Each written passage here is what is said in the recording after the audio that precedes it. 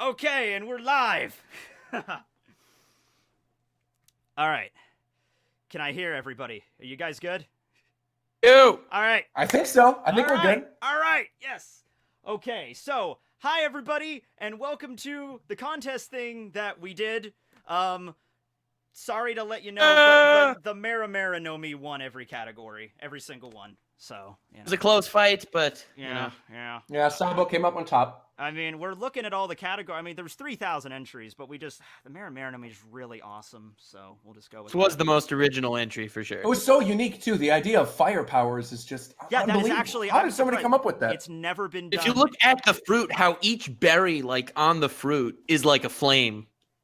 I wouldn't have expected that. I would have expected it to have like water-based attributes because it's a fire fruit. But no, I mean, so yeah. Well, I mean, it's not like hundreds of people submitted their own water ideas and we immediately had to negate them during this contest. No. Nothing like. Well, look, I tried to be clever with that because there's ways you can make it work. Because there's like yeah, there were a couple. There's the the perfect example of that is the axolotl fruit in Punk Hazard. How it's a salamander that can live in the water, but it can also live on land. So yeah, sure, go with that.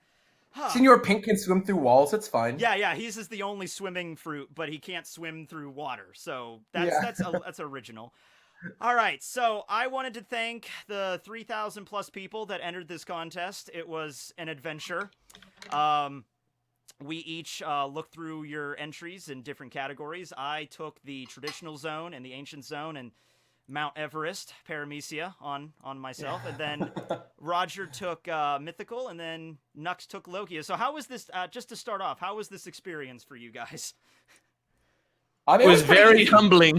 Thank you. Yeah, I mean, it was strange because going through all the different entries, I thought, oh man, this is going to be really, really difficult to parse down because there's so many different ideas. But then once I started seeing the same idea over and over again, and it was clear like people were either copy pasting from someplace or doing something else, I just typed in filters. I'm like, okay, ghost, nope, devil, nope. Like, and I just went through all of them, and that's really what allowed the cream to rise to the top. Yeah, because then I saw some really unique and interesting ideas in there, and yeah, I'm super excited to go through them. Yep. They, because it was the hard, like, Ancient Zone and Traditional were easy for me because they were only, like, there was, like, 80 for Traditional and there were, like, 100 for Ancient. So I could read through each and every single one of those in, like, a day and knock those out. Also, not to cut you off, Tekking, but everybody in the chat is saying, please turn your mic up. And that me and Nux are too loud. Wait, hold up.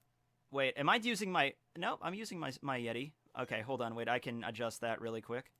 Let's see, open sound settings, because I'm talking, I did boost it as much as I could on the, Cool. It also says I'm too loud, which is me too. All right, well, let me... That happens all the time, though, for the two of us. We're let me lower the, let me lower the audio for coming out of my computer, and let me open up my volume mixer settings here, sound settings. While he's doing that, Game Wizard 2008 in the chat who says, how long is this going to last? This is probably going to last a while because we're going through 10 of each of the categories, plus announcing a grand prize winner. I'm assuming we're going to want to talk about a lot of these individually. Yes. So is that be a long stream. Is that a little bit better, guys? I boosted my mic a touch. It might have also just been because normally when I do streams, I don't have two other people on here, so maybe you're loud in comparison. It makes me quiet in comparison. All right, so we'll give it a second for them to...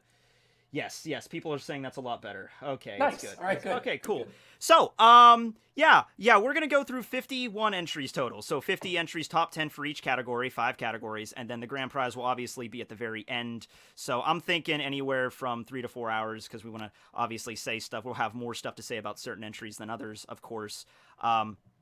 But okay, so how we're gonna do this is because I did 3 categories and Nux and Roger did the other 2. We'll be alternating back and forth. So I'll go through my entries through one category, then it'll go Roger with the mythical, then it'll be back to me, and then it'll be Nux for the 4th, and then I'll do Paramecia last, and then after that grand prize, and then we'll wrap this up. Okay then, so if everybody's ready, let's get this party started. By the way, I bought fruit. So I have fruits. I'm gonna eat a fruit. Wonderful. I'm gonna eat a different fruit. The stream is long enough that we'll need to, start fruits, eating nearby. If you guys need a break, survive. we could take a break. It's cool, but I don't think it'll go. I mean, I'm eating scrambled eggs right now, so it's totally fine. Oh yeah, I'm literally eating scrambled eggs and drinking coffee. We're good. Scrambled eggs are delicious. All right, so the first category that we will be tackling is the traditional zone category. So this is, I think, something a lot of people are familiar with. These are just the zones, the same thing as choppers. So no giant dragons, no ancient Tyrannosaurus Rexes or anything, just typical animals you could find in our world or the One Piece world. So let's start off with the traditional zone category, number 10, the Ushi Ushi Nomi model Red Deer. And this is an entry sent to us by Michael.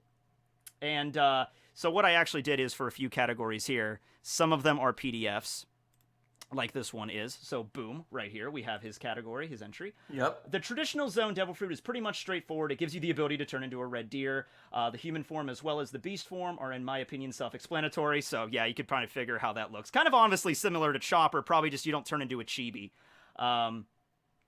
Having access to big antlers, great sense of smell, hearing, general higher strength, especially in the lower body, so running ability is obviously the case. Probably the thing that cinched it for me was just adding armament hockey to the deer antlers, because then you just run your enemy through. That sounds pretty awesome. Being a deer has its disadvantage. Deer, being naturally easy to scare, have huge problems being carnivorous. Fighting carnivorous zone types.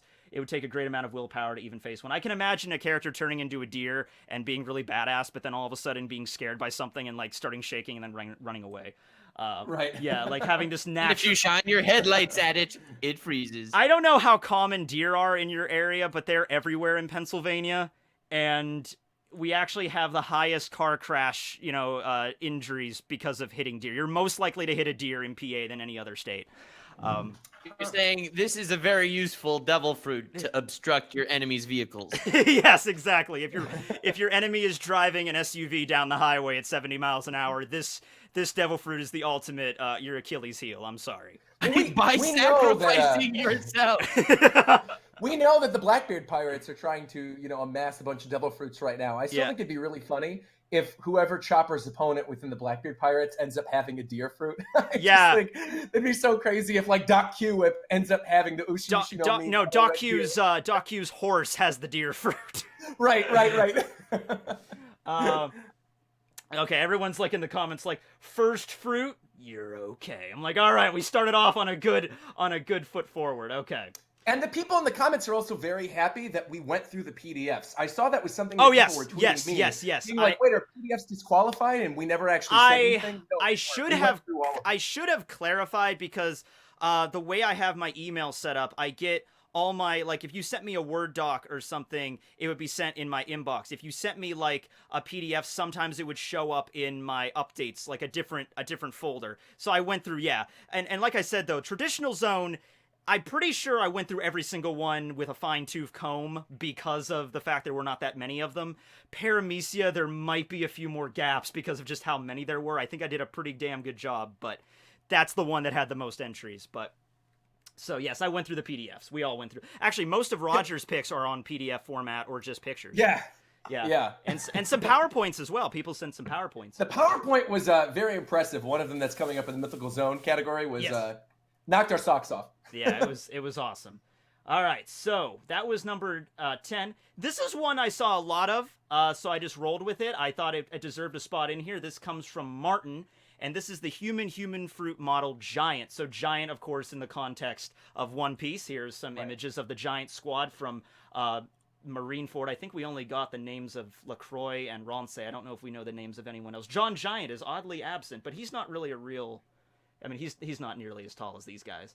But anyway, it's pretty self-explanatory. The basic fruit of the devil fruit is a version of Chopper's and Sengoku's Hito Hito Nomi, except it's model Giant. When it comes to like strength and weaknesses, we've already seen, the issues with Giants. They're far from being invincible in the One Piece world just because of their size. The weaknesses, of course, they are large targets, especially to cannon fire. Immeasurable willpower, though, as you could see how Hyrudine fought against Mach-Vice. He basically defeated him on sheer willpower alone. I love that fight. Let's see, and Dory and Broggy, of course. Dory and Broggy, I don't know if you read the last Viva card. They're actually a little bit taller than the average giant. So I did not know that. yes, they were. But like they were like the chiefs of their clans or whatever. Yeah, so. they were like they were definitely the head honchos of the giant warrior pirates. The average, I think Otis said the shortest giant is 12 meters tall, so the average is like 15 to 16. Dory and Broggy were well over 20 meters tall. I don't know how high. Oh, damn. I don't know how tall Hyrudine was. I don't know how tall he was, but anyway. Also, if you slash the napes of their necks, they are goners. I get it. I'm wearing my Attack on Titan pendant, my Wings of Freedom pendant right now because of this. Are you really? Yes. I don't know if you can see it that accurately, but yeah, I love this necklace. A fan actually sent this to me. It was pretty cool. But yeah, so that one's pretty much self-explanatory, so thank you, Martin. I just felt like it deserved a spot in here because I've heard a lot of theories regarding a giant fruit somewhere out there in the world. And we've seen fruits that can, like, increase your size. Like, San Juan Wolf has one of those, but never, like, a zone-focused giant form. So, yeah. Okay, so moving on here, and this is... Okay, this was one I just enjoyed. This was the armadillo fruit.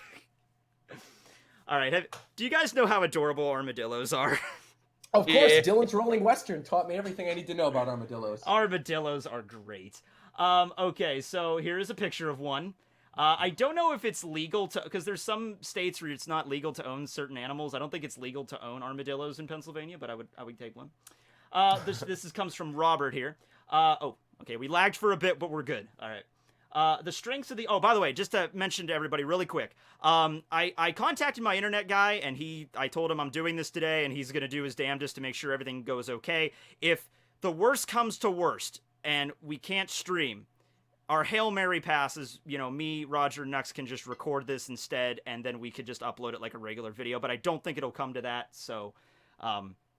Yeah, just letting that internet guy is at the cranking as we speak. Yeah, his name's That's Dick. genuinely amazing that you know your internet provider. Yeah, well, so crazy. he's actually going to attach, like, we have a tree in front of our yard. He's going to attach an antenna in front of it to help get internet to the rest of the town, and he'll give us like free internet when we do that. So yeah, nice. he's a great guy. Yeah, he's a great guy. But yeah, all right, so. Were pictures required? No, they weren't required. There's if you sent me in a picture, I'll include it, but pictures were not required with the entry. No.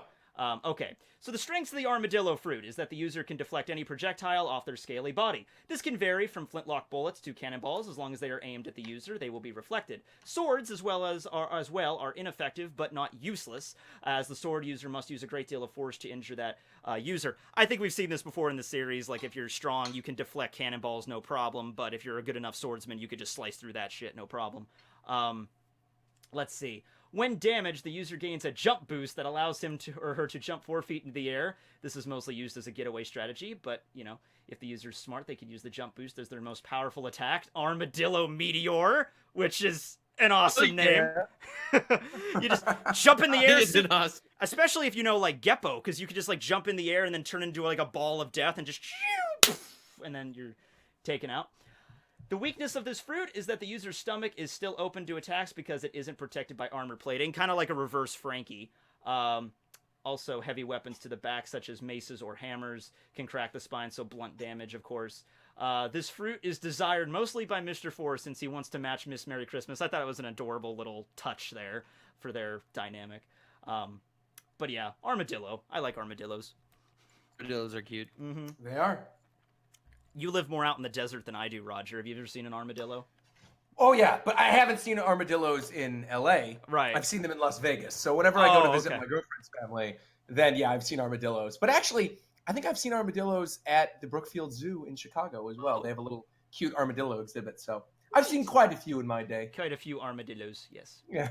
All right, this is another one of my favorite. I was a little biased toward a lot of the animals that I liked, but I like my penguins. Penguins are my favorite. Are my favorite flightless bird. Also, just it's an obvious. A lot of competition, but yeah. No. It's a popular animal in the world, yet it doesn't have a devil fruit yet. So I thought it was a perfect point to take it. This comes from Thomas, and I just put some pictures of adorable penguins here caring for their young, so that's neat. Wolski analysis. It looks like they're just like, the hell are you guys doing down there? Like, Yeah. but penguins are cute. Let's see. The Tori Noemi model. Also, penguins are the greatest characters in Madagascar. They are, of course. And did you ever see the show, The Penguins of Madagascar, that ran very briefly on Nickelodeon? It did not. I didn't even know that was a thing. Yeah, it was a thing. Unfortunately, it doesn't stick in continuity with the movies. It's just like they're back in the zoo with their antics all of a sudden, and that's that. But it's a good non-canon. Unbelievable. So I can't watch it if it's non-canon. That's... Yeah, it bugs me when I watched it because I'm like, what? You're saying it's not in the Madagascar manga? Yeah, the Right, Madagascar exactly. manga. Yes, the only It's technically a filler arc. Yeah. the only canon of the entire Madagascar series, of course. I'm actually People who don't read the manga are just plebs. Yeah, they don't know that Alex got together with that sexy Armadillo in that last chapter. Well, Don't spoil, man. That just came out last Friday. I was gonna say that beefy hippo has been wandering around in the memes on Twitter recently. Oh, the that, beefy hippo, Moto. I think Moto likes you. Moto. Yeah, I think it was Someone did a Moto fruit. the Who would've name. had it win? It's the name so nice you gotta say it twice. Oh yeah. But anyway, yeah, penguins. All right, it's a traditional zone type fruit with the penguin form being slightly smaller than user. In the hybrid form, the legs gain the penguin feathers and feet but remain the user's length. The upper body takes the characteristics of penguins with black feathers covering the back and arms while white plumage. Okay, so we know what a penguin looks like. Let's see here. With enough air trapped between their feathers and a slight dive, not completely into the surface of the water, the user can propel themselves at twice the speed of skipping across the water. So I like that because it's kind of like what Brooke does. Brooke can run across the water, but if he stops and he sinks, he's screwed. So with the case with penguins, they have this air bladder that they got, or not air bladder, but they can trap it between their feathers, and they can like literally just skip on the water. So they can, not a long distance, but they can get around that weakness without, getting submerged, of course. Yeah, I actually really liked that about this devil fruit too, Yeah. because like it allows them to traverse through the water without actually getting in the water. I thought Exactly. that was really neat. I always am a little nervous whenever Brooke does that, when he steps off and he like runs across the water. I'm like, yeah. If he stops for a second, he's dead again. Yo ho ho. But anyway, let's see here. Would it work if Brooke fell into the water? He'd be Would done. his devil fruit just disappear and he'd be dead? There are so many questions about that. Like, if Brooke were to die, what happens with his fruit? I'm like, I think it's the same as every other one. It just gets put back in the reincarnation cycle. For sure. Yeah. Yeah. But as far as he's just a skeleton right now with the fruit keeping him alive. Without the fruit's power for a split second, he's dead. Yeah, exactly. So, well, I wonder about, has he ever encountered sea prism? If someone puts like sea stone right. shackles No, I on don't him, think would he that's ever die? actually happened. Yeah, maybe. I don't think he dies. No, it's never happened. Temporarily, it might be something where temporarily he just becomes a regular skeleton. Yeah, maybe his soul in order just to get his soul maybe, back. Yeah, maybe his soul, because it's his soul that's the real power. So maybe his soul just Right. gets knocked out of his body if he gets touched by sea prism, but he can go back into it. Yeah, That seems like a video idea. What would happen if Brooke touches sea stone? I made a Yomi fruit video a while back, but I don't think I ever mentioned that. But anyway, a unique weakness is being susceptible to heat, similar to Chopper, makes sense, and the user will not be as strong in penguin or hybrid form if the climate's with high temperature like Alabasta, or against the users of heat-based devil fruits such as Oven or Akainu. The penguin, I don't think being a penguin's going to save you from Akainu regardless. No. Yeah, so the penguin he wanted was based on the Emperor Penguin, but since the model names are mostly one word, okay, so that's just talking about his entry. So, yeah, he turns into a penguin. That's cool. All right, so next is, this is a fun one. All right, so this is number 6, the Tori Noemi, the bird fruit modeled hooded pitohi. I don't know if I'm pronouncing it right, but it's from Uspao, and that was actually another one that was a Word document. So I'll pull that up. Boom, chickaloo boom. Here you go. So I didn't know what a hooded pitohi was. Do you guys know what that was? No. Okay. It is a species of bird found in New Guinea. It is one of the few known birds that have poisonous feathers. So that instantly piqued my interest there. The hooded pito can grow up to 22 to 23 centimeters. You will have black wings, tail, and a head. The rest of your plumage will be brown. The difference between your younglings and adults aren't that great. Okay, so that's not a big deal between differences there. Let's see. Powers. During all transformations except base form of the user, the skin, the internal organs, and the plumage are extremely poisonous. Attention, the animal is poisonous, not venomous. There is a difference there. The poison has to be injected in the body of the target through a wound, digestion, or any other method. Poison feathers. That was basically what I pictured. You could fire off poison feathers, hit your opponent with them, get poisoned. I thought that was a pretty cool ability. The poison comes from a certain diet. It comes from exotic fruits or insects that contain toxins. Digest some regularly to maintain the poison abilities. I also looked at that in another way. Like, if you eat certain things, maybe you can increase the toxicity of the poison. Not on the levels of Magellan, obviously, but still something poisonous. Yeah. Let's see. And this is... Oh, did they send me... No, they didn't give me a picture of that. But it's a mango, which I've bitten into one of those without peeling it first because I didn't know how to eat a mango. I don't recommend it. I don't recommend it. And do not consume the core. Risks of suffocation already happened once. Well, thanks for letting us know. Also, I want to clarify something real quick, by the way. Yes. To Arthamore in the chat, yeah, who's saying, I thought you guys said that there was a limited number of words. There is a limited number of words. There was a word count. We checked for all of the 10. We went through all of them for all the different winners. They are all within the word count. That and I actually double checked that today before we even started this. Yeah. So I went through each one after I loaded them all up into the Word doc. I went through. So obviously there's more than 300 total, but on this page because I had to add them all together. But yeah, there was a 300 word limit per entry. Tekking cannot eat mangoes, but I can't. But anyway, yeah, there's hooded pito, kind of an exotic looking bird, and poison feathers. It's just crazy what nature does to fight against other animals. Yeah, and plus the red eyes are pretty freaky. Okay, so number 5. Oh, this is one of my favorites. The Ebi Noemi model. That's a really cool idea. Do you know what this... Thank you, Crimson, for the entry. This thing looks like a damn alien. I've always thought it has. Apparently, I think it moves faster than, like, a bullet. It's punch. Its punch can break glass. Yes. Like, there's literally a Pokemon based around this shrimp. I know. I don't know what it is.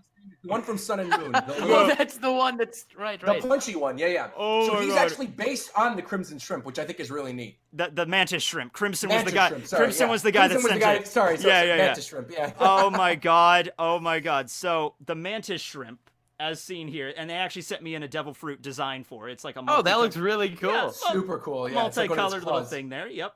The Ebi Noemi, and you see right down here, 280 words. But anyway, the Ebi Noemi model Mantis Shrimp is a carnivorous zone, thus it makes the user very aggressive. Gets a user thick armor, useful for defense.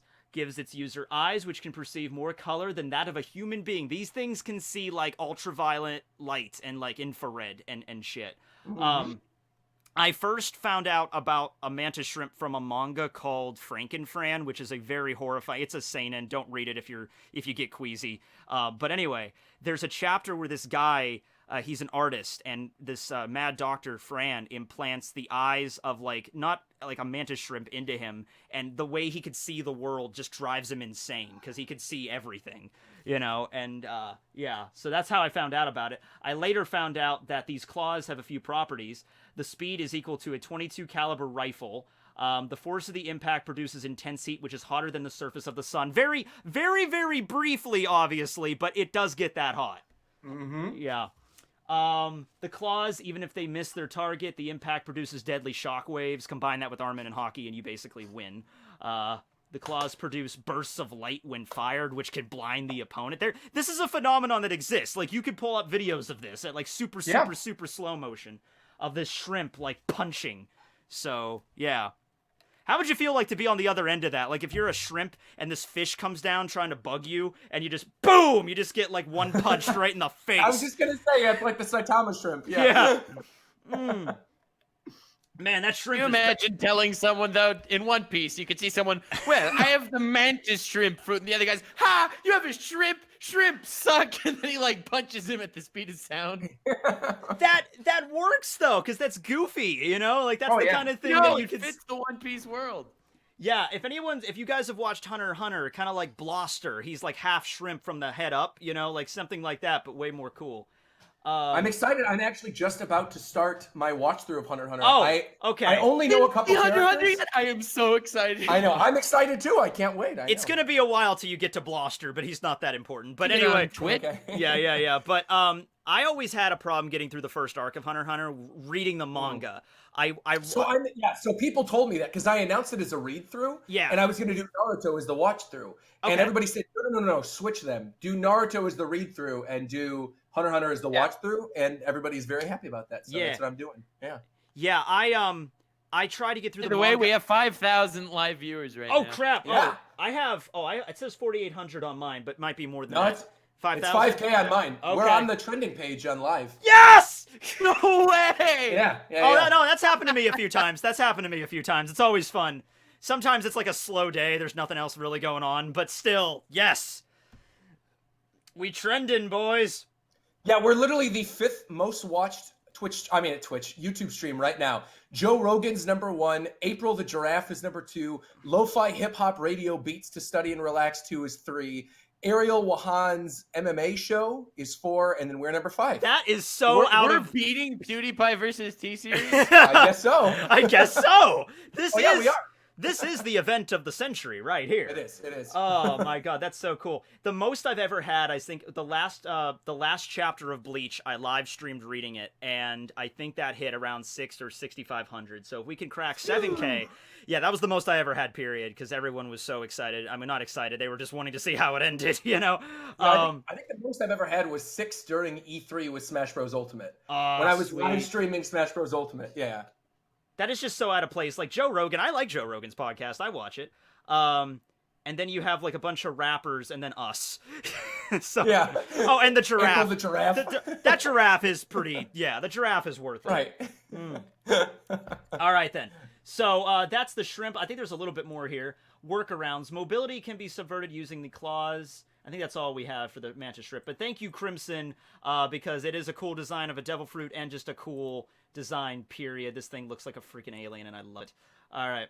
So, moving on to the 4th one. Do you know what a tardigrade is, gentlemen? Unfortunately, yeah. Oh, yes. I don't. Okay, Nux. Well, the tardigrade, think of a way you can kill the tardigrade. I don't care, you're wrong. Okay. No, this thing literally cannot. You can shoot it in the vacuum of space.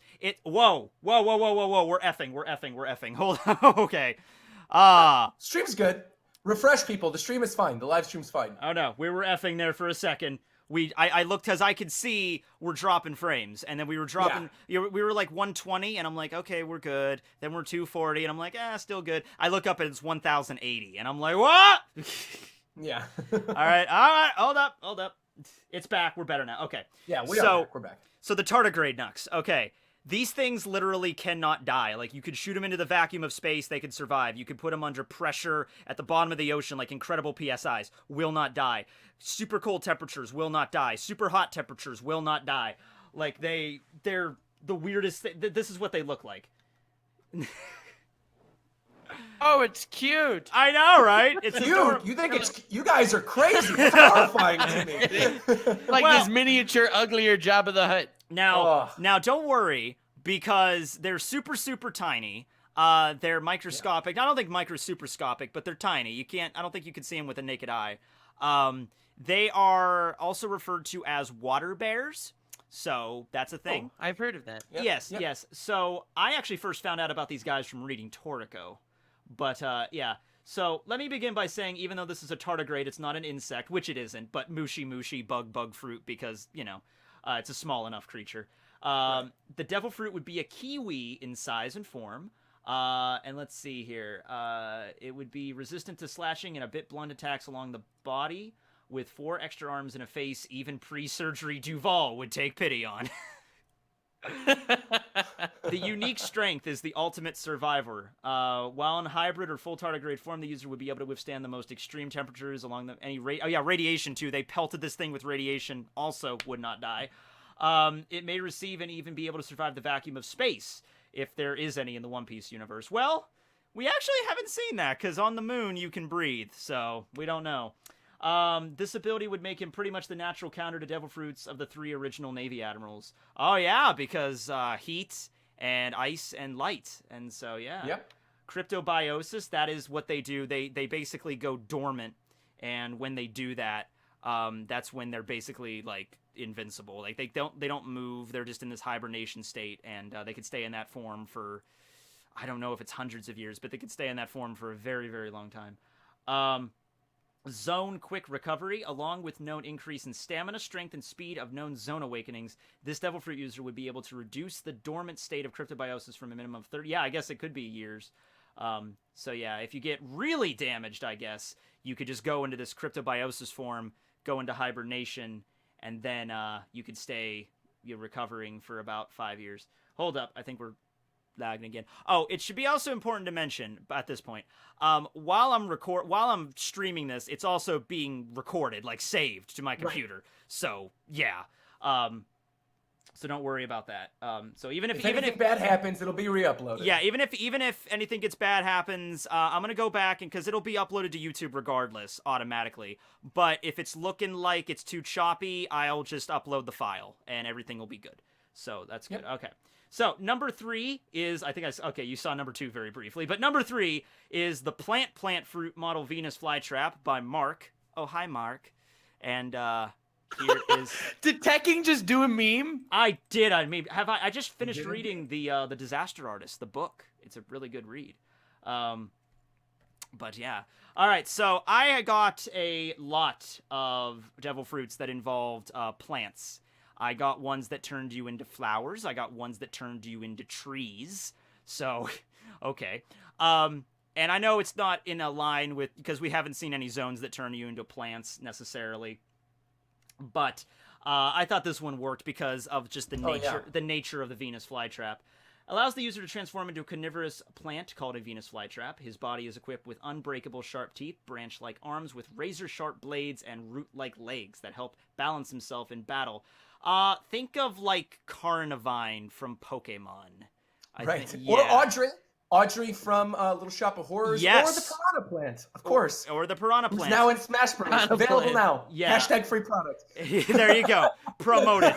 Hey, I played Pokemon Coliseum music at the start of this, so yeah. Oh, did you really? Yeah, that was what was playing on because I was listening to that while editing all this. Nintendo will be very happy. Yeah. Well, at the least, they'll just, they'll just copyright claim me. Whatever. Not a big I was about to say that. Either they'll be very happy or you'll get a copyright strike.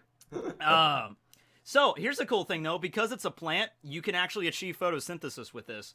So you can like potentially like heal yourself or provide. You don't have to eat. You can just get energy through like photosynthesis and stuff. So that's cool.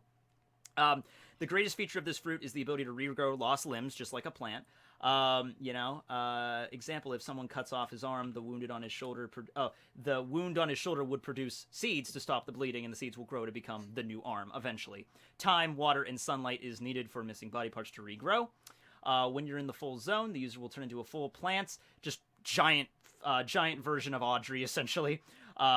You're taking root while you're turning because you're an actual plant, so you can't really move. But I imagine if you're like rooted in one place, but you have like tentacles coming out from all these directions, and you can reach and grab your opponent and stuff. So I think that would be a good balance there. Let's see here. Amplifies the user's observation hockey through the nature of energy, similar to Eneru's lightning fruit, and during the user's hybrid form, grows sharp wings or flying and slashing enemies. Gotcha. Special weakness. Happens during full zone form. The user loses its wings and roots himself to the ground so you can't move. Alright, so, yeah, a little bit unusual because it's a plant, but I liked it, so I went with it. Now, number 2 is the Mushi, the Bug Fruit Model Praying Mantis from John. So thank you, John. This is another insect one, obviously, and of course there's a praying mantis that honestly looks kind of guilty, like it just finished eating its mate in this shot here. Like, I didn't do anything. But praying mantises are cool, and if you get a giant one, I think you can imagine what, you could basically turn your the blades into like actual blades, Like all zone devil fruits, the mantis has 3 forms. The normal form is just that. The hybrid form of a new user will manifest the scythe-like arms of the bug. I think this was actually seen in the anime during Impel Down during level 2. You got to see a few more beasts than you see in the anime, and one of them is a giant praying mantis. So just imagine that pretty much. Unlike the Tontatas, a human will remain a large size. So I'm like, yeah, it wouldn't be very impressive if you turned into just like a normal, like a size of a normal praying mantis. Oh my god, this is horrible, but one day I was a kid and I was walking down my street and there was this huge praying mantis in the middle of the road. Like, it was giant, and I ran up to it and just kicked it as hard as I could. Why? Oh I my know, God. I don't know. I was horrible. I was a horrible child. Why would you kick a poor little praying mantis? You're totally docile, man. It was the biggest praying mantis Unbelievable. I ever saw. I was like walking up a hill on the pavement, and I could see this giant green dot in the middle of the street. And I was like 6 or 7 years old. I had the desire just to run up and kicked it, and you could hear it like, and it just.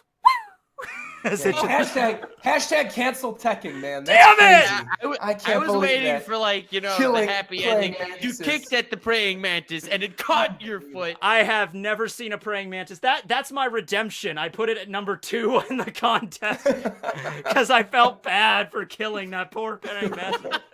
You imagine that praying mantis was probably like the boss shit praying mantis. Like all the other, that thing was a titan. That thing was the colossal titan to every other insect. And then I come out of nowhere and just bam. Maybe I liberated all the insects from their suffering. Oh God. All right, so mantises have 2 spiked forelegs, that was the word I was thinking of, forelegs, in which prey are caught and held securely. These spiked appendages are very durable and can be used offensively as slashing weapons. So you basically have a pair of giant scissors, armament hockey them up, and you're good to go. Mantises primarily rely on sight while hunting and have a wide range of vision. They are also able to fly, of course, and unlike the tontatas, a normal human will not shrink. So, the weaknesses are Tekking, kicking them about 50 yards down the street. It's extreme cold. They can't move very well. Due to the large eyes, the mantis can suffer greatly from debris, so dust. Mantises are very light despite their size. They can be knocked around easily. So yes, yeah, they certainly As can. Tekking knows from personal experience. I was wondering when I first read this, I was wondering if they were going to include the whole, like, they devour their mate after, after the ordeal is done.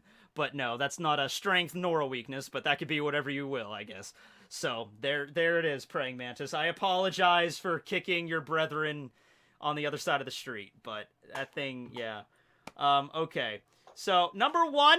and this is my favorite. I wanted it to be a little bit more epic, but I already scrolled down, so I'm just gonna roll with it. This is number 1 from a user just by the name of Deep. Mollusk fruit model Rainbow Denne Mushy. Alright, so this is really cool. This is essentially, at first I thought it was a little overpowered, because it's every Denne Mushy ability in one.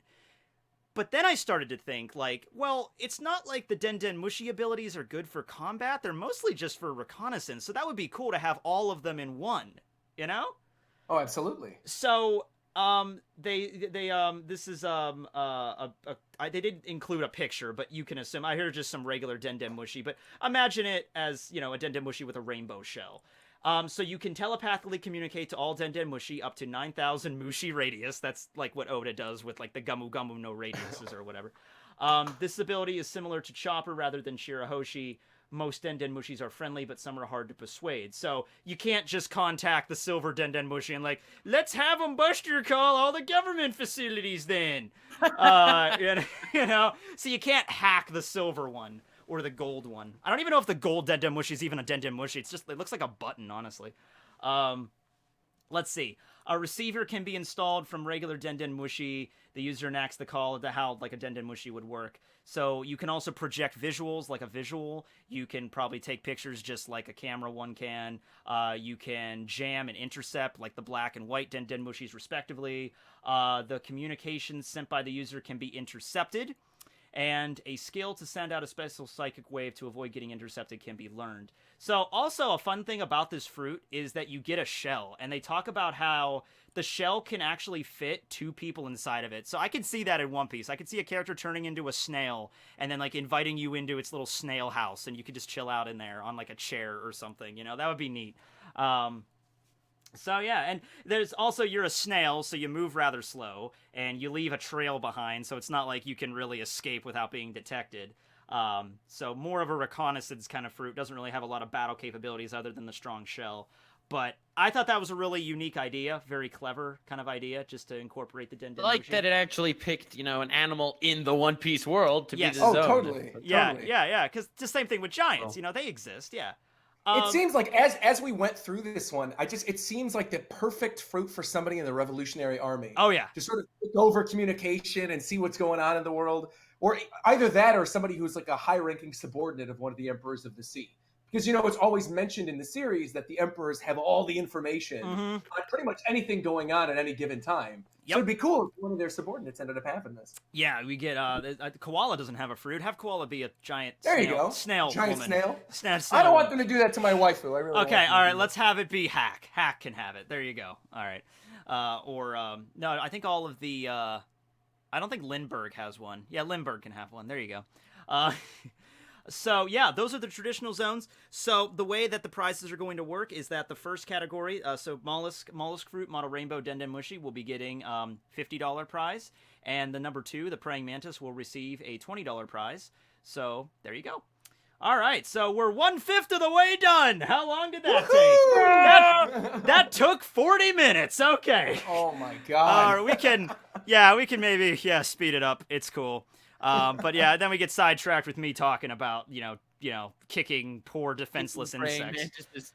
So, yeah, that's the, all right, hold on. Let me pull up the next category here, which will be, we're doing Mythical Zones next, which will be. Sure. Yes. So this one's a little different. I don't have a Word document for this one because most of these were all sent to me. Well, okay. Actually, no, you have the Frankenstein one, don't you? Right. So the Frankenstein one, that was actually number 9. So they're numbered incorrectly on yours. I'll basically read out what the ranking is, and then you could just click on the document. And then I could pull up the correct one. Frankenstein, I'll explain it. Yes, exactly. Because let me tell you, and by the way, this is what happened. The Mythical Zone won the grand prize. I'm not going to spoil which one it is, but it won the grand prize. A Mythical Zone. A Mythical Zone. A Mythical Zone. Not this one. Not this one. But A Mythical Zone won the grand prize. So we're going through all the entries. We pick out the Mythical, but obviously that would leave an extra gap in the Mythical. So Roger went and picked another one. So the numbering's a little off. So the Frankenstein one was 9. So this one is 10 still. So yeah. So the Tekking fruit is still going to be number 10. All right. So then. Before we start with that, though, I really quickly want to say, as we were going through all the different categories, this is one that was incredibly unique. Some of the ideas that were in this Mythical Zone category were just like unbelievable. There were things that like I never would have expected to be devil fruits. I think the zone category and the Paramecia, there's a lot of different things to pull from and, basic animals or different powers, but some of these are truly unique. And I just wanted to commend all you guys for coming up with these because it was a lot of fun to go through them. And another thing I wanted to mention, I saw a lot of people saying, oh, Thunderbird, talk about the Thunderbird. Thunderbird was actually one of 3 words that I muted while going through the Devil Fruit entries for Mythical Zone because so many people entered in Thunderbirds, and there were a couple that were in consideration I like in the final category. Yeah, it's a great. Yeah, you didn't just disregard every single one. No. I read through them, but ultimately it was like, I saw that there were like a lot of Thunderbirds, there were a lot of ghosts, there were a lot of devils. But as you'll see as we go through this category, some of these really do end up taking. Yeah, just say there was one Jesus fruit. Oh, there were more. There were multiple Jesus fruits. Actually, so my bad. How many God Usopp fruits were there? Right.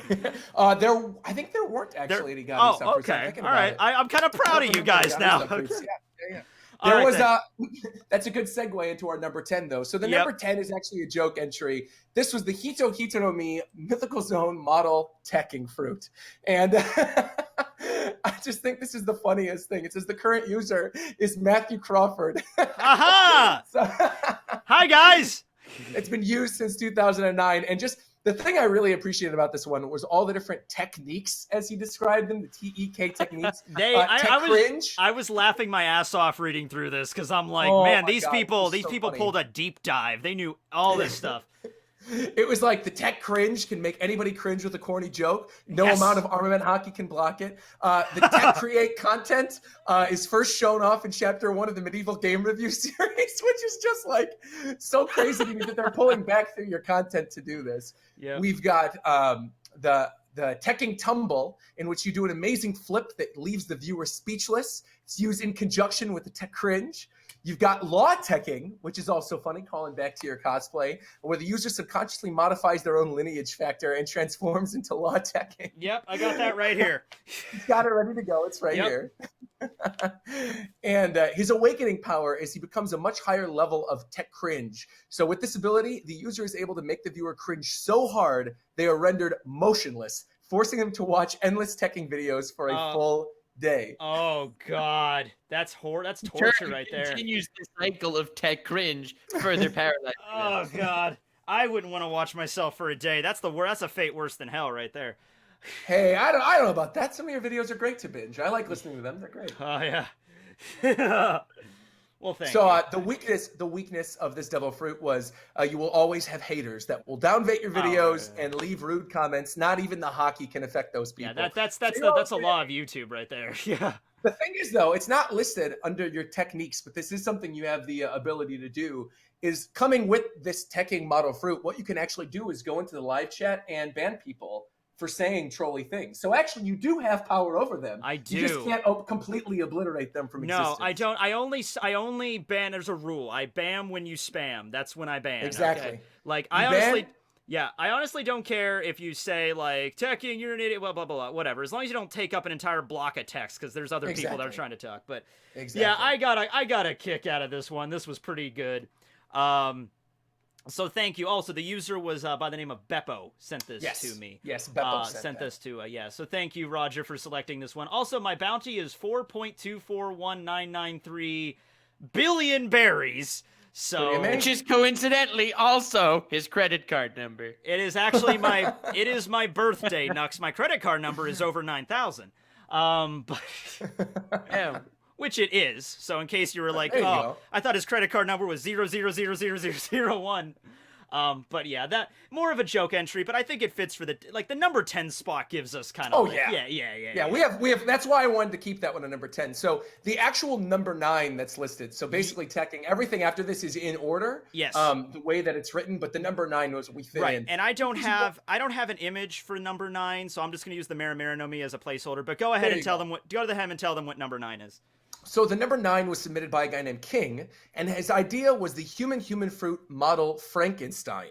So it was a mythical zone, and the user is able to become Frankenstein, 3 base forms. Professor, which is a hybrid form, Monster, which is his beast form, and then it says the Professor is the intelligent side, giving the user super intelligence, while the Monster form is the physical side. The user in the Monster form can use electricity in both forms, but in the Monster form it's more powerful, and the physical appearance in Professor form only grows them to 2 feet.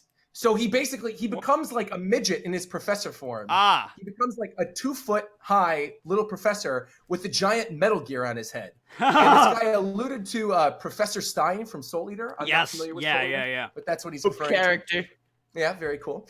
The abilities in the professor form is that his reaction time is like Spider-Man. He's got super speed, as fast as a racing car, and can shoot electricity from his hands from his experiments. So basically, he has like static electricity through touching things, and is able to shoot people with it, but then can actually control it in his beast Frankenstein form, which is kind of neat. Yeah, like electricity based. It kind of reminds me of, you ever watch Ben 10, that Ben Victor, he has like an alien he could transform kind of into Frankenstein. Yeah, so that reminded me of that a little bit. But yeah, Frankenstein is cool. If you've ever seen In fact, Frankenstein actually is in an anime. That's right. Frankenstein was summoned as Berserker in Fate Apocrypha. I've never seen that. Go. Yeah. And believe it or not, of course it was a little lolly girl with this massive hammer. Of course it was. Naturally, it would be. All right. But, so one of the things that was interesting about this one, though, was with the monster, he basically said that the monster form would have super strength, skin tough like Luke Cage, and he'd need to have physical contact to use electricity, which I think is interesting. But electricity is also his weakness. So basically, his weakness is using too much electricity, and then it can actually fry his brain and pass out from it. So if he overloads himself, where he's up against somebody like Eneru, that can, really shock him with like a 10 million volt attack or something, that will actually cause him to malfunction, which I think is kind of neat. I also love this because, like, when I did this contest, I'm like, you can still use electricity-based fruits. They can't be the same as, like, Eneru's, though. So you have to come up with, like, a different way to spin it. And this is a very clever way, I think, to spin it, Yeah, absolutely. All right. So that was the number 9. Just okay. for Okay, people. Everything so else is in the order. all the other ones are numbered perfectly. So number 8 would be the cat one then? So actually, no. So it would be number 9. So the number 9 listed in the document would be number 8. And so everything just moves up one slot. So, okay, gotcha. Because I think the one we took out was in 4th. Okay. And so it goes like 9, 8, 7, 6, 5, and then the 4 is missing. It's the cross one then. Exactly. Okay. So this is the cross hybrid fruit. Boom, there we go. What was the user's name on this one? That was Emo Kid. Yes. Emo Kid. All right. Yes. So the really cool thing about this devil fruit is it allows the user to transform into hybrids of 2 different animals. So at first I was like, this seems interesting. Why would this be in the Mythical Zone category? Wouldn't this be like a normal zone? Well, as we get through reading this, you'll understand why this is in the mythical category. Yeah. So the awakening is that users can transform into more than 2 animals, and hybrids gain greater strength, speed, and stamina. And the strength of the user, it gains the unique strength of the animals that it transforms into. So basically, if you make yourself a rhino cheetah hybrid, you'll have great speed, great defense, and great endurance. So if you know the right animals to cross over with, you can basically make up for your weaknesses. Exactly, like a chimera. And also it's like you think of all the different mythical creatures that have existed in history. Most of them are honestly taking animal traits and combining them with other animals. Boom, you get a mythical creature. Exactly. And I'm glad you brought up the chimera thing, because chimera was one of the most popular entries in the Mythical Zone category. So many people were mentioning chimera. And this was my choice of the quote-unquote chimera entries, because it wasn't just a stereotypical chimera. They really went out of their way, not just with the design of the document, but with the design of the devil fruit as well, where it's a hybrid fruit with a banana stuck to a melon with little berries hanging off of it. I just thought that was a really interesting design for the fruit. And as we get into the weaknesses, this is actually another thing that kind of sold me on it, because a lot of the chimera entries really didn't list a lot of interesting weaknesses. It was mostly just like, oh, you can combine these different animals and you become super powerful. There you go. But this one mentions that hybrids do not have a human hybrid form, because you could become a hybrid of 3 different animals. Yes. But the user can use humans as one of the hybrids and use it like a regular zone when he's not awakened. So say, for example, you want to mix like a human with a jaguar, you could do that, but you can't be half human, half jaguar, half praying mantis. Right, yeah, you can't be too much, Exactly. Switching is not ideal amidst battle because it uses up a lot of stamina. So basically, you need to go in knowing what animals you want to mix up when you're in a battle. Cross-species compatibility is needed for effectiveness of the ability. So basically, warm and cold-blooded animals aren't compatible. Neither are land and water-based animals. So you can't do like a dolphin and a rhino. Right? And the exception is default human hybrid forms, which are compatible with everything. So basically, it's in your favor to be a human mixed with another animal, because you won't have any weakness. Unless, of course, there is like a massive weakness with that animal that then you could hybrid with another animal, and then you'd end up having to give up your humanity to use it, which is very cool. Someone said so now it's people in the chat are saying it's balanced now. Right, exactly. Someone said in the chat, it was like, that sounds like nightmare fuel. I'm like, you could do that. Take a spider and a monkey and become this demon spider monkey and just scare the crap out of your opponent. There you go. Exactly. Hashtags from Spy Kids too. Yeah. So it is a lot like Sun Eater's devil fruit. Sun Eater's. Yeah. I love Sun Eater. I love that ability to eat things and turn it in. It's such a clever ability. But this person obviously, Emo Kid, went all out with the design of the devil fruit and also the layout of the a lot of the mythical entries are in like a form of like an ancient textbook, because mythical. So there's a lot like that. And so yes, this is the winner of the Chimera subcategory. So there you go. I did that a lot too with Paramecia. Like there were a lot of fruits that were like, okay, like there's a music based one. There were so many music based Paramecia ones, like can control sound. And so like not the same as a Poos, but a little different. And so I picked like my favorite out of that subclass. So yeah. All right, so next would be the cat one, right? Yes, so this one was really cool. At first I was like, all right, this is a lucky cat fruit. That's cool. I like the design of the devil fruit. It's got these neat little flaps on it. Kind of looks like exactly. Yeah. It's the Meow Meow Noemi model Maneki Neko. It's a mythical zone fruit that allows the user to transform into a Maneki Neko cat hybrid and a full Maneki Neko at will, making the user a Maneki Neko cat human. So a lucky cat, basically. And as we're going through the strengths of this, there's a lot of cool, hybrid full cat forms who possess the abilities of cats. things very similar to, something we'd see with like Lucci's Devil Fruit. However, the fruit's major strength is that its user gains 9 souls and 9 different abilities to build on the idea that cats have 9 lives. Jesus. So these 9 souls can be used simultaneously or separated into 9 bodies, and each body has its own unique ability. And it goes through each of the different abilities. One is for good luck. One is for enhanced movement, hearing, and sight. Another one increases the hardness and the size of the body. One absorbs energies of the opponent. Another one allows the fruit to grow extra hands. And then the 6th ability is you can move objects on the condition they are placed near something else and you touch it before. 7 is shifting. 8 is hypnosis. And 9 is manufacturing imaginary objects and illusions in the form of monsters or the form of humans and inanimate objects. So, by the way, it should be mentioned at this point, we didn't say there was no rule against having OP as hell abilities. Oh yeah, that was kind of part of the fun with this, Exactly. But I love this one. I love the drawing of it too, and the little that kind of looks like I've seen that kind of fruit before. I think it was in a fan art of something before, but still, pretty cool design. Yeah. And I appreciated the fact, because this is one of the few that we actually put in that went over the word count. I appreciated the fact that he went out of his way to clarify all the other weaknesses. So every weakness of this, like literally, there's just a whole page dedicated to weaknesses of this Devil Fruit. I get it. So it's not super OP. So this was the only reason why I was like, I'll allow this one to go through. Okay. Even though obviously it's above the word limit. I didn't even notice that actually. Yeah. All capacities can be used simultaneously is one of the weaknesses. You'd think that'd be a strength, but he explains that you can only do this for 15 minutes. So basically, you can only use all of the different soul powers for 15 minutes. And beyond that, you cannot use them anymore. They need to be separated into 9 different bodies. And when you separate the 9 souls into 9 different bodies, you can only use each separate soul or each separate body for 30 minutes.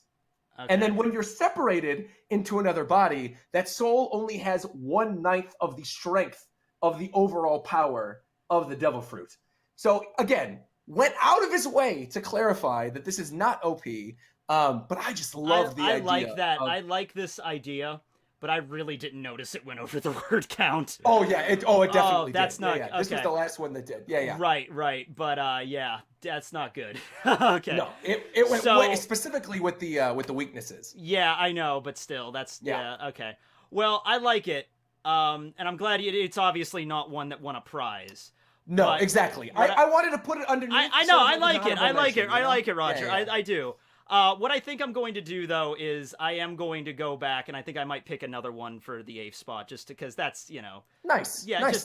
I could do a video for that later, but I really do like the design of this. I do. I was going to say, if you actually need one, I have an honorable mention already waiting. So. Oh, okay. Do you want to pull that? You want to pull that one up then? Oh, sure. We can pull it up. Yeah, I'll pull it up. Yeah. Well, let's go through all the other entries first. Yeah, let's go through that, and then we can maybe. I'm okay with making it a honorable mention ability, but Oh yeah. I forgot to look at the word count on this one, I guess. But, yeah. So the number 7. Yeah, let's go is the Swarm. Whoa! Hold up. Hold on. You were really. Whoa. All right. Okay. That's the cross one. There's the Swarm. Okay, and this is 293. Yeah, so they were good on this one. All right, cool. All right, go ahead with the Swarm. Yeah. So this one is the Bug Noemi model Swarm. So basically, this Devil Fruit is easily identified by the bugs that fly around it. It can transform the user's body into thousands of little flying insects known as gnats. These insects can fly extremely fast, allowing the user to transform his body to avoid attacks like a Logia user. With observation hockey, it's possible to manipulate the body structure and to dodge hockey-imbued attacks such as blunt objects, slashes, or even long-range ones. The one way to neutralize the fruit's evasiveness is to wet the user. So already, Devil Fruits are weak to water, but basically insects with weak wet wings won't be able to fly properly and therefore won't be able to dodge the attacks. It also says that insects can bite the enemies if they come into contact, and if a great number of them flap their wings at the same time, it will create a gust of wind strong enough to push people back. So really lots of cool, unique ideas here with hockey-imbued attacks with thousands of these little bugs. Very interesting. And the other one is that the user is able to fly and can use the insects for surveillance and reconnaissance. So we already saw this kind of a little bit. Yeah. I like so could it see through the eyes of like these millions of little bugs? Exactly. Oh my god, that's so freaky. Oh my god. That reminds me of there was when I did the Quincy contest for Bleach, there was a character that could turn into bugs and have like an ability similar to that. That's cool. Yeah. And the really cool thing about this, it reminded me a lot of the raven fruit that's still unnamed within the Revolutionary Army. He has like Karasu has like that crow fruit, right? Yes, Swarms of or murders of crows, I should say. Murders, yes. Right. But it reminded me a lot of that, but only with tiny little bugs. And I think the reason this was entered in the Mythical Zoan category was due to the fact of, if you look at all of the different plagues that were put upon the land in the olden days. Oh, I'm glad you're bringing up the devil fruit. Yeah. One of them was obviously the swarms of locusts. And so this is sort of based around the idea of the locust swarms. Very cool.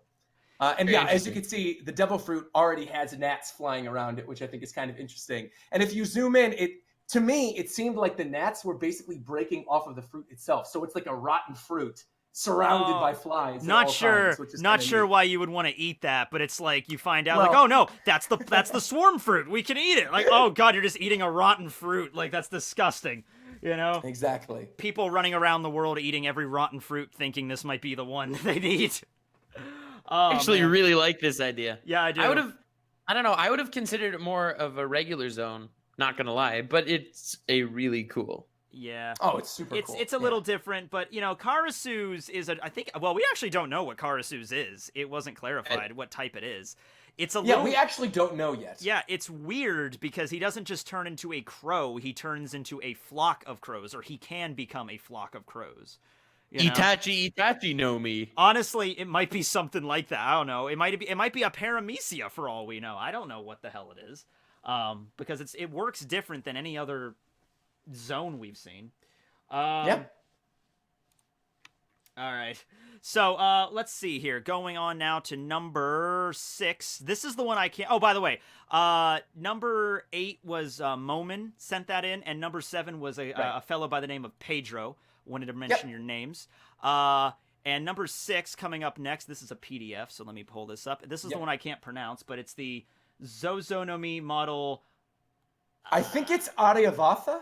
Aryavata. All right, let's go with Aryavata then. So I love the design of this devil fruit. First off, I like all the little miniature melons falling off of it. And we were talking earlier in the stream about the different water abilities that were brought up and how we all got different devil fruit ideas with water, as part of the idea and part of the concept. But this idea is really neat. So this allows the user to transform into the mythical Elephant King, a 5-headed, 10-tusked pure white elephant, much larger and stronger than a regular elephant. And I like that this guy went out of his way to source what he's referencing. So on the very bottom, you can see there's like footnotes. Yeah. And it mentions that Aryavata is a priest from popular Southern Indian Hinduism. He cites his sources. That's nice. He cites his sources. Yes. Very nice. It says here the strength of the fruit is flight. You are made of water vapor, which creates a Logia-like defense. Like Dumbo. It is honestly, I was about to say that. It is basically. He clarifies on the thing. He says it's not like Dumbo. Nah, it's like Dumbo. If you needed to clarify, then I clearly wasn't that far off. Right. You're made of water vapor, so you can release torrents of water from the body. Those who are skilled and smart enough can also learn to manipulate the weather, which is pretty OP. Multiple heads offer enhanced senses, coordination, and defense against hypnotism and certain other powers. And a headshot, quote unquote, requires hitting all 5, which I think is kind of neat. So basically, you can hone in each of your different abilities, and when you are able to actually unleash all 5 at once, you do this cool headshot attack, which is kind of neat. The user can also reach a monster point where they wouldn't go berserk. So I thought this was also really cool. That Chopper's not the only one. Yeah, so can Chopper, so that's fair. Yeah. Exactly. And basically, the users will remember past experiences because an elephant can never forget. I get it. Kind of neat. Yeah. So this is basically the cooler version of Old Maid. Yeah, kind of. A little bit. People are saying it's also similar to Weather Report from JoJo's Bizarre Adventure, but I haven't gotten to that point yet, so okay. Yeah. So the weaknesses of this fruit is that each head can be damaged individually, and even if such attacks are not as effective as they would be otherwise, having 5 heads also means directed attacks therein. So sonic, light flashes can all be extremely effective because you could basically blind the other heads to go in and attack the person. Yeah. Interesting. Another thing mentions that the Noemi users can cage the pockets of vapor. So users can escape, but those captured parts are severed and must slowly be regenerated over time. And Zoey Noemi users can swim freely within the vaporous body. So basically, Senior Pink has an advantage against this devil fruit. Senior Pink is one of the greatest and most overpowered anime characters. He has an immunity to a lot of devil fruits and a cyborg, so that's pretty cool. He does. He does. There's also an unpredictability that comes with this devil fruit. So when the user dies, they explode into a maelstrom of water and 7 days of worldwide rain. So not only do you have the awesome world water vapor abilities, but if you die as your fruit is being reincarnated, oh my God, it causes 7 days of worldwide That's rain. Incredibly overpowered, but I love it. I love that. Just, and then people get flooded and stuff. Oh God. And then he used up the rest of his word count to basically talk about other specific abilities that would be hindered by this one. So like if you have the book power of Mont d'Or, your books will erode. You can't fully wring out people if you have Suru's ability because everything would always be wet. Right. The Gocha no Mi users can stack heads and tusks together. And this also, I think, would go along with some of the other abilities that we brought up earlier that can combine things. Yeah.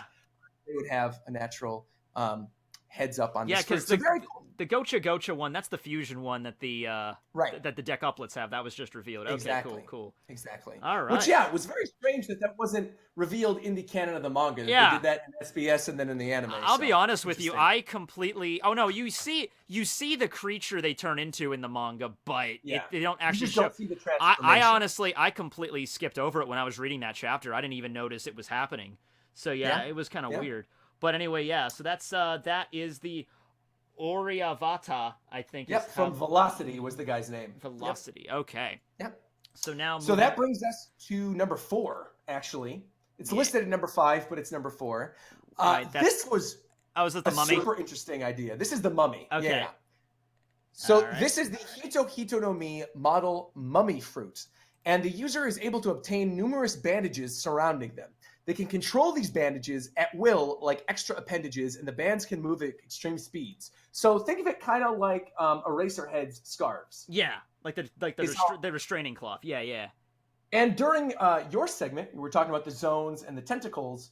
Basically, this is the Mythical Zoan version of like a tentacle fruit, right? So you're able to control these different bandages at your own will and whip them around like tentacles. So they're extremely tough and can't be broken through normal physical means. If you imbue them with armament hockey, they're going to become even more powerful. And not only do they work as a great defense, you can imbue them with armament hockey to do some real offensive damage. So it would boost the striking power of each of the bandages. And I like that he did this little little image if of you the ever user. have diarrhea and you forget the toilet paper, you're There set. you go. that reason alone. And It doesn't specify if it turns you into a corpse. It's just, you're a mummy now. You have bands you can mess with, right? Yeah. So that's pretty cool. I like just the different old school monsters being represented here, like the Frankenstein and the mummy. Yeah. The winner of the Mythical Zoan category was Dracula. No, it wasn't, but it wasn't. No one's gonna guess the winner of the Mythical Zoan category. No, the Mythical Zoan. Well, okay, we're effing again. Hold on. Oh, we're dead. Yeah, slightly. Oh no, what happened? No, I don't know. We're dropping some frames again. I can... Internet guy, crank harder. Damn it. Crank. He's literally working at a crank right now. Just, okay, come on. We can get it back up. If he can't get it back up, we could just keep going. It's fine. I think we're back, actually. We should be okay. Well, on my end, it's still telling me we're dropping. Well, wait. I think we might have maintained some kind of equilibrium here. I was going to say, because I see it right now.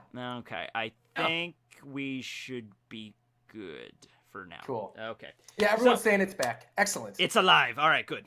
Okay. Excellent. So, again, the strengths are amazing defenses. You can regain your energy and stamina from the curse, but the weaknesses are that the bands are easily damaged and destroyed by fire or heat-based attacks. and they'll basically burn up the bandages. And Armament Hockey improves this, but you're still weak to fire and strong attacks like the King Kong gun. Right. Logia users are also immune to the bandage curse, and the user in mummy mode is slower than normal. Ah, okay, makes sense because you're I like that. Yeah, so there's some pretty good weaknesses with this one, but Yeah. ultimately this almost works like a Paramecia with the bandages. Yeah. But it sort of adds the mummy's curse and the ability that, like, if you're already wrapped up in the bandages, that you can't really move. Yeah. So it's understandable why it was in the Mythical Zoan category. Yeah, it's actually taking the whole I like that one. fantasy element of the mummies. All right, so now we're on 4, right? And by the way, Top 3.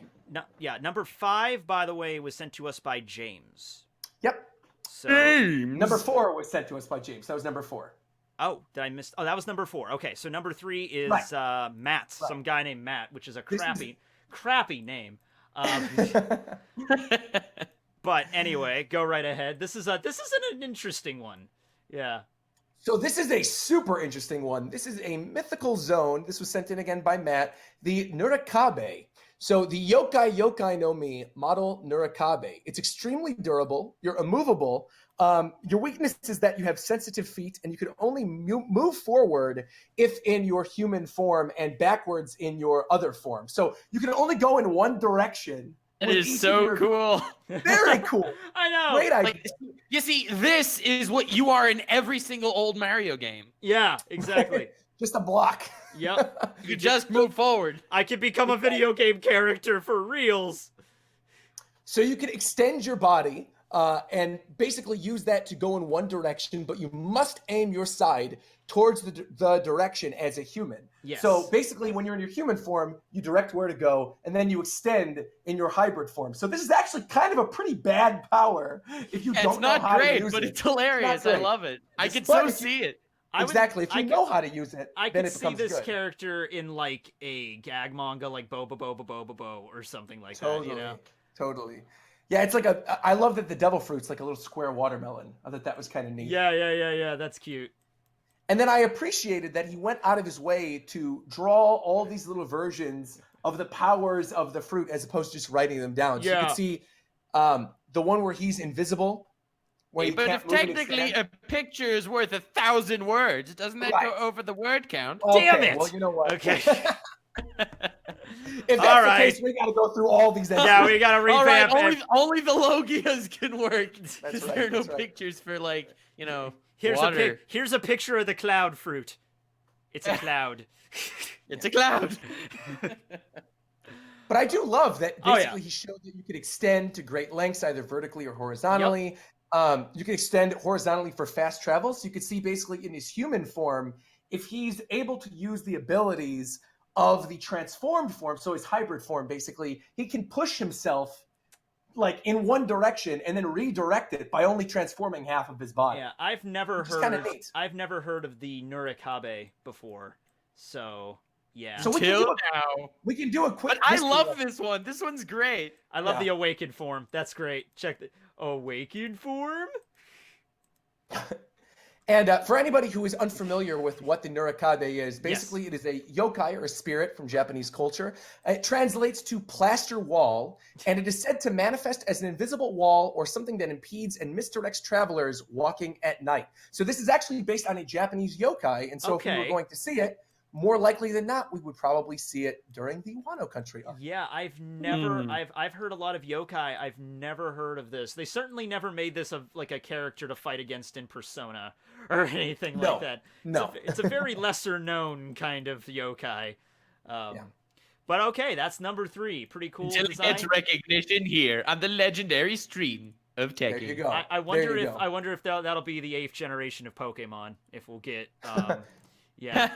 We'll get Nurikabe-man. Nurikabe-mon. Well, That's a Digimon. That's a Digimon.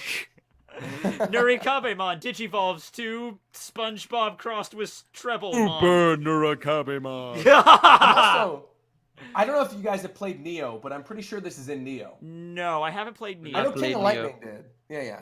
It's a great game. Yeah, I haven't played that. Is that the movie based around Neo from The Matrix? I've never played it. Absolutely not. So moving on. All right, so the top 2 now. We got Oh, this is another one that is involving a drawing, and this is a This is a cool So one. this one is phenomenal. This was sent in by Baby. Yeah, the text is a little small, so I'll just have you read it, and I'll just show them the pictures. Yeah, I'll zoom in and I'll read it out loud. But Yeah, go ahead. basically, My God, they drew a picture of me. that is what Nux looks like in real life, guys. Yeah. Yeah. So this was another one of those where we got a lot of entries for a fallen angel or angel fruits. I think in total there were 55 entries for fallen angels alone. So this is one of those where I thought, okay, I'm going to have to filter these out and then go through one by one and have it as its own separate category. And this one just truly took the cake in terms of how amazing the design of the fruit is, the look of the hybrid form, and also the way that he made this work within the world of One Piece. So reading this out really quick, it is basically like an art contest kind of entry, but he did a really good job of laying out the unique abilities of the fruit. So one of the unique abilities is that it can use mind control, and there are limits to the number of people that it can control at one time, and it also depends on the victim's strength. So say, for example, you're up against Foxy. You'll be able to mind control them pretty easily, but if you're up against Still Flamingo, maybe not so much. And the other unique ability is that you can use a black flame on one of your wings. So you can fly, obviously, because you have wings, but one of your wings has black flame flowers, which I thought were kind of interesting. Black flames are the coolest color of flame, if we're being honest. Yeah, absolutely. Yes. Absolutely. The weakness is that it is weak against moonlight, and it says, warning, do not use this against a Sulong. Okay. Sulongs will completely wreck you. Oh. And the other weakness was that the user feels terrible if hurt and their feathers are pulled from their body. So oh, God. The other wing, so say, for example, one of your wings is turned into black flame, but the other one is just a standard wing and you're flying. If someone gets a hold of your wings, it ends up exacerbating the damage done to you if they actually get a hold of your good wing. So, interesting stuff there. A lot of people are saying this is the edge fruit. A little bit, but you know what? I like it. There's a lot of, if you've ever read Dante's Inferno, when you get to the last part, Paradise, there's like 9 different types of angels that exist. So this is probably in there somewhere. Definitely. But yeah, this is number 2, and I think it's definitely worthy of that spot. They even drew a little picture of the fruit here. It's like a peel, like an orange, but it's a devil fruit underneath. Very neat. I also love, too, that you could see the full moon drawing on the bottom. Yeah. Where he's doing sort of an Eneru face as Luffy's yanking on his other wing. That's funny. That's cute. That's super cute. The fact that it's basically the Uchiha fruit. Some people said that, hey, wait a second. You black fire and edgy. edgy. Yeah. This would be the kind of, I could see this people like drawing this in middle school back in like 2008. I could see like a friend of mine drawing that, but it was a pretty cool design. The awakened form can only be mastered by killing your brother, stealing his eyeballs, and popping them into Spoilers, Nux. I'm not up to that point. Yeah, I don't care. Yes. All right, so the number 1 spot for Mythical Zoan is also something. Wait, real quick. Hold on. Oh, no. Do you want to do the... I want to address something in the comments also real quick, because I'm seeing a lot of people saying, oh, so you did have to draw to win. No. No, you didn't. It's all about originality of the devil fruit. No, but you if didn't. you have a drawing, naturally, we're going to look at that and be like, wow, that's really cool, because you're allowing us to see what that power looks like in the world of One Piece. It's not a requirement. Yeah, you didn't need to draw. Yeah, there's for like mine, I have a few that like the Ebi Noemi, the shrimp one. The shrimp one was a devil fruit that was drawn. One of my ancient zones has a drawing. Even my number 1 pick for Paramecia has like a pencil sketch drawing. So I included the pictures if they sent us pictures. I said you could send us pictures. To the people who are submitting going, well, this is not fair, it's salty. Well, maybe you should have drawn something then. That's what I'm saying to you. I don't know, man. But okay. I'm pretty sure you have nothing to worry about here. I don't think a single zone that I picked actually had a picture. See, there you go. You mean Logia. I mean Logia, my bad. You mean Logia. Logia. So number like, 1. all right, everyone, draw clouds. Do you want to do the honorable mention one before you get to number 1 then? Yes, actually, I will. So this is the Cthulhu fruit. I have to find it real quick. All right. Yeah, you don't have to. I can pull up a picture of Cthulhu because he's a fun. He's a fun very guy. Easy. Cthulhu is fun. Cthulhu. And there were quite a few Cthulhu fruits, but the one that I really thought was interesting was the one that designated the fruit as the cephalopod Noemi model I get it. Cthulhu. That's And cool. speaking of things that didn't have drawings, this one did not have a drawing. Good. So it said the unique strength of the fruit is that when submerged in water, you can transform into a Cthulhu, and the ability to function is not lost immediately. So basically, you don't have any power in your Cthulhu form, but when you turn into a Cthulhu in the water, you might terrify people who are on the seven seas. You don't actually have any powers, which seems very One Piece-esque, right? Yeah. Damn, I like that. Cthulhu, yeah, because in Lovecraft, basically, if you even look at Cthulhu, you basically just go insane right there. Like, you don't Exactly. he doesn't even have to know you're there. Just looking at him is enough to kill you, you know? Exactly. And the unique weakness is that you cannot transform into the Cthulhu on dry land. So you only turn into this thing when you fall in the water. Honestly, I think this is my favorite Mythical Zoan. I like that. That's great. It's a pretty great one, which is why I wanted to bring this up as an honorable mention. Okay. So All right. If we're disqualifying the Lucky Cat, fill this in number 8. I'll fill this in with number 8. I think that fits a lot better because Cthulhu Exactly. he's very mythical and he's horrifying. So. And again, a lot of people submitted Cthulhu entries. This was one that a lot of people had different ideas for. Mm-hmm. But what really made this one stand out was the fact that it felt goofy, right? It felt like something that could reasonably exist within the One Piece world. And I always think that's important to take into consideration when looking at these Devil Fruit contests or design contests. Yes, it's awesome to have a cool OP power, but you do want to make sense within the world of One Piece. So yeah, and that's the great thing. I'm not gonna lie. I didn't know about this one. This is like the honorable mention one. This is my favorite we mentioned so far. It's useless on land. You can only turn it in the water, but since you're in the water, you're powerless. But it's terrifying. It's so good. So you can't. It won't be able to beat the Uchiha fruit, but it's so funny. You can't use it, but it works. It's great. Yeah. I love this one. Oh, and God. to clarify, by the way, the person who submitted this Cthulhu, because there's going to be a lot of people in chat, I'm sure, claiming that was my idea. Yeah. To clarify, this was specifically Cody Scherer's Cthulhu fruit. Sweet. So Cody Scherer, you're the one who came up with this, and I want to say congrats to you because I think it is really cool. Yeah, let's spit that at number 8 instead. So yeah, that's pretty damn sweet. I love Cthulhu getting some representation here. Okay, so now moving on to let me pull it up here. Okay, so this was, as I said, the grand prize winner was from the mythical category. So that's why we had to bump them up. So this one is actually a PowerPoint, and I'm going to pull it up over here. All right, go ahead, Roger. And so the amazing thing about this one, before we actually get into talking about it, this was one of the few that we debated in our private call before this started about taking the grand prize. Yeah. Because of the originality of the idea behind this devil fruit. You guys are gonna like this one. It's pretty. You're in for a treat on this one. Yeah. It's awesome. Yeah. So and he did a PowerPoint, which is very interesting, something different too. Want me to and go it's ahead? 300 words exactly. Yeah, by he the even way. specified. Exactly 300 words. Okay. So basically, the idea behind this is it is the devil fruit. Now we've seen Oni fruits, we've seen people talking about demon fruits, but this is the Hito no Mi model devil. You can see the design of the devil fruit with the cool little horn sticking out of it. But the design is not what got number 1 for this category. It is the idea behind the fruit.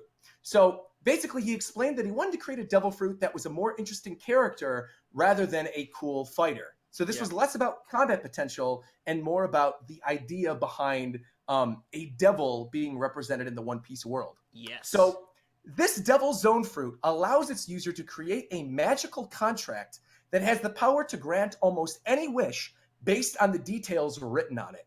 The effect of the wish can only occur once the contract has been redacted by the user in his devil hybrid form and is then signed by the recipient. So the power of the fruit is not like you turn into the devil and then I burn the entire world immediately. Exactly. No, it's more about the function of making contracts with people and how that relationship works. Exactly.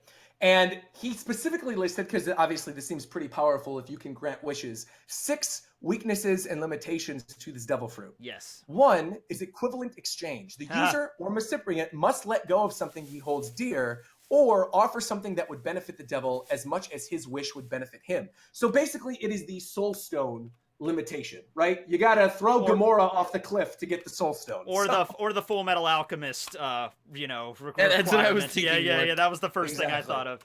Yeah. Exactly. Number two, the devil cannot create a contract for himself. So he can't just wish for infinite wishes and write contracts for himself. He can only do this for other people. Yeah. But this is obviously very interesting in terms of having a crew, right? Because then you could have contracts for each of your crew members and do really outrageous things. And like we mentioned when we were talking about this in the call, it's like there are other devil fruits that function this way. There's Bello Betty's fruit, which doesn't seem to do anything for her. It just seems to empower people around her. That's how it works. So, exactly.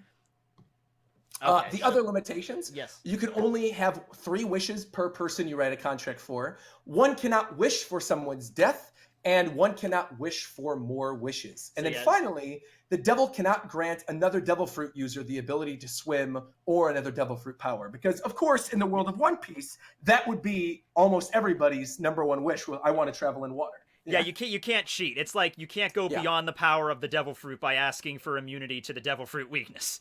Yeah. Exactly. So. And outside of these limitations, the only real weakness of the fruit is pure wit. So if the recipient can outsmart the devil by finding a loophole in the contract and end up on the winning side of the deal. So if you're someone like Doflamingo, you might do okay against this guy. But if you're somebody like Luffy, who just is going in and trying to punch, you may end up losing. Yeah. Although, to be fair, the devil may think Luffy is smarter than he is. Exactly. So... Stupid the devil. Yes, he can outstupid him for sure. It depends on who eats the fruit. Like if a real dumbass eats the fruit, like, and he doesn't know how to properly make deals with people, exactly. Then yeah, that's not a good thing. But exactly. I love this. Is that everything? Because I really like this one. Oh no, and then there's the devil here. Yeah, and so it basically says he doesn't see the user of this fruit as a particularly prolific fighter. It's his way with words and intelligence that allows him to take advantage of the other characters and slowly but surely make his way up in the new world. So again, basically, he has a contract devil fruit power, which allows him to make these magical contracts, and it really doesn't have anything to do with summoning like demons from hell or anything like that, which is what 99% of the entries in this I can imagine were. there were probably a lot of like God fruit. You become God and you can just do whatever you want. Like, okay, that's right. But I like this one. Go in water. That's just a level above, you know. Yeah, you can't go into water. That's that one hurdle that cannot be breached.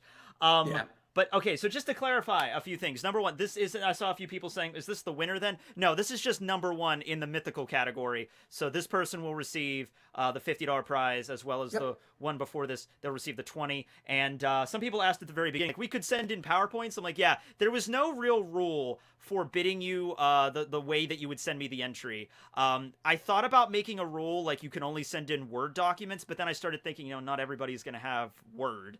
So you could have sent it to me in an email. You could have done a document. You could have done a PowerPoint. You could have done a PDF. You could have done pretty much however you wanted to get it to me, as long as it was, And to clarify too, a lot of the entries were just text on an email that was then transferred into a document for the purposes of this. That's live what stream. I did. Yeah. So exactly. There was one. Honestly, somebody sent me an entry that's in my Ancient Zone category that was just written in Notepad. And I just popped it right into Word document because Notepad is All right, so that is the mythical category, which took us about another 40 minutes. Right. And we're lagging a little bit again, but I don't think it's that bad. We're up to 5,185 viewers, though. Sweet. Excellent. Look at that.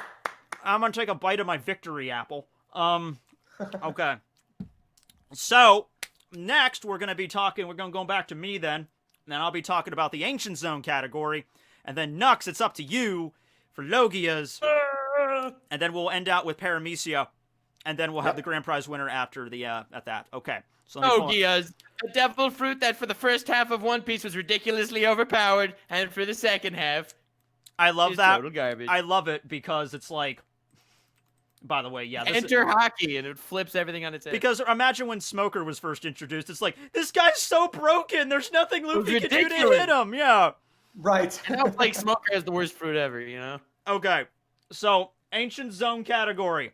I started off with, by the author's own admission, Aaron, or maybe Aaron, don't know how it's pronounced there, this is basically the Magikarp of the Ancient Zone category, but I think that works because every category needs like a Magikarp. They need the one that's like derp, you know? Okay, so if you don't know what a dodo looks like, it's an extinct dumb bird that looks like this. I'm sorry, it was probably a very intelligent bird. I guess not because it's extinct now, but whatever. Anyway, the dodo cannot fly, nor can it run fast. I'm pretty sure dodos were really stupid birds, which is why that's why they went extinct. It cannot fly. They're really it can't friendly, run fast. flightless, slow birds. It can't fly. It can't run fast. And he's like, yeah, it's basically just the Magikarp among the animals. So the only strength you have, though, and I love this, is like you can tell people you have an Ancient Zone, and they'll like freak out, like what? But it's a dodo, so it's like, yeah, I got an Ancient Zone, and you can maybe intimidate people just to like, you don't want to mess with me, man. And so I included this just because it would be funny for someone to like unlock, like, okay, I'm gonna show you my Ancient Zone powers, and they turn into this freaking dumb bird and just this helpless thing that can't fight and can't do anything. But yeah, okay, dodo. Thank you, Aaron. They had no predators. Well, yeah, no one's gonna mess with this thing. I actually don't know how the dodo went extinct, but I imagine it was probably... I'm telling you, it's because they're the easiest food ever. I'm imagining telling you. I'm imagining, I don't know if it existed at the same time as like the T-Rex, but I'm imagining this thing. The ultimate face-off between the T-Rex and the dodo bird. I wonder if dodos were like gaming Can survive. or like chicken. I am curious. I don't know. Chickens are overpowered. They would destroy the dodo bird. You never go full dodo. Perfect for someone on Buggy's crew. Yeah, that would be funny. Right. Oh, it'd be hysterical. Yeah. We ate them all. Oh, did humans kill them? I don't know how long they've been around, but yes, humans killed them out. All right. They were too easy to kill. I guess back like, you know, in our like 100,000 years ago, I guess, you know, cavemen had to eat something. So all right then. Well, that's the dodo. All right, so next up we're moving on to number 9, Ancient Zone category from Jutaro. Yeah, I think their name was literally like Jutaro Jujo or something, just because Kujo. Amoeba. Jotaro. Yes. Dio. Damn it, you do that well. Okay, the Amoeba Noemi. The amoeba fruit allows the user to turn into a single-celled organism that has no definite shape and that moves by means of pseudopodia. This is a form of locomotion that like single-celled organisms do, where they can just like scrunch their bodies and like you've seen how like amoebas move and stuff. Yeah, pretty much. I don't know if that was beautiful. I don't know if I don't know if it could stop time or anything, or you know, it's like this little amoeba that's like muda. But the hybrid form appearance like Dio, not Jotaro. Oh, I'm sorry, I was messing up. Oh, could you? Oh, how could I confuse Dio and Jotaro? It's not like they have the exact same stands or anything. Oh wait. Oh, spoilers. Check and mate, Nux. Check and mate. Okay. So you get to turn into a translucent human figure. Yeah, modo desine. I don't know. You guys are crazy. I'm trying to learn Japanese, but whenever the heat is on and people ask, like, oh, this is the time for me to show what I learned, I blank on everything. I'm like, shit! Then again, Jotaro's easier because he only has like 4 phrases that he alternates between. One of the smartest characters ever. Okay. You guys watch JoJo's, by the way? I do. Of course, yeah. Thank you. Not completely caught up, but I'm up to part 4, the very end of part 4. Right. Oh, so you know Kira. Mm. Oh yeah. Mikisa. Mikisa means blender. Boom. There's Japanese. Okay. Nice. Flexing on us. Yeah, okay. So, you get to turn into a translucent human figure with no fingers, no toes. You're just basically a blob. You can fully utilize the locomotion to its fullest extent by sliding across the floor without moving your legs. The user can also encase food, objects, and people in its cell membrane to absorb its nutrients. So imagine like the blob, basically. It's the blob. Imagine the blob absorbing you, and you don't die right away. It slowly drains the energy out of you, and then you die. And of course, the natural weakness is ice, because you can't move very well and it's frozen, because it's just an amoeba. But I thought that was neat. I was originally going to use the there's a Yu-Gi-Oh card named just Amoeba, and I was going to use Amoeba. That. Yeah. And it's like the worst card ever. Oh my God, Nux! Is every card the worst card for you? I said like the worst No, card it ever, isn't, okay? no. Thousand Eyes. If you switch, is that the one that if you switch control, then like the opponent loses like life points or something? It might be that. Yeah. There's also Giant Germ, but it doesn't. It's also kind of a. Giant Germ's a great card though. It's so funny. You guys like look at everything like anime and manga. Like we were talking about the Soulstone thing earlier, and you mentioned Full Metal. Like for me, you guys were mentioning the Amoeba card, and I'm thinking about like the Amoeba boys from Powerpuff Girls. So that just goes to show like, the differences in growing up. I watch Powerpuff Girls. I'm not ashamed to admit that. I love Powerpuff Girls. All right, there you go. Me too. I know. I remembered that. I think there was one episode where they actually became a serious threat, and they were like inflecting the town with scurvy or something. So yeah, that was funny. Yeah. But okay, the Amoeba boy. Florida. I desune. All right, what's next here? We got a blank page, so check out that blank page right there. Yeah, son. Seventh place, ladies and gentlemen. No, it would be 8th place is okay. We got the Ryu Noemi. So I actually got a few of these people. Either sometimes they sent me a Dino Noemi, or they would send me the Ryu Noemi, because I guess that's how Oda's doing it, the ancient version of the dragon fruit. So whichever, however, I accepted both. But this was sent by a user named Midori. Which just means green in Japanese. Flexing again. And you also got the model Ankylosaurus. And so an Ankylosaurus, just a quick drawing here of like a human Ankylosaurus hybrid, something along this line. Giant spikes, club tail, hard skin, that kind of stuff. This was cool because there were so many, like, obviously they picked a lot of like ancient like dinosaurs and stuff. And, you know, there's famous dinosaurs like Tyrannosaurus, Stegosaurus, Triceratops. But, you know, I have like this illustrated guide to dinosaurs here. You just open up any random page and there's probably a dinosaur you've never even heard of, but looks pretty damn cool. So there's like an infinite number of... In fact, it's called the Ankylosaurus because if it whacks its tail at your ankle, you're probably going to trip.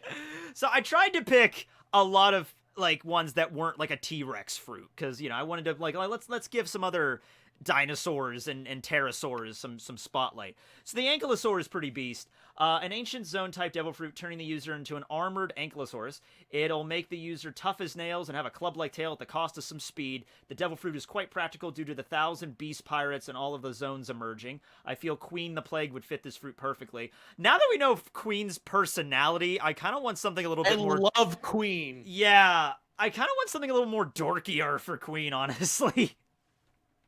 I don't know. Moto Noemi. Yes. There you go. Moto. Turns into a giant... The giant ancient hippo. That would be cool. Ancient hippo. Yeah, just imagine Queen turning into a tank-like dino and cleaning house. I could see a Queen turning into a giant ball and just being like a wrecking ball for everybody. That would be cool. Because he's already kind of like a balloon.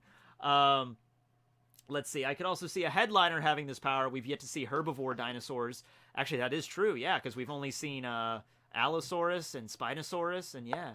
The user's belly will be weaker than their shell, but with armament hockey, this won't really be a problem. The user will be slow but tanky. Okay, so yeah, pretty basic fruit, just turn into an ankylosaur, but I like the dinosaur, I like the design, so we went with that. Real quick, I want to call something out in the chat. I've just been reading a lot of the responses. This is so funny. What's up? Someone wrote, we were talking about the amoeba fruit. Yeah. And somebody was like, guys, amoebas didn't exist. What are you talking about? Bro, amoeba is a type of bacteria. That is something that absolutely exists. I don't know. Even if you don't want to say... once you mention it, it's why is it in the ancient zones? Like, I didn't even think about that. But why is it an ancient zone? I'm assuming... The way I viewed it is because the first life on the Earth was a single-celled organism, like that. Exactly, that's how I saw it too. Exactly. So I would assume I honestly, I guess, didn't really think too hard about like, does what an amoeba, like the amoeba that exists right now, did it have like an ancestor that operated differently? I didn't realize it because I figured all single-celled organisms are pretty much like the same because they're very simple kind of organisms. Except for some of them. Some of them are total bitches. Totally. Like those freaking single-celled organisms. Those freaking I'm trying to think of a single-celled organism aside from ribosomes. Ribosomes are like they're like protein. They're like protein cells. I don't even know if those count, but whatever. Like those damn ribosomes, man. Little protozoas. But yeah, it's a single-celled organism. If you want to swap out, like, you could say, well, there were some kind of single-celled organisms that existed back then, so there you go. Exactly. Moving on to number 7, I have PDF for this. Not a PDF, I have a Word document for this. This is the saber-toothed tiger. I was making this. Yeah. I could honestly make like a Power Ranger thing with all of the different like ancient zones I got, like a mammoth and a Tyrannosaurus Rex and everything, but I didn't. So this was sent to us by Tyler. Number 7. Okay, so it's a Simolodon, which is just the proper taxonomy for saber-toothed tiger. And he gave us, like, I also said, I mean, if you want to build a little bit of backstory for your character, I mean, there's a word limit, and it's 265, but if you wanted to throw in some backstory, sure. So, you know, user Barton Evergreen, which I'm sure is the, you know, character in his fan fiction. Simolodon appears as a golden-colored pear. Oh, shit, I have a pear. Pear. Now we know what a pear looks like, Tekking. Yes, we do. I have one. I might as well use it. I also have the dragon fruit, which I don't know if I showed the people the dragon fruit, but that's what a dragon fruit. This is like a legitimate devil fruit. This is the closest thing we're going to get to devil fruits in real life. But anyway, okay. Gives the ability of a saber-toothed tiger over 3 forms: human, hybrid, full transformation. In the human form, offers some abilities such as heightened senses, so like cat-like instincts, cat-like reflexes, and things like that. Hybrid form shape is similar to other cat users like Rob Lucci. So if you know Rob Lucci, you know this fruit. Basically just a more feral version of a leopard or a cheetah with longer claws and longer teeth. The user completely changes into a saber-toothed tiger, giant cat that can devour you in one bite and just shred you. So that's pretty much it. Black Beast.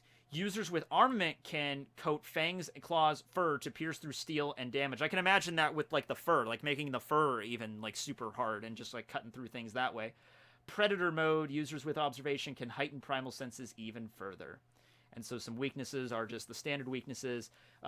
You have a mandatory carnivorous diet. Your increased aggression. Thick fur can lead to overheating in hotter climates. Slower than other Neko users. And lower reasoning while in full transformation. And there's also an image. There's a picture of it too. Which did not... Oh, there it is. So there's the pear. And there's just a drawing of it, which I thought looked pretty cool. And unfortunately, because of its teeth that are constantly over its bottom lip, it can't speak normally. I can't straight talk with this massive overbite, but rest assured, it's terrifying. Exactly. So yeah, this was the same thing with like the chimeras and stuff. It's just like I got a lot of saber-toothed tigers, so I had to go through like, all right, let's go through all the saber-toothed tigers and pick out my favorite one. And so thank you, Tyler, for that one. All right, so moving on to number 6. I think it's number 6. This is a great one. All right, the Dragon Noemi ancient model Quetzalcoatlus. All right, so if you don't know what that is, which I'm sure is maybe a few of you, that is the Quetzalcoatlus. Okay, now it might change because we're always discovering new things about dinosaurs and things, but well, this is a pterosaur. But this, according to my knowledge, is the largest flying animal to ever exist, period. This thing's wingspan was like 36-something feet across. It's just ridiculously huge. It has to be more than that. The beak that might be per wing. I don't know. But the thing is so huge that this thing could devour you in one bite. So imagine, like, I don't know how big King is. Probably King is pretty big in One Piece because of the size King's of it. pretty big. So it's probably as big as this thing, if not bigger. But this thing is just huge. So this thing is the size of, to look at like comparisons online, it's the size of a Cessna 172 light aircraft, which is crazy. Yeah, that's evolution for you. Just like, oh, okay, we'll just make birds the size of planes. That'll make them be able to fly better. So yeah, it works. It's terrifying. And it's a pterosaur, of course, not a dinosaur, but still ancient dinosaur zones. The largest things to ever fly in the sky, they are, right here, with a wingspan of around 35 feet, weighing around 500 pounds. Just seeing a Quetzalcoatlus in the sky coming at you with full speed is something that will paralyze you in fear. I can imagine you looking up in the sky and seeing just a little dot, and it just keeps getting bigger and bigger and bigger like a plane and bigger until you. A plane is just, and then it just swallows you whole, and then it keeps on flying like a pelican or something, just whoop, and just keeps on going. This terrifying thing into something very cute. Oh, God. I commend you. I like pelicans. Paliper. While in hybrid form, the user grows... Annoying Pokemon in the whole Hoenn region. I love Pelipper, I had man. a Pelipper. Wingulls Me too. are Dude, freaking annoying. There was so much surfing in Gen 3, and there were Wingulls everywhere. Yeah, there was a lot of water in Gen 3. They're the Ratatas of the sea. There was a lot of water in Gen 3. I will give you that. There was. It didn't bother me that much when I first played Sapphire, but later on I played it and I'm like, yeah, there's a lot of water here. Well, it seemed worse in the remake. In Omega the Alpha Sapphire, it seemed like there was too much. Whereas in the old games, just because of the way it was all laid out in the map, it felt fine. Although I do love the feature they gave you in Alpha Sapphire where you could hop on the back of Latios and like fly around the world in real time. That was pretty cool. Yeah, yeah. But yeah, that was cool. While in hybrid form, the user grows in size significantly. Can use wings to maneuver around, but uses its long neck and long beak to attack his enemies, ripping their bodies apart with incredible strength, using wind force to blow them away. Yeah, so this thing doesn't even have to attack you, like bite you. It could just flap its wings, and the wind pressure alone would just knock you down. So, yeah. He can use his long wings to create strong winds. What's specific about the way they go airborne is because of the unique shape of their body. They would spring themselves in the air, use the wings to sustain themselves in the air. That's awesome. So it's just like they just... boom, they spring in the air, they jump, and then they're out. They can be utilized in hybrid form to gain speed while on the ground. Weaknesses are, in fact, unlike unique weaknesses is the fact that even though they are huge, they are still relatively light compared to other creatures of that size. Their bones are very thin and full of air pockets. They had to have that in order to stay in the air. Being able to damage either of their wings could significantly damage their movements and maneuverings. So, the first time I heard about a Quetzalcoatlus, I was watching a documentary called The Last Day of the Dinosaurs on History Channel, and it showed, like, what happened when, like, the meteor hit, and, like, there was, like, flaming rocks coming down, and, like, a Quetzalcoatlus's wings just getting shredded by the meteor, like, the debris, and they just fall to the ground and they die. So that Bad it didn't have armament hockey. It could have caught that thing and flown it away. If it had armament hockey, it would have survived to starve to death in the hellscape that created. But yeah, exactly. Armament hockey only gets you so far. Rodan basically is what it is. So that's Quetzalcoatlus. Moving on. Okay, this is another one I had to do research for because I had no idea what an Arthalopura is. A lot of times it's like, here's the Dino Noemi model Snuffleupagodon. I'm like, all right, I don't know what that is. I need to look that up now. Click. So, Arthalopura. This is a giant centipede. So, have fun with that in your nightmares tonight, children. Yo, but you could use that as a heck of a skateboard. Oh, damn straight. You just hop on that thing and ride it like a horse. My idea is the ancient Mushi Mumi. Oh, this was sent to us by Robin, by the way, so thank you, Waifu-sama. It turns you into a giant centipede that has poison. See, I'm not that weeb, because when I read Robin, I thought of the Robin from, like, DC, so... Oh, so you want to... There you go. See? So Robin from DC is your waifu. Okay, fair enough. I was thinking... Hey! Don't judge me! I'm not judging. Alternate universe female Robin, right? That's the... Oh yeah, I'm sure there is. Exactly. Yeah, that exists for every there's a female Thor now. Definitely. I know that. So there is. Yeah, there is. Yeah. So I'm assuming there's Rule 63 Call her of every other Thorella. DC character. So people are saying it's the human centipede. No, it's far less disgusting, but far more terrifying. It turns you into a giant centipede that is extremely durable. As you can imagine, the hard shell the carapace is pretty hard to crack, but the underside is more weak. But not the super fast speed of the full form. But if you go into the full form, obviously you got a bunch of legs to scuttle with. The main weakness is that you have to be very skilled. Walking with 2 legs was fast. Well, let me introduce... This thing can break the sound barrier. The main weakness is that you'll have to be a very skilled observation user, otherwise you'll lose track of your legs and trip and fall all the time. I could see that. That's kind of what cinched it. I could see that in the One Piece world. They keep like, oh, hey, hold on. I can walk. Hold on. So yeah, that's all I have here, but a giant centipede. That's pretty damn sweet. Because bugs and various myriapods, there was more oxygen in the atmosphere back then, so that's how they grew a lot bigger. So there were giant flies, giant, wasps probably. Okay, so now we move on to the Ryu Nomi model Titanosaur. As the name implies, it's big. The fruit is part of the Dragon fruit series. Let's see here. It is in its hybrid form. It is some resemblance to the giraffe, such as the long neck, but it's over twice as large and has thick, scaly skin. The full animal form is very large, being over 37 meters, or 121 feet. So this thing beats out even a giant... Right, no. I'm thinking of 120 meters. No, it's not 120 meters. It's 120 feet. Holy shit. Oh my god. 121 meters. That's significantly taller. But still, Yeah. 37 meters. That's I think oars was 49. I think, or was it 39 for oars? So still, either way, pretty damn big.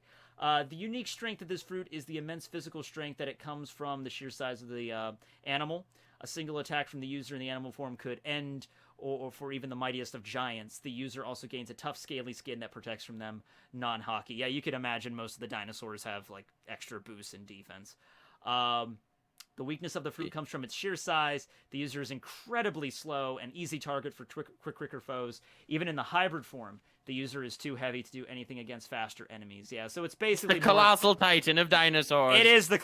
that's a fair analogy, because it is. It's like... Turn into this thing, try to end the battle as quick as possible, or be intimidating, because if not, you're not going to be that good in a really fast fight. The awakened form of this fruit would allow the user to be quicker, but they'd still likely be outsped by some enemies, I can imagine. So there is a picture of a Titanosaur. It is Titanus in its size. Yes. Why so many dinosaurs? Because... they're cool. What's the ancient zone category, too? They're ancient zone. And screw you. Is everyone going to put in saber? The Quetzalcoatlus is a pterosaur, good sir. Pterosaur. There you go. Yes. So moving down now to the top 3. We have another blank page. That's lovely.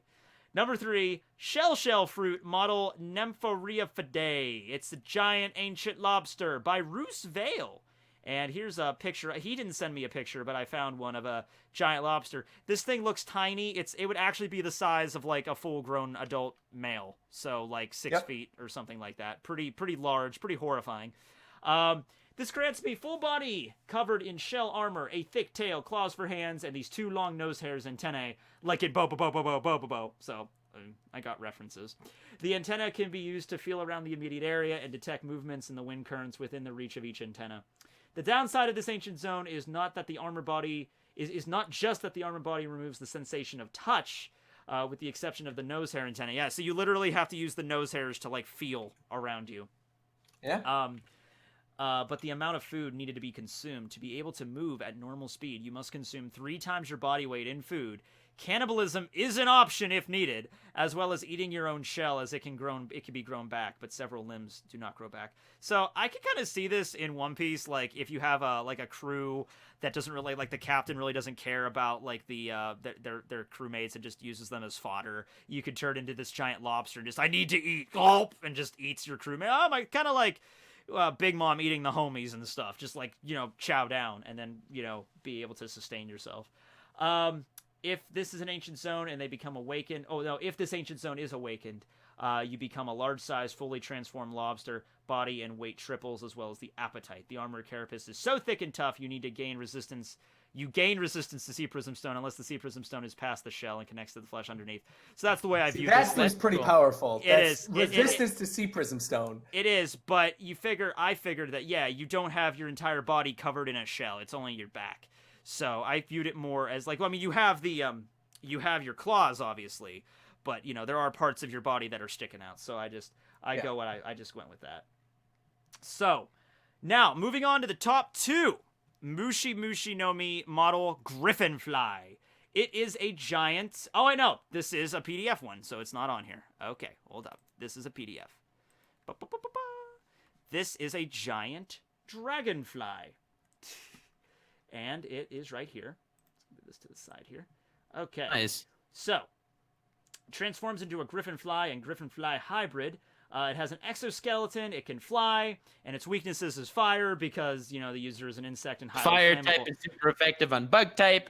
Yeah, there you go. Problem solved. I never But then again, it's super effective on psychic type. At least, hey, I might have maimed praying mantises when I was a kid, but I don't remember lighting bugs on fire. So at least Hey, that makes you a good guy.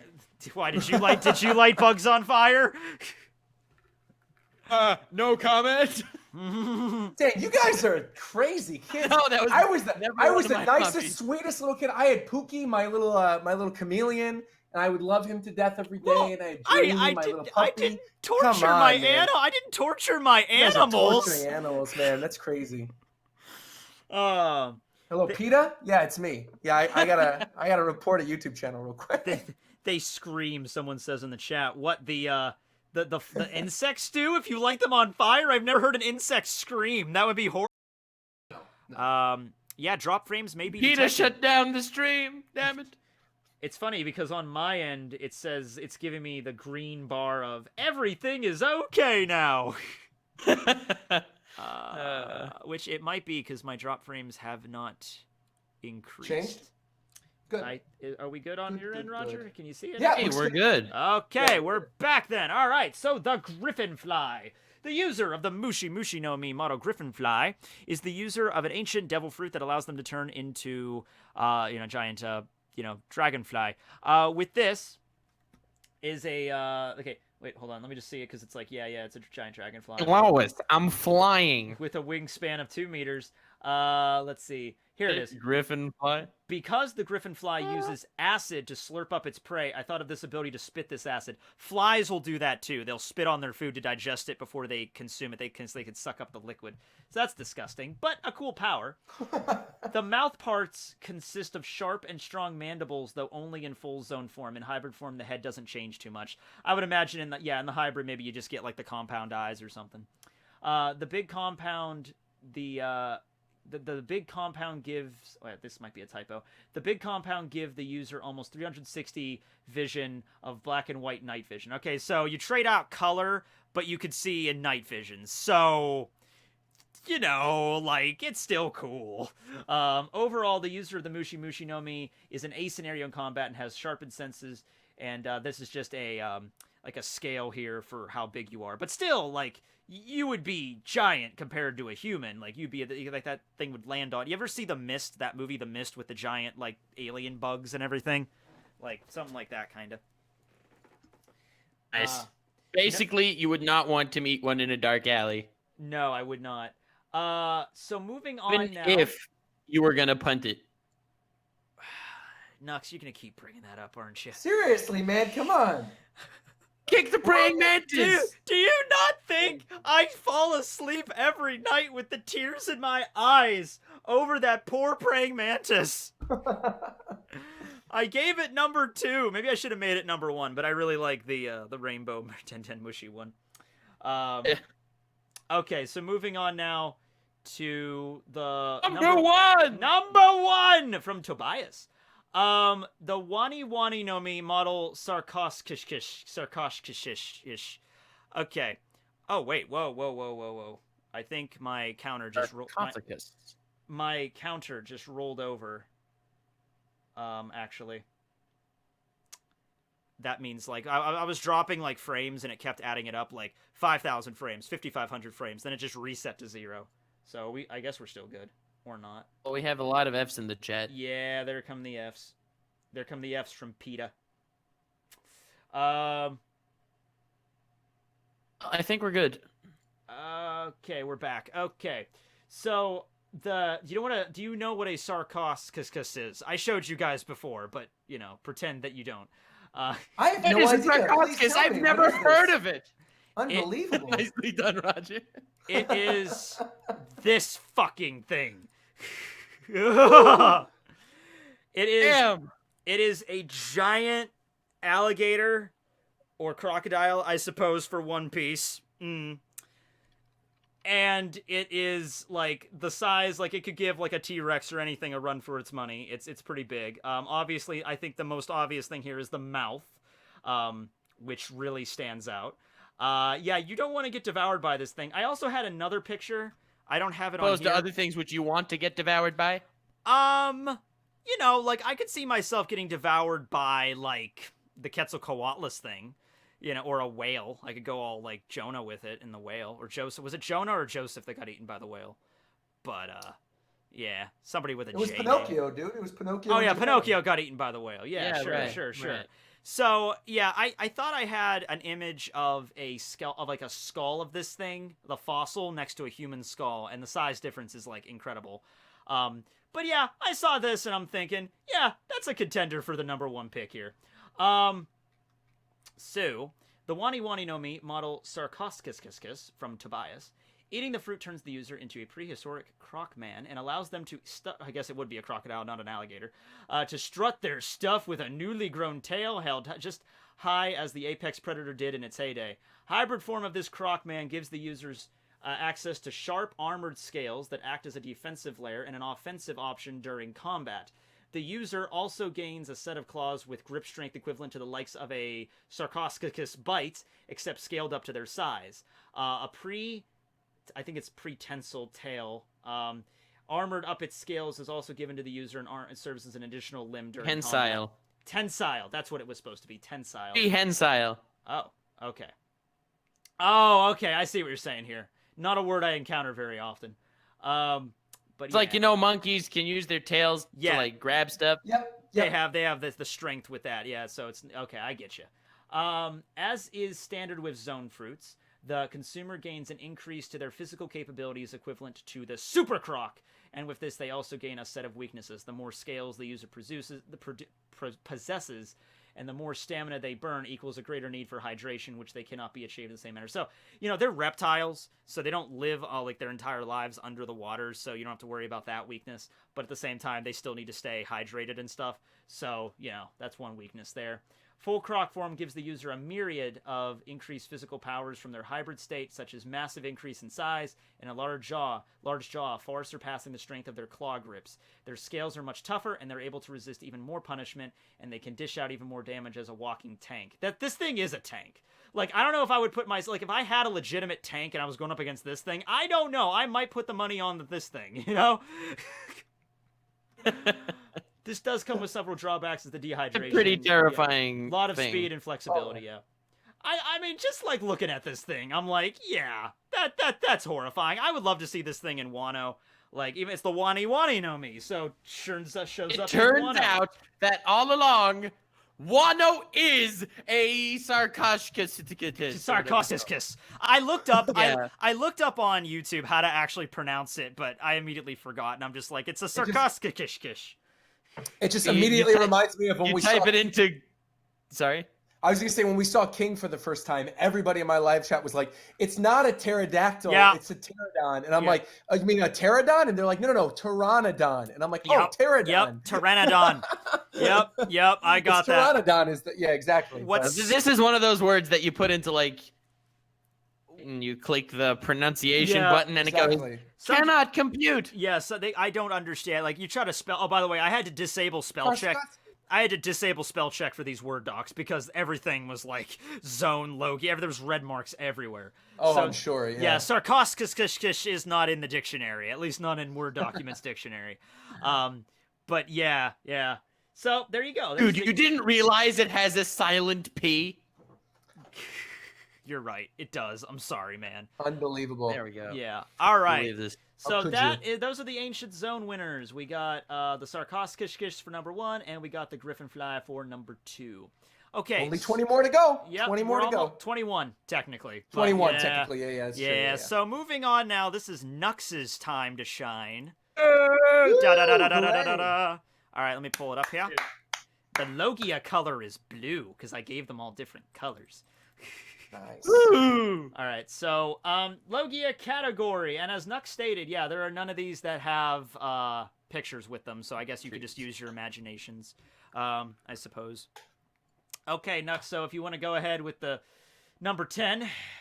Alrighty, so number 10, right off the bat, we have the Kumo no Mi. It is the cloud fruit. Sent to us by So, Noemi is Love.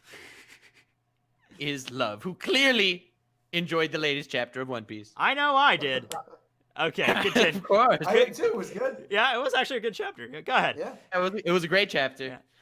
All three perspectives in the whole chapter. Anyway, not the point. The point is, to the other 100 people that sent in Cloud Fruits, I apologize for picking this one. is a Logia fruit. Its abilities and skills, it can produce rain, snow, thunder, and lightning. For those of you who don't know and only play Pokemon, thunder and lightning are actually different things. They are. You could turn your hand, foot, or entire body into lightning or other type of clouds and fight. Or you can cover your weapon with, cloud, because clouds are the most formidable adversaries anyone can face. They are. Yeah, they are. You can control the hardness and density of your body in element form, and the clouds produced in the Cloud and Skypea, like all those guys, like the 4 priest dudes that I'm not going to try to pronounce their names, except for Gedatsu. There's Gedatsu. Shout out to Gedatsu. Gedatsu, Ohm, Shura, and Hattori. Or Satori. Or Katori. Amazing. Or whichever. It's I don't know. terrifying. It's This terrifying. is why you won Jeopardy. This is why you won. Yeah, Yeah. exactly. But yeah, you can make island clowns with it, is the point. And as far as weaknesses, you can only use one type of cloud at the same time. And also, the atmosphere affects you. So if it's hot or cold or whatever, then you can only use various parts of your powers and stuff like that. Like most clouds. I'm sure we all can relate to clouds in some shape or form. We're all floating on the breeze, Nux. We're all floating on the Exactly. breeze. We're all high here. Good way, of course. And as far as an awakened fruit, it says that it can turn everything around them into clouds. Control those clouds that you're creating as well, and you can also use more than one element at the same time as an awakened fruit. I love how... So all in all, I think... Go ahead. No, you. No, I was just going to say, because we don't really know how awakened Logias work so much yet. Like, we kind of have a pretty good idea, but we don't know 100%, so it's like, yeah, you can just have fun with it. I mean, you don't have to take the awakened part at face value. Basically, it turns you into a cloud. And as you know, the Cloudy and Yu-Gi-Oh cards, top tier right there. They are. Okay. Finally something we agree on. I love the Cloudians. They are so fun. They're You can adorable. use fog counters, and Eye of the Typhoon is an actual beast. I love any archetype that involves counters. We use 6 samurais. I was even a fan of the freaking alien archetype, which is horrible, but they have the alien counters and shit. I like that. Yeah. The A counters. Yeah, the A counters. Fun. But And then there's like the spell counters that yeah, the spell Whatever. counters I dabbled with a little bit, but I like the Bushido counters with the 6 samurai. Those are the coolest. Okay, so, and of course the person that sent when this... I used to use 6 samurai, I used to cheat because I thought that Great Shogun Sheen and She-En's powers Oh my worked God, in yeah. conjunction. Yep, So it's yep. like, your opponent can only use 1 spell or trap Yep. card per turn, and I can negate 1 spell or trap card per turn. I did that exact same thing, and then someone that actually knows how to play Yu-Gi-Oh! I think it was on like Duelist Network or something, corrected me on that. They're like, no, that's not how it works. You can pick and choose which one to use you can't use both of them together. And I'm like, oh, well. Meanwhile, I'm over here by myself in the corner using down B and countering in Smash Brothers. That's the only counter I do. I don't understand your Smash Brothers talk. Well, I played. Okay, I was at a meeting once with like the video. We're game- getting Fs in the chat. Yeah, I know. We just dropped, but I think we're back now. We dropped for a little bit, but I think we're back right now.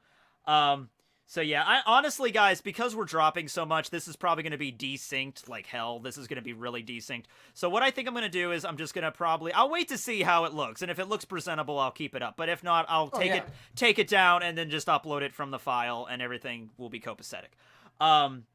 So anyway, yeah, I remember I was playing Smash Brothers at like the video game club at my university, and I didn't really know how to do it. I basically played as Pikachu and figured out a way to just keep spamming the same move over and over again, and that's all I could do. Thunder? You were a down B Thunder spammer? Yep, I see think you. that I was see you. that was probably me. Yeah, doing that. I also Kirby. I also honestly kicked a little bit of ass with Kirby, but those are the only characters I Down ever B. played. Again, Yeah, his down B, you turn into a rock. I and like just Yeah, I remember- Meta Knight yeah. because Meta Knight had the greatest sounds. Like he would have a move that I would like to go. That was probably his coolest attack. Oh, My power. Like I'll send you to another dimension. All right. That's it. So moving on to number. Anyway, so that was the cloud fruit, the most popular fruit that I got. All right. Second most popular fruit is number 9, the water Noemi, and this one is from Axel. Fun fact. So, We actually only got one of these. Yeah, what? No one thought to use water. I got Yeah, Paramecias. I got Paramecias that did this too. So go ahead. Like, yeah, this is overpowered, but I wanted to include it just obvious choice, it is a really cool idea. Like, It is. to have this power that no one else has in the One Piece world. So in any case, the user can turn into any form of fresh water, liquid, ice, vapor, and steam. He can evidently breathe underwater and is granted free movement through coherent solid and liquid fresh water, body, or air. It can manipulate fresh water, and it can also cause things to boil, evaporate, or freeze. It can summon water pressure attacks. Basically, everything water can do, this guy could do better. Including becoming a cloud. Yeah, that's included. That's He can included even in the become a cloud powers. if he wants. He doesn't even need to use all this other shit. He just turns into a cloud and instantly wins the fight. Yeah. That's it. But he also specifically mentions that since he can control aspects of the water cycle, he can make it hail, rain, or snow, but it can't make like thunderstorms, blizzards, or hurricanes because that's already a control over wind, and it only has control over water. He also mentions that sea salt or salt water cannot be manipulated. So it's specifically fresh water. Yeah. So I appreciate that limitation because like I got ocean fruits that turn you into ocean water. I made and that's just Oh my god, that would be way too OP. Yeah, I made a theory fruit about, well, that's kind of like the Mythical Zoan Poseidons you also got too. Oh, so not only did I get Poseidons, but I got tons of Jesus fruits that also had water powers where it's like, you can walk on water, you could turn water to wine, you could do all this stuff.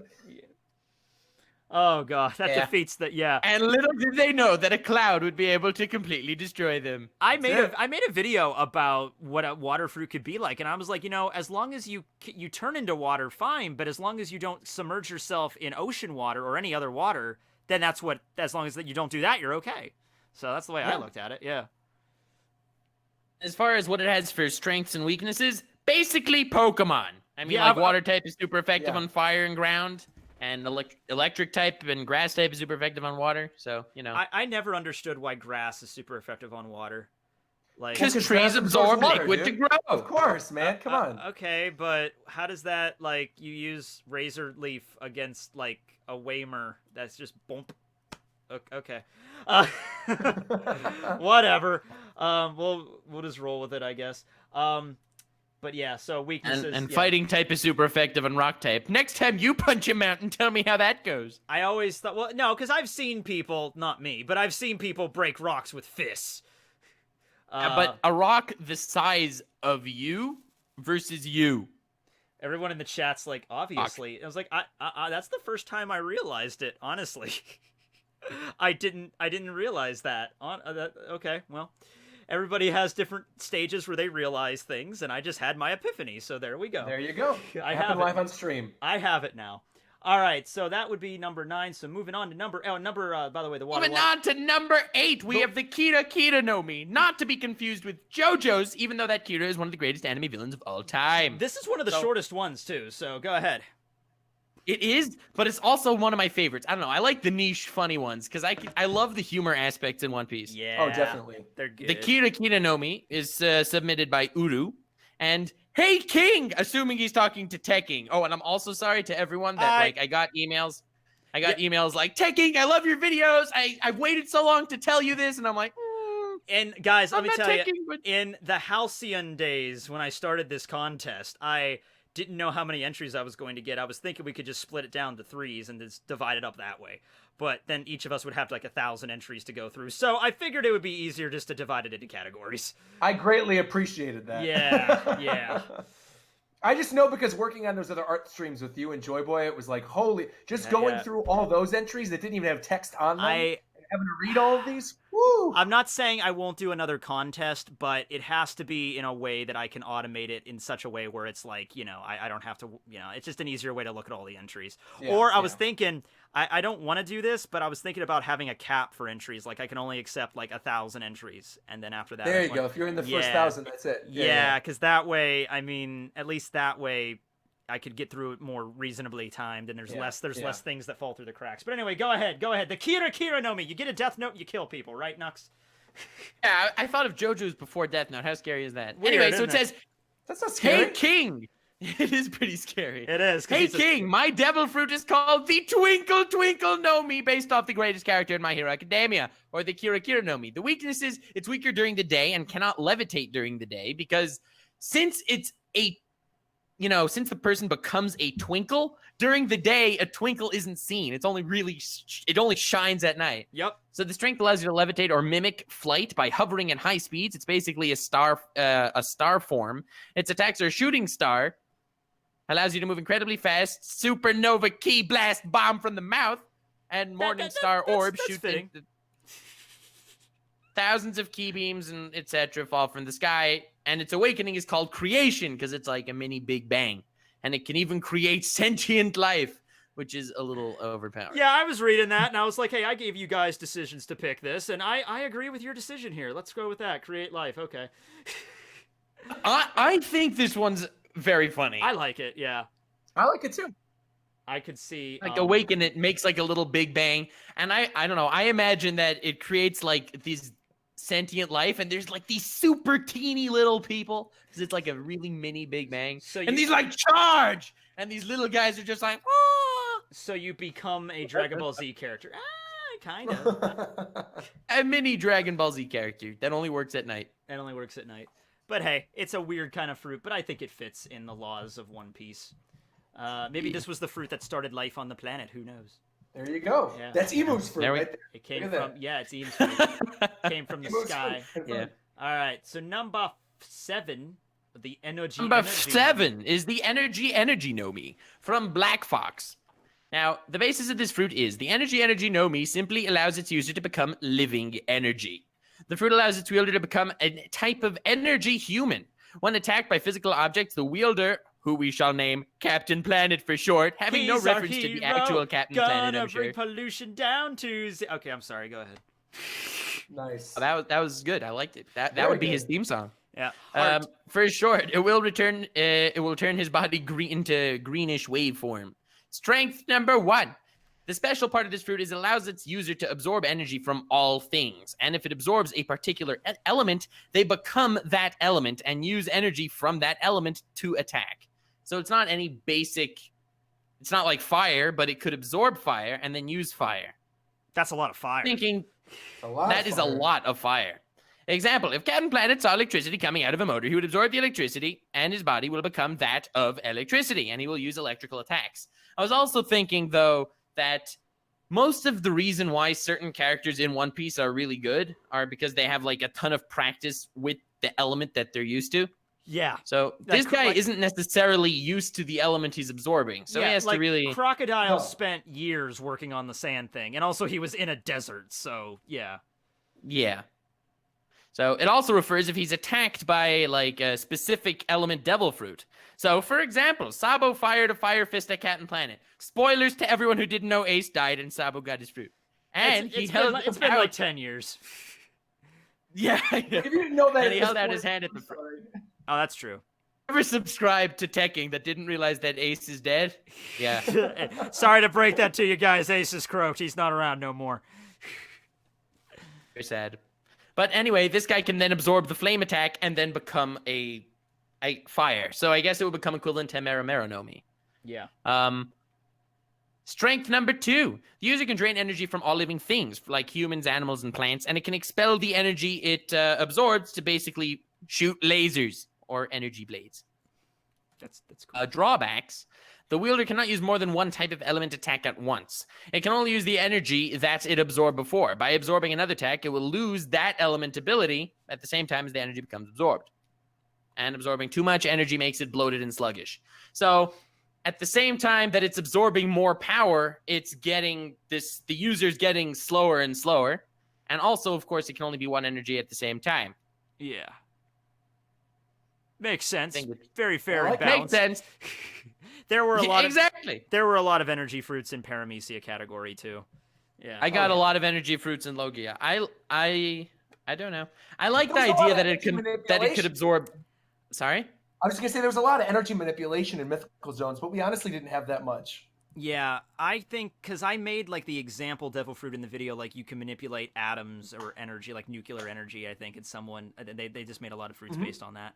So I mean, it's a cool idea. Oh man, look at the chat. The chat's going crazy that Ace is dead. Sorry guys. Nux for president though. So are you running in? Oh wait, no, you're Canadian. You can't be president.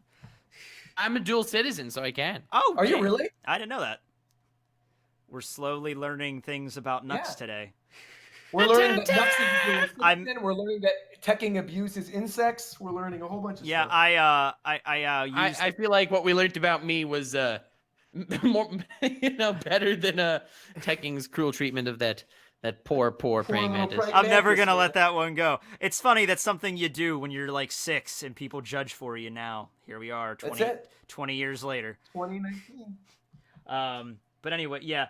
In any case, so this guy can absorb powers. So he's only as strong as the Mera Noemi while he absorbed fires, and he can only do one at a time. There was any case, there was one in the Paramecias that worked kind of similar to this, like absorbing things, and I'll show you when we get to that. But yeah, pretty basic idea. All right, so basic idea. 6. I mean, most Logias are more on the basic side. Yeah, because just by their nature, it's like you turn Yeah. into an element. That kind of like there was actually a lot of entries though. There were like 400 something entries for Logia. I'm sure there was a lot of Yeah, ones. but I mean, out of the 3 types, I mean, like Logia, Paramecia, and Zoan. Like Zoan altogether had a lot. yeah, Oh yeah. it did. Paramecia did too. I mean, Yeah, Logia was the smallest. Yeah, Logia wasn't the smallest. Traditional Zoan was the smallest. If you What want was to that? That's because you split Zoan into 3 parts. I had to, otherwise it would be like. Well, actually, I guess it wouldn't be too much bigger. It would be like 700, but I was one different categories. How many Paramecia did you have again? Something like 2260 Oh my god, man. or What something the like that. heck? Yeah, that was an adventure. I don't look forward to doing that ever again. Yeah. Me too. So that's why I'm thinking I might set a cap next time I do this. Yeah. All right, Nux, number 6, hit us. Alrighty, number 6 is the Boom Boom fruit from Wale. Because it doesn't turn you into fire or anything like that. It turns you into an explosion. Yay! Unlike Mr. 3 Mr. 3 can explode his body parts, like his boogers and whatever. It's Mr. This 5. guy becomes an It's Mr. 5. It is Mr. 5. That is a typo. I will fix that right now because that's gonna bother the chat. All right, go ahead. Oops. You're right. I like Mr. 3. I'm sorry for mixing you up with Mr. 5. No, it's fine. You are way cooler. But in any case, it's like, Bakugo can make explosions. Yeah. He makes explosions. Like, I don't know anyone that becomes the explosion. I think that's really cool. Just skip. The user becomes an explosion man. He can let the air around him or himself explode without any harm to the user like every other Logia. It can enhance his punches and kicks, making them move faster. He can send shockwaves and maybe even nuclear explosions. So, of course, we had to throw in the slight little piece of OP-ness Yeah, like over maybe there. he could do this. We don't know. He can. This is with... Technically, it does say with enough training. Yeah. And as we know, there's never enough training. Not to master the nuclear bomb. Nuclear bomb. Yeah. So anyway, unique strengths. He's able to instantly counterattack with hits with just an explosion on the affected part of his body. Like you punch him in the face, his face blows up. There we go. And he can also fly by creating explosions under his feet, Iron Man style. Yeah, Iron Man, or even Bakugo in that he's sense. That's yeah. But he doesn't do it with his feet because, Oh, I guess he has. Anyway. Yeah. He can only do it with his palms, but yeah. because he has those special gloves that for whatever reason don't burn. Now that they have explosion-proof gloves that he wears. Anyway, Art is an explosion. an explosion. And in the spin-off, we have fart is an explosion. Unique weakness. No oxygen means no explosions. So if anything would remove oxygen, he can't create explosions. So it's funny because that's like, in space, the guy can't make explosions. Yeah. Right. Or like that episode of That JoJo's. limits things. That episode of JoJo's where Kira can't do his explosions either because it's in a vacuum. That was something that was like different. Oh, Kira is such a good character. Oh, he man. is. He really is. Love him. I mean, Anyway, don't look up to him as a role model or anything, but he's an interesting character. He's a freaking serial killer, but Such an interesting character. yeah. Anyway, he can fly. What was it? Oh, yes. So he can't create explosions if the body part is wet. I mean, I assume that's any liquid, being that he's specifying it is supposed to just, seawater. To be trained enough to create special explosions that even work when he's wet. And of course, he has the usual weaknesses. And he says, imagine a devil fruit that looks like Bakugo's hair. I am envisioning this. People in the chat are saying that Caesar would be a hard counter to this. Honestly, yeah, he would be. Because either Caesar could just take the air away, or he could just, make, him combust himself, so. Yeah. That's true. Let's see. I first misread this as, like, this is an Elvis fruit, like it turns you into Elvis. No, it is not an. That would be more fruit. like in the mythical zone That's category. right. That's right. He's a legend. I turn into the king, baby. But no, it's just the name of the person or the username of the person that sent it in. Elvis fruit. All right. So this is the Earth one. This is the obligatory Earth fruit that has to exist. Right. Yeah. So the Tsuchi Noemi. General abilities. You can throw rocks. So the reason why I actually included it is because he specified that it's not just Earth that this person becomes, but it's also mass. Yes. So I thought that was pretty cool. It can make localized earthquakes depending on your skill level, although not as powerful as the Quake fruit. But I like how he said that it to your form without giving up mobility, like Ant-Man style. Very nice. I thought that's an actual, and you can also expand your mass, make your mass less, and just I like that one because there make it isn't a straight up Earth Logia yet. There's Pika's the closest you get. Yeah, I mean, a lot of people are assuming that Green Bull's going to have some type of nature power. Yeah, but even that isn't really this. No, we don't know. Yeah, I liked how it wasn't just like he can turn into rocks and then throw rocks at people, and that's his power. I got those. I'm sure you did. I got a few of them. I'm sure you did. Yeah. I'm sure you did. But I got Earth fruits that turn you into planet Earth. Like cool stuff. You turn into the Earth. Okay, well that's cool. We don't actually know the name of the planet that One Piece is on, so there you go. Oh man, what about the Woodwood fruit?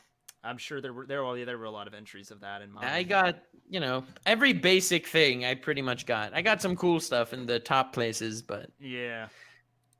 So it says you can also become an island human. So that's like an island in human form. Yes. And retain your own magnetic field, so it would register on log poses. Oh, I was thinking, cool. Oh, what is really cool, since your mass, compact your mass enough, you get your own gravitational field. Holy shit. Oh, okay. So Pain's power from Naruto. It's not on that level. But it would still be you would have some sort of gravitational pull. That alone, Yeah. Right. Pain's power from Naruto would be pretty overpowered. Yeah. I remember that was actually... It says unique strength. Go ahead. You were saying so? No, go ahead. It said its unique strength was it can be used to house life. Personally, I would go for a garden, housing and nourishing special plants inside my body for various purposes, kind of like Usopp's pop greens. I like those little... Yeah. Little... So unique weakness, the earth fruit can only replenish or gain mass while you are touching the earth. You cannot generate your own mass. And if you manage to keep the earth user off the ground to tear apart the mass that comprises their body and whittle them down and capture them. Captured. Because they become like earth and dust, I assume. But they can only work while touching the ground, which is a massive weakness. I mean, on a sky island, they're standing on clouds, so they don't have most of their powers. Yeah. I thought that was cool. Yeah, power of the Tsuchi. But not Sushi Shushi no Mi model Elvis, but something pretty damn close. I love that Elvis idea. I wish someone actually submitted with the Elvis idea. Yeah, that would have been cool. I'm the king, baby. All right. Ryushi. Right. Oh, okay, I remember this one. Yeah. The Ryushi Noemi from Kevin. And this is the particle fruit. So it is slightly overpowered, as I'm sure you can guess. No, I'm Logia sure. has many amazing abilities. The user has the ability to control electrons, protons, and neutrons at will. And it's only limited to the user's intelligence in terms of physics and chemistry. So it's like kind of, in Full Metal Alchemist, this is what I immediately pictured. Yeah. Like Ed's alchemy, like he can manipulate like different elements and stuff. Yeah. So... But he's only as good of an alchemist as he is because he understands the structure of everything he's exactly. That's a big part of that series. Like you can't just touch something and just turn it into a spear. You have to know what the chemicals are that you're breaking down and putting back together. Yeah. Exactly. So the ability for the fruit is to change a material's subatomic structure by being able to change the number of protons, electrons, and neutrons that are in the material. Like, the famous turning ore into gold or whatever? Lead into gold, yeah. Thus changing what the material is. The ability to create magnetic fields by spinning the electrons, the ability to create electricity via the electrons, summon lightning by positively charging an area. Since it's a Logia user, it'll be able to move almost as fast as the speed of light via the electrons. And I never like speed feats. Like, when there's actually someone that says, oh, this guy moves light speed, I always take it with a grain of salt. I mean, we have Kizaru too, so Yeah. it's like, it's not. And you have people blocking Kizaru's attacks also. Right. Flies at Marco, and Marco blocks it. It's like, So oh, that means Marco block can the move at speed of light light? speed. Exactly. Right. Exactly. So take it with a grain of salt. And also, maybe he is light speed. Maybe everyone's light speed in One Piece. There you go. That's it. Everyone is, yeah. That's So hey. due to our understanding, sorry. No, nothing. I was just gonna say, like, yeah, they might be moving it, like, the entire planet might be moving super faster than ours, like, because we may have, like, 1,000 miles per second, might be rotating super, super fast. We don't know, man. I mean, like, Seth in his recent video on Luffy, he pointed out that, like, what's his name? Foxy. Foxy. Yeah. Foxy shoots photon beams, and photons are light particles, so that moves at the speed of light, and Luffy could dodge them, and this was before hockey, so that means Luffy before hockey moves at light speed. Pre-observation, yeah. Yeah. So, pre-hockey, so there's Luffy at light speed, so it's hard to... That's how that works. Anyway, due to our understanding of electrons and quantum physics, he can teleport. So even though electrons don't teleport, they just, they fade in and out. Yeah. Oh, well, yeah. They do that thing where they can, like, end up one spot on the other side of the molecule, and, the atom. Yeah. So this person can do stuff like that, too, occasionally. And its natural weakness is the rubber fruit, because he can't use electrons over there, because, Yeah, there's no stuff. There's no electrons on the atoms when it comes to rubber, probably. Yeah. Yeah. Look, I have a feeling that he's not a physicist. Yeah, it's cool. It's fiction. It's the realm of fantasy. It doesn't matter. Yeah. Yeah. But I thought it was cool regardless, turning into particles and stuff, Pretty cool. Yeah. Next, from Roy, not to be confused with the Roy from Full Metal Alchemist. Yeah, I was just thinking of that, yeah. A lot of FMA references. Oh, there's an accident somewhere. Who died? Accident. Oh, okay. In the What background. happened? Did somebody kick another praying mantis? No, I hope they're all right, yeah.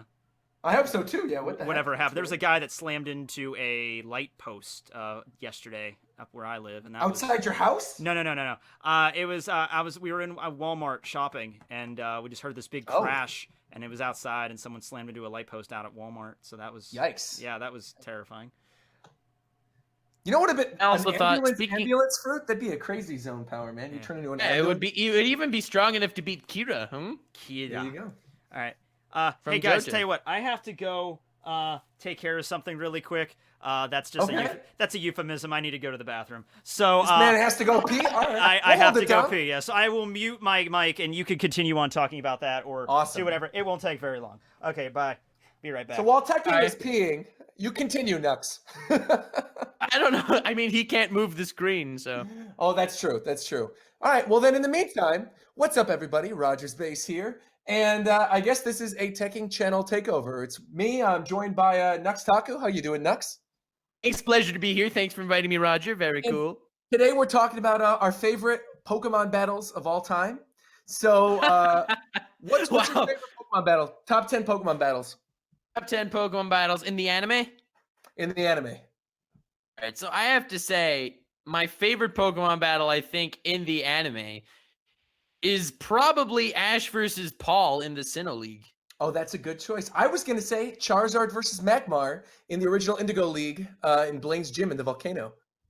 Hey, that was also a pretty sick fight. That's a good one. That's a good fight. I'll tell you one that was terrible. The Tobias fight with Darkrai and Latios, where he ends up having to fight Ubers. That was crazy. What? I didn't see that coming. I don't know. I really wanted him to win this Sinnoh League. Yeah. No, I'm trying to think of what are some other really good Pokemon fights. I mean, It's funny because a lot of my favorite fights in Pokemon, the stupid one-off fights that didn't really mean much, Right. but I thought were just cool. Like, I'm pretty sure there was one fight, Rosalia versus a Dusclops. I thought that was a sick fight in Hoenn. I'm remembering one I really liked. Heracross versus Cricketune was definitely awesome. Valentin in the chat brought it up. That's actually a good one. So, Tekking, what is your favorite Pokemon anime fight of all time? Charizard versus Magmar. Yo, look at that! Yeah, that's what I said too. Good choice. That was the most obvious one that popped in my head. A second one was the one I guess Haunter when he fought against Sabrina, but the Charizard is the immediate one that pops. That's also a good call. Yeah. I was thinking Psyduck versus Team Rocket. Oh yeah, that's a good one. Which time did that happen? A lot. Yeah. Wasn't it like Meowth versus Brock, where Meowth couldn't hit it? Like Versus Onyx. And he took like the water and he threw it on top of Onyx and started scratching him up. I honestly wanted Meowth to act like an actual Pokemon every now and then. Every now and then, Meowth would be like, "Oh wait, I know Scratch and I know Bite," but it would never work. Sometimes I wished it would actually work. Like, you are a Pokemon, idiot. Like, come on, let's do something here.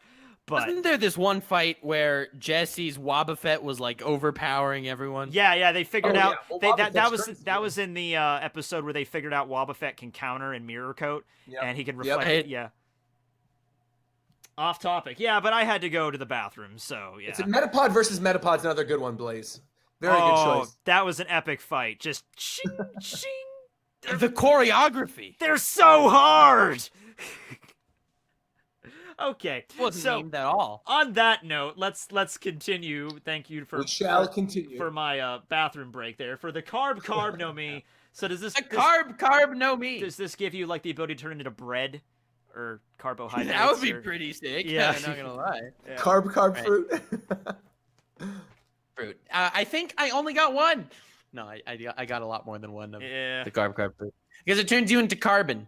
1% of as opposed to like carbohydrates. Yeah. Then 1% of the user's body is retained as their essence because just carbon is not alive. I don't know why this was a requirement because like if you could turn into fire, you could turn into carbon. I mean, why not? But anyway, they could turn their body into carbon dust, various forms of carbon like diamond, gasoline, graphite, coal, carbon monoxide, etc. I didn't even know all those things were made of carbon, especially carbon monoxide. Oh, you want to know? I had no idea carbon monoxide was made of carbon. You want to know something else that's going to trip you? We're made out of carbon, Nux. I know, that was mind-blowing. So technically, we all have the carb Noemi. Basically, yeah. Incredible. That ability was uncovered under years of research. So then there's like some backstory, like the current user is the 25th estrayed daughter of the Charlotte Linden. I mean, why not? Looks like Tashigi, because why not? I like getting these every now and then. Yeah, like the little fan. Same stuff. here. Yeah. Dreams of becoming a normal human as she was forced to eat the devil fruit after years of research, or as I would call it while reading this, after years of research. People who pronounce it research are cooler people in general, not gonna lie. They are. She's come to the conclusion that with One Piece holds a special type of carbon that would give her a normal body with a beating heart. So become inspired and set sail for her dream. Random fact. Anyway. So the human form is a human with no warmth because it's carbon. In martial arts, that's the human, not the carbon devil fruit. The devil fruit itself has a diamond form, a gasoline form, an electric form, and then rage mode just uses everything at once, and it breathes carbon monoxide, which is poisonous to breathe. So I thought that was actually a cool fruit because it uses various forms of carbon. Yeah. And it's one of the most abundant elements in the entire universe, so that makes sense. Like, I think how it goes is on the periodic table, like hydrogen is the most abundant, and helium is also abundant, but I think it's carbon and silicon are also really abundant as well. Yeah. So that's why carbon-based life is a thing to begin with. So, yeah, pretty cool one. So, number 2. The silver metal, the second place of the Logias. It allows you to turn into a guy named Jack. It allows you to go to a guy named Jack, who is the weakest pirate in all of One Piece, right, Roger? Hey, how about you shut your mouth, you pathetic weed? I'm gonna have to. Jack Smash, you can't be telling me I that might- Jack the Drought is not the greatest character in all of One Piece. How dare you, sir? Truly, how I'm not gonna dare lie. you? I think that Helmeppo with his hammer gun would beat Jack the Drought. Unbelievable. I'm gonna have to Disgusting. do another contest after this to figure out if that's true or not with the Jack thing. But I'll see what I can do. No. Jack would 100% defeat Helmeppo with the hammer gun from 4Kids. No question, man. It would not be an easy fight, though. Even Nah. you have to admit, Nah. Helmeppo would Mammoth put Boys up. for life. I'm seeing the Mammoth Boys in the the chat. I hammer see that. gun- Mammoth Boys for life. The hammer gun does have hockey and conquerors, but I don't know if. All right, chat. Let's see. Can we get some Helmeppo fam in here? I'm seeing a lot of Jack the Jobbers, or a lot of them are in the chat. I see Jack is whack. Jack Let's the get some Jobber. Helmeppo fam. Whatever, Helmeppo man. fam Mammoth versus Boys. the Mammoth Mammoth Boys. Hold Boys. on, I'm making a poll. Hold on. That's right. We're Make gonna a have poll. to do it Make a like this. poll. Who will win? Will it be the memes, or will it be Jack the Drought? That's crazy, man. Helmeppo, that hammer gun, do you even understand what it could do? With using the right amount of hockey, he can launch that hammer, a spring-loaded hammer, into his opponent, shattering their very reality. We got Helmeppo slaps in the chat. Thank Okay. you, Jack. Okay. No. There's no way. I'm telling you right now, Sanji would take out his lollipop, imbue it with armament hockey, and then stab Helmeppo in the face. There's no way in a million years. Jack the Drought, more like Jack the Drowned.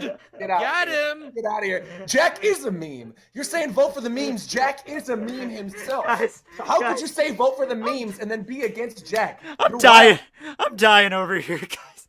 That's crazy. Oh god. That needs to be its own thing. You and Nux need to get together, Roger, and just do a video on this. This is No, great. I'm not talking to Nux anymore, man. Oh, I'm not- okay. Oh. We got bad This is blood now. over. He That's it. insulted This is Helmeppo. Oh, my unbelievable, God. man. Get All right, Helmeppo all out right. of here. Probably the saddest backstory in all of Here, One well, Piece. to bring it back, what we'll all agree on is Bocce beats them all, right? I made Bocce, the bug that was in the soup in Baratier, beats all of them. All right. Or the Bocce mosquito. number. I don't know. I want to throw in the mosquito from One Punch Man too. I don't know. I think he Oh, has the a fair mosquito shake. from One Punch Man's a good choice too. I think like he that. has a fair Bocce shake. and the mosquito. There you go. So I added a poll on the contest. It's if you refresh the page, it should be up there. Let's find out who wins. I'm on Team Helmeppo here. Yeah. I Team mean, to be Jack. fair, the mosquito from One Punch Man is overpowered. So Yeah, I it would agree. probably- Yeah, I there's agree. no way that could possibly. Yeah, not even fair. Tekking is so cute. He's Where's like, this- "Oh, thank you. Where's the? All right, so right now we have Jack the Drought at 12%, Helmeppo with the hammer gun at 87%. That's so disgusting. Thank you. I love you people. Thank you for understanding. I don't the know how many reality of votes One this could Piece. be though. It might only be out of like 3 or 4 votes so far. I don't know because That's wild. you have to refresh the page in order to see it. That's But wild. Refresh the page and I still don't. oh my god! All right, so the Jack, I mean the Muko Noemi, go for it, Nux. While we wait on the poll. Oh, hold on, I can't get to the poll. This is so sad. Can't you see it? Did you refresh the page? Yeah, I don't see it either. Yeah. It should be. I don't see it. It should be in the iCard, huh? There Let me are, see. well, there Everyone's are, saying, "Where's the trouble?" well, there are people Oh, in voting. the There are people. Hey, voting. it's in the iCard. I That's didn't what realize. yeah, that's how. Where do you see it? Hold on. What do you Top mean? right, but I don't. Ladies and I'm gonna vote. I'm gonna Oh, also yeah, vote yeah, for I see it. I Helmeppo. see it. I see it. Hell yeah, Yeah, I'll vote for 81%. Jack, man. Yeah. That's wild. Thank you, everyone, for finally understanding. You guys Helmeppo are crazy. is in the top 5 in the verse. Okay. Put it Unbelievable. in the chat. I can't put it in the chat. It's a poll. It has I to don't even be, know Helmeppo's. It has to be through the iCard. Yeah. Man, whatever, man. I'm gonna sit over here with my girlfriend and be happy because that's crazy, man. That's about right. That's crazy. How could you, Helmeppo? I don't know, man. No.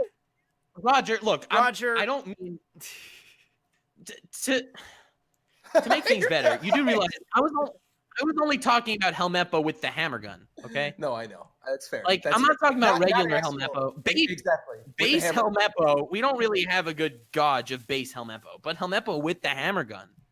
This man said, "There's no way Roger is single shaming. Get out of here, man." Did No, I didn't take it that way. You're fine. I don't know. Nux, Oh, I was didn't gonna get it. say, why would you? Yeah. Nux, do you have a girlfriend? Oh wait, you're dating Lord Twigo, right? Okay. There you go. Right, I was right. gonna say Lord Twigo. Yeah. Yeah. Lord Twigo counts. Also, Tekking, you have many a girlfriend. All right, so Oh You yeah, got I have of many them. waifus all over the place. Multiple waifus. You're good. I have a closet full of nothing but dakimakuras, so we'll be good. Hey, When Roger said that he was gonna sit there with his girlfriend, I thought he was like, I didn't realize it was an insult. I thought he was saying. I wasn't going to say it was not an insult. No, I'm saying she agrees with, Reagan agrees with me. While she tries to console No. She agrees with me that Jack takes it. Okay. She agrees with me. Jack Well, the Reagan. It appears as though this voting system is on my side. Reagan does cosplay, so therefore she's better than all of us. So that's true. Therefore, That's true. She's and she was also the 40th president of the United States of America. So that's true. Yeah, that's true. Yeah. I guess we lost to this one. All right, we all lost. We all lost. That was a good sidetrack. See, I don't care about tangents with my streams. I like that's where most of the fun parts come from, you know. So of course, yeah, tangents are the way to go. But anyway, we'll check that poll periodically as we go through this. But go ahead. But just remember that he has a hammer gun. Okay, he does have the hammer gun. That is true. I forgot about that just now, but I just remembered. So we're good. Just reminding you. All right. Yeah. Anyway, number 2, we have the Muko Noemi. This is how it started. It was submitted by Jack. We can get past this sentence. It is possible. All right. So the English version of the Muko Noemi is the void fruit. Yes. The user gains the ability of nothing. In other words, he has no powers. Or you could look at it in a whole different way and say that he has the ability of nothingness. You know, from the never-ending story? Yes. Yeah. I do. Never-ending story. He can turn into nothingness, avoiding all attacks. He becomes invisible and can pass through walls or anything else. He can disintegrate anything into nothingness with a touch, and even from a distance. The disintegration speed depends on the personal power, of course, just like, you know, everything else. This is a little So edgy. basically he touches, it's pretty edgy. It's a little edgy, yeah, but it's cool. Yep. And anything that he passes through, he can also like disintegrate, like people or whatever. But of course, Haki would block this. I mean, I assume. Yeah. He can fly with extraordinary speed and even teleport, which is broken. His awakened power is he can make himself disappear from people's memories, be forgotten by the world completely. All records of his existence will also be ignored or removed. But that's awakened, and we don't know if awakened Logias are even a thing. So, yeah, anyway, they probably are. His unique strength. Logia is the most intangible Logia there is. Wow, that's pretty. But intangible. I assume Haki will still. Yeah. That's very on a scale from 1 to 10. That's at least a 9 on the intangibility. On the intangibility scale, yeah. Which is a totally real thing. The only weapon in the One Piece world, as far as its unique weaknesses, the only weapon in the One Piece world that will demolish it in one punch is Helmeppo's hammer gun. And it also includes that if you eat the fruit, you only have 10 years to live. Time travel in any form of immortality will not save you because the fruit can... That's a strange condition, but okay. It explains why. It's because the fruit consumes you into nothingness. And not even your body will remain. But it takes 10 years. It takes 10 years because it's very slowly consuming you. If you're 85 years old, right, and you're like, you find this devil fruit, I mean, I would eat it at 85 to then have control over voids for 10 years of my life.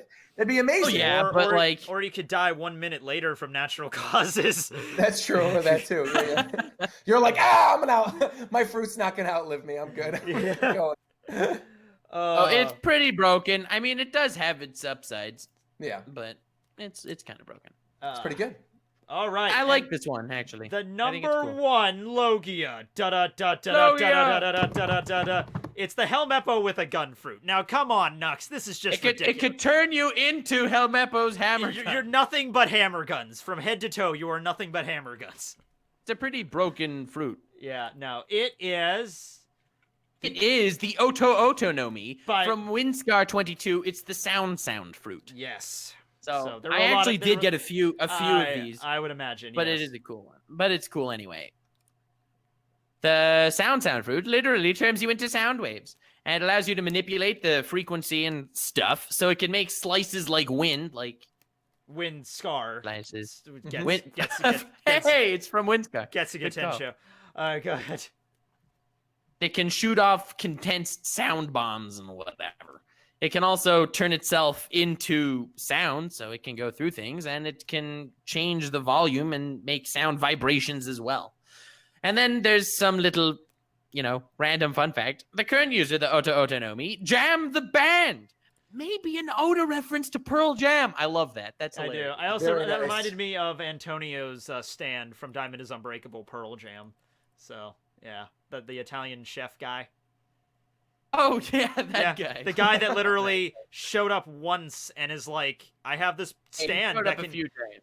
I think. But yeah. I don't think he ever fought or did anything meaningful. Oh. Yeah.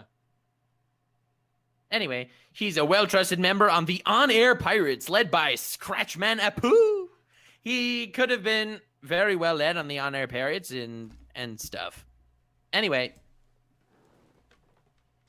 he uses the sound bombs as a diversion. He throws them in, but this is all based on personal,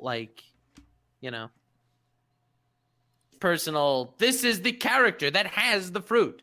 But as far as the fruit itself, I think it's really cool. It's a sound-based one, yeah. I like too that its natural enemy is Corazon's old devil. Yeah, fruit, right? I read that. We talked about that earlier. Yeah, that was a cool one. Yeah, how it's immune to it can make soundproof bubbles and things. Yeah. Yep. Things that are soundproof aren't affected by it. Yeah. You're doing a great job. I think it's pretty Nux. cool. Thank you, random person, David. His name is David. David Wilson. Thanks, David. Thanks, David Wilson. Very cool. Yeah. This isn't an OC contest, it's a Devil Fruit contest. Like I said, you can enter in, some people sent in their stuff. I mean, there's no rule against it, yeah. Yeah. Maybe I will do an OC contest someday for one. Are we getting Fs? No, we're good. No, we're good. We're good right the now. chat's slowed a little bit, but we're fine. Yeah, that's a good sign. We're holding. If the chat's slower, that's good. We're holding steady at a good 4,000 right now too, so that's pretty good. Yep. So, by the way, the current poll is 27% Jack and 72% Helmeppo with the hammer gun. So, look at that reversal right there. Yeah, you're still losing. 27. Honestly, I think I'll take it. The 27% that voted for Jack the Drought, they don't realize that Helmeppo has the hammer gun. Okay, now we're crashing, but it's all right. Oh no! Well, see, that's what happened, man. You guys are joking about Helmeppo and Jack, and then suddenly the stream crashes. Helmeppo's strong enough to destroy our screen. Yeah. Well, I guess, hold on. Well, let me, actually, while we're crashing and the world is on fire, let me go pull up all my Paramecia shit. There you go. Pull it on up. Yeah. And then we can have everything ready by the time we come back. So, yeah, we basically just got one more category left because then we'd have just the grand prize winner, which is, of course... I'm so excited to talk about the grand prize winner. It's so cool. Quetzalcoatl was pretty cool. Pretty awesome. Oh, it's so cool. Okay. In any case, now that I've finished up the Logias, I wanted to thank everyone that submitted Logias because there were, even though it's probably the hardest type to be original with. I mean, they're all basic, basic elements or whatever. Yeah. But I don't know. I enjoyed them. Oh wait, well we're still Tekking, very cool. We're still stream is still down. Yeah. It's still I think rather it was back up briefly, but then it just immediately died again. You're probably gonna have to re-upload this. Yeah, unfortunately. that's all good though because I have it, and at least exactly. Let me actually hold on. Let me double check really quick to make sure this is being saved. Every other stream I've ever done in the history of Forever gets saved, but just to make double sure. Yeah. Not that I could do anything about it now anyway. Oh my God! Please tell me. Yeah, it's being saved. Yeah, it's being saved. It's being saved. Holy mackerel! That would have been terrifying. Yeah, Tekking's volume is really low. In worst case, we can always do this again. I don't know. I don't know why my audio apparently is lower now because I didn't touch my mic settings at all. So. Neo Hunsa in the chat says, random question, were some fruits under a category like Logia but felt more like Paramecia, so they changed? No, it was you would submit for a category and then you were entered in that category. So yeah, but I did get a lot of Logias that were not really Logias. I got a couple ancient zones that were classified as mythical, and so you basically had to go through and be like, okay, which one does this one fall under? Yeah, I had to do that too with zone and tradition. So I didn't include, if I got a Logia that was, it sounded a lot more like a Paramecia or whatever, I wouldn't include it. Yeah. I mean, I had like that amiibo one, which is it traditional zone or is it like ancient? And I was like, it was in the ancient category, and I was like, yeah, okay, I can see that, so I went with it. I thought for a second you said amiibo, and I'm like, the amiibo no me. Amiibo no me. Turned into a little Mario statue. Yeah. And then I realized that there is no. I made a joke about this on the stream last night. Like, there is no book you can buy. Like, here's how to judge a devil fruit contest. No, you know? no. Like, no. make sure to follow the rule that this type of I think fruit on the whole, I think we did a pretty good job, though, because we had to filter through every single category, and then look at ones that were unique. I was so nervous about this because it's like, this is the largest contest I've ever done. Because when we did the Green Bowl contest, that was like 500-600 entries, but they were all artwork entries. Oh yeah, it was quick. A lot easier and a lot different than that. I knew because there were just so many moving parts in this that things were going to fall through the cracks, like that one entry that has over 3. I'm like, oh, damn it. And now I'm second guessing, like, oh, crap. Did I check to make sure they all had 300? So I'm like, damn it. But I knew that some stuff was going to go wrong with this, but the best I could say is at least learn from your mistakes, I guess. And next time I'll try to figure out some more effective way of presenting the, entry. Maybe even setting up a website, just like a Weebly website or something, catered to just solely entering contest entries. And then maybe I could just set up something through the website. Like, I'd have to talk to one of my IT friends, one of my web design friends, that could be like, okay, we could set it up so it automatically scans the entry for this, and this, and this. Because sending them to my emails directly is getting kind of too much I can handle. But anyway. Getting Fs. Yeah, we're getting Fs again. All right, so I'm going to just go with Paramecia, and if we can always just, fix it later. So that'll be fine. I don't want to lower the bit rate, because if I lower the bit rates, then the actual recording will be lowered as well, and then that's not going to be looking good. What is our bit rate right now? Our bit rate is 700, which isn't the greatest, but it's as best as I can get it. Okay. So, this is the first entry in Paramecia. It's number 10. It's the Glass Fruit by a guy by the name of Quentin. So, hi, Quentin. How are you? It looks like a cloudberry, and if you don't want to know what a cloudberry is, this is a cloudberry right here. Cloud, make a square shape. Very cool. Okay, your ability is you become a glass human. Your entire body becomes glass that you can shape and control, even being capable of reconstituting oneself if shattered. The main weakness, of course, is sound-based attacks, so the Oto Noemi right there disrupts the user's physical form, sending cracks across their body, even causing pain. The higher the pitch or louder the sound, the more damage they take, and it's harder to reform. Extreme heat and cold can all make them crack, but it doesn't disrupt their physical form like sound does. So sound is like, you're basically like a symbiote from Spider-Man. It's just, sound is not good. When shattered, they can control the glass shards, and using them to either attack or reform. So kind of like Diamond Head from Ben 10, if you know Diamond Head. He could just... yes, I do. Yeah, he could just like a machine gun diamond kind of thing. Let's see. There can also be transparent, allowing light and lasers to pass through them, but not hot enough lasers can cut the user. Their eyes can see things better than a normal person. Glasses become unnecessary. I wonder if the person that wrote this has glasses, and he's like, oh, by the way, you also don't have to wear glasses anymore. When fighting, the user can shatter themselves, creating glass shards by send flying at the opponent. They can also turn themselves fully transparent, making them harder to see, but not invisible. So kind of like an outline. Like, you could definitely see, like a clear, like, you know, like you're looking at a lens. Like, if the light reflects it a certain way, yeah, it's invisible, but other ways you could see it. They can fly as long as there is a shard of decent size on the ground. So kind of like buggies there, but not like fly like to the sky, but fly like float around the general area like Buggy can. Yeah.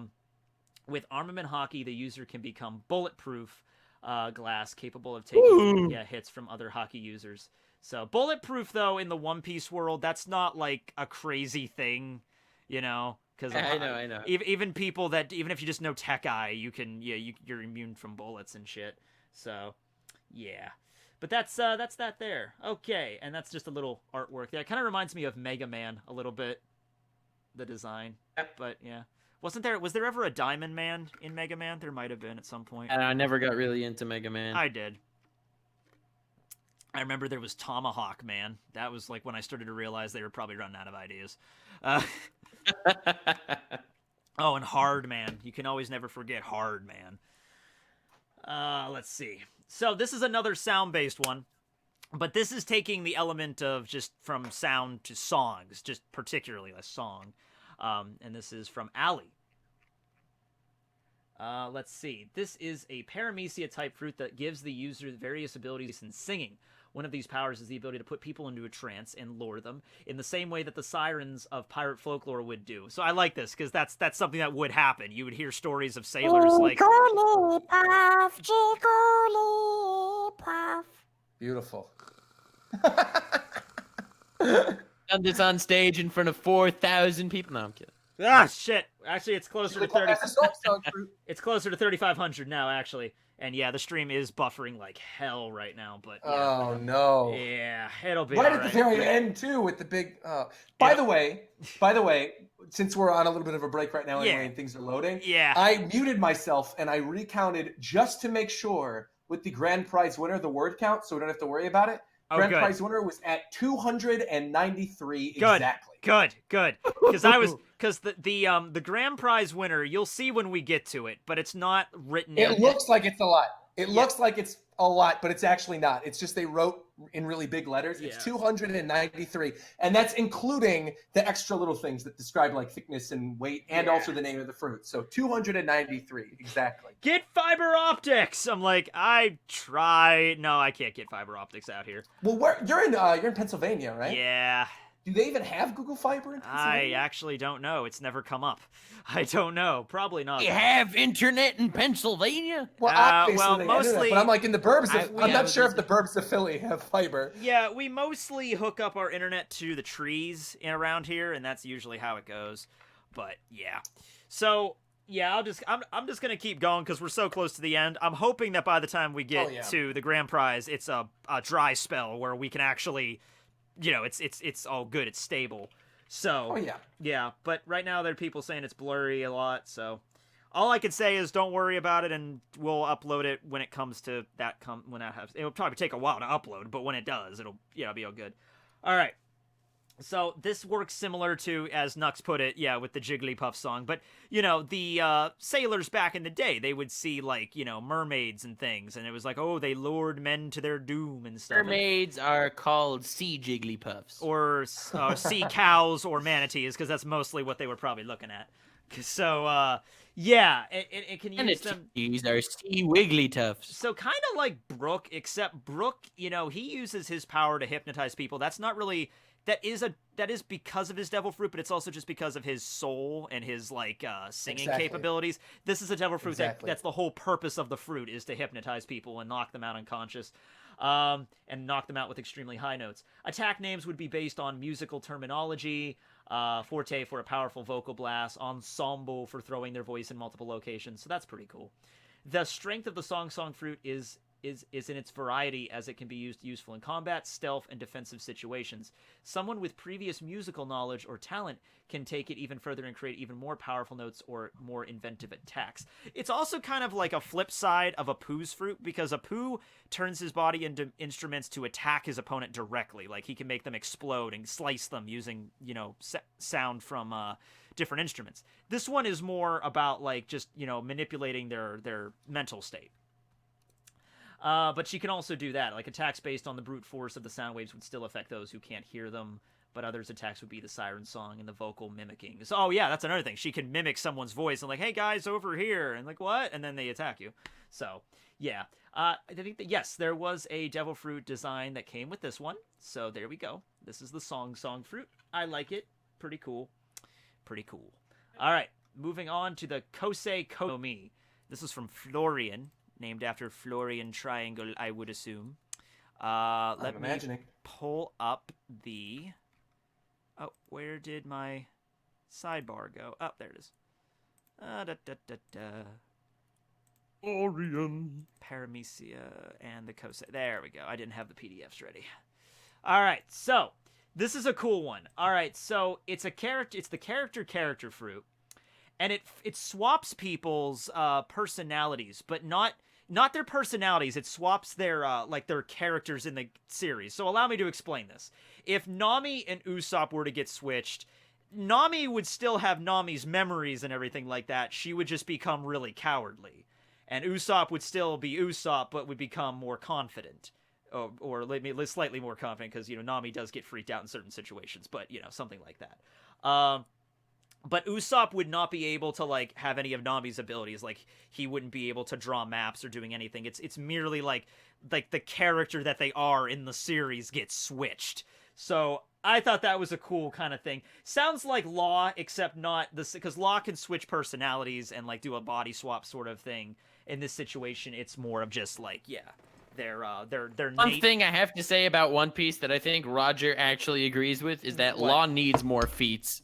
100%. Law definitely needs to do. I think all three of us. All three of us love Law, though, right? I think that's like unanimous. All of us love Law. Law is amazing, and it makes me wonder why he doesn't use those feats more, like the body switching thing. Right? Why didn't he body switch Treble and Dofi and just like, okay, that makes this fight infinitely easier now.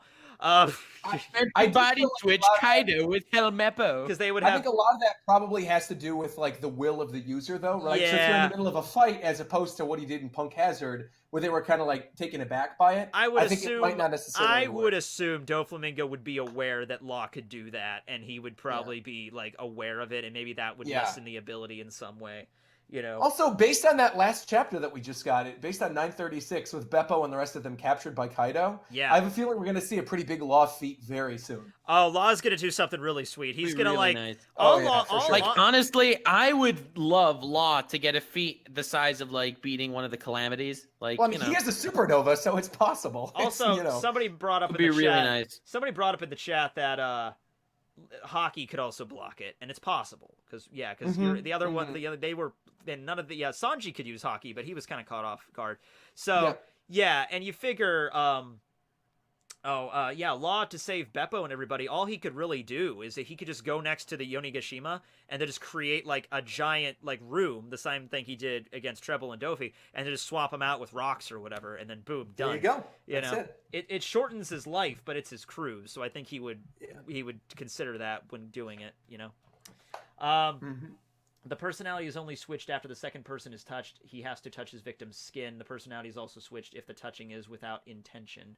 So, it doesn't matter if it's, if you intend to do it or not. The effect lasts, kind of like Dekken's fruit, where he has to touch things. The effect lasts until the user loses consciousness or puts both his hands together, which switches the personality back. That kind of is reminiscent of Bonclay's fruit, that, Bonclay can, like, switch things back and forth with his hands. Like, his hands do different things. If he keeps the personality too long switched, increased by multiple personalities at the same time, he starts losing his own personality. So that's kind of a thing. He can keep multiple personalities, but it starts getting kind of mixed up. Kind of like at the end of Hellsing when Alucard had all these different personalities in him and it got him all messed up. He was like locked in that. So maybe something on a smaller scale with that. But I thought that was a cool power because it wasn't straight up body switching. It was something like kind of a spin on that. All right, that was number 8. Number 7, okay, is the Tool fruit.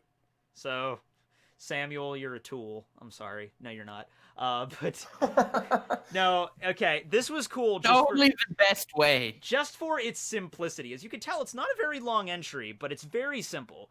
The fruit just gives the user the ability to turn his body parts into all kinds of tools. Now, at first you think, like, as long as he's not turning into, like, nuclear bombs or whatever, like, you have a saw and rulers, and, like, you want to see something tiny, you could pull out a magnifying glass. Just the utility of this, like a toolbox human, you can see a lot of advantages with that. A living Swiss Army knife. Especially if you were a carpenter or a shipwright like Frankie, this would be an incredibly useful power to have. You could turn your arm into a saw and your other arm into, like, I don't know, a drill bit or something, and you could fight that way. Like, it's not overpowered, but you could add hockey to it. No. Like, that would be cool to have.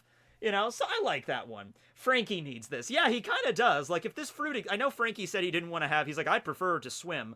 But, if Frankie did ever end up encountering a fruit, he might just go with this one. I don't know. Could save more things in his body. So, let's see. The fruit's special weakness is that while you can turn your body parts into tools, you still need the objects you're going to use them to separately. Oh, yeah, so you can't, like, make, like, your body into an infinite number of nails and then use hammers to, like, nail the nails into something. Like, you have to have them separate. You can also not produce subject matter from yourself like wood. You need to use those things by yourself. So I'm assuming he could make a screwdriver, but it's like it's connected to your body and stuff, and you can't take it off and use it like a normal screwdriver. Stuff like that. awake. You can't pull wood out of your body and build a house with your own body. So yeah, awakened form of this power could be that you could produce tools from other surfaces. That would be cool. Like you're walking around and you step on nails and stuff. Have you ever stepped on a nail? Not pointing up. Okay. I've stepped on many a cosplay pins in my day. That's horrible. When you get a pin stuck in the back of your foot, oh my god. Yeah, I've never stepped on an actual nail, because if I stepped on a nail, I would have to go to like the emergency room for like a tetanus shot or something. But I have stepped on a push pin, like a thumbtack, but I stepped on it hard and it went all the way through. So I lifted up my foot and it's sticking out like the push pin. And this happened. Yeah. This happened when I was also a little kid. I was probably like 10 years old. And I thought I was dying. I thought because there's a foreign object not permanently, but there's a foreign object sticking out of my body. And my friend Ian was in the room, and I'm like, Ian, you have to go get my dad. And Ian's like, Matt, just pull it out. It'll be fine. Like, no, Ian, I'm going to die. You have to go get my dad. Oh my God. And he's like, dude, seriously. And he just pulled it out, and I was bleeding a little bit. He's like, just put a Band-Aid on it. You'll be fine. Question is that the foot that you used to kick the praying mantis? Because if that's the case, then karma. I think it was. I can tell only you, possible solution. I can tell you I kick the praying mantis with my right foot, because that's what my kicking foot is. Whenever I have to kick small insects or relatively large insects, I use my right foot. But I don't know if it was my right foot I stepped on. I seem to recall it being so, though. Yeah, that sucks. Not Tekking's right foot, reserved for kicking insects and small rodents. One nail went through all the way in my foot. Mom was mad because I put a hole in my shoe. Yeah, my mom's done that before. Like, I'll hurt myself or I'll get sick, and she'll be more mad about, like, something trivial rather than my illness. Like, your hand got chopped off and there's blood all over your shirt. Kind of. Like, I remember I had a really bad stomach virus in middle school, and I was it was horrible, just puking everywhere. You're sick, it's this horrible stomach virus, and I'm puking, and my mom's more concerned, like, you're getting it on the sink. I'm like, Mom, oh my god, that's horrible. My stomach feels like I've been in fire right now. Could you just, like, leave or console me or something? And it was horrible. But I can understand where she's coming from. Somebody just, he's like, just use the toilet for the love of God. I'm like, yeah, okay, good idea. So, yeah. Anyway, so that's the tool fruit. Not much really else to talk about here. This is definitely under 300 words. Actually, let me check. Oh, it doesn't say. Oh, no, 133. So we're good. 183. We're good. Okay. So moving on now down to the Genki Noemi. Oh, Genki desu ka? Okay. So, beautiful. Mark wrote this one. And this is also kind of an energy fruit, kind of like kinetic, energy, but it's like different versions of energy. So have you guys ever read Toriko? There's a character named Brunchy in Toriko. Nope. I like that guy's name. Yeah, it is a Brunchy. Because you realize that the last fruit, the tool fruit, you could technically make Helmeppo's hammer gun. Oh my god. Oh shit, that's broken as hell. I gotta maybe take that. Yeah, oh my. I gotta maybe disqualify that one because that's pretty just overpowered, That tool fruit, it's taking it too far, man. I mean, I know overpowered fruits weren't against the rules, but that's just taking it too far, you know what I mean? All right. Like, I don't know. I think that the devil fruit the literal devil fruit that gives you 3 wishes, unless you wish for a hammer gun, it's got nothing on the tool fruit. But anyway, yeah, so this is okay. So Brunchy from Toriko, he has the power to like convert things into energy for himself. Like if he's getting smacked around, he can turn that into energy. He can take the wind and turn that into his own energy. So I kind of saw similarities with that in this. Energy is classified in 2 forms, potential and kinetic, and 10 types. You got thermal, electric, sound, magnetic, mechanical, radiant, gravitational, elastic energy. Ooh, Luffy, you could power an entire city. Chemical and nuclear. I keep saying nuclear, and people's like, why do you say nuclear? I'm like, because that's how I said it my whole life, and I don't really know any other way to say it, and saying nuclear takes too much effort. So, nuclear. The user cannot become intangible in any way, so it's not a Logia. I love how he put that in there. So he's like, oh, no, it's not a Logia. It's different from the other ones. The greatest strength is that the user has the ability to transform in any of these types. into any other one depending on the situation. The person can convert non-destructive forms of energy to destructive ones in combat situations and vice versa. So I would imagine, like, you know, he can convert, like, mechanical energy or light energy. Maybe if he absorbs enough light, he can fire, like, a laser. Not as strong as, like, Kizaru, and it would take a long time to charge, but you could mimic something like that. Let's see here. And also, kind of, you have to be a little clever of this, too. Like, where are you getting this energy from? So it's, like, a little bit of intermittent knowledge of the fruit.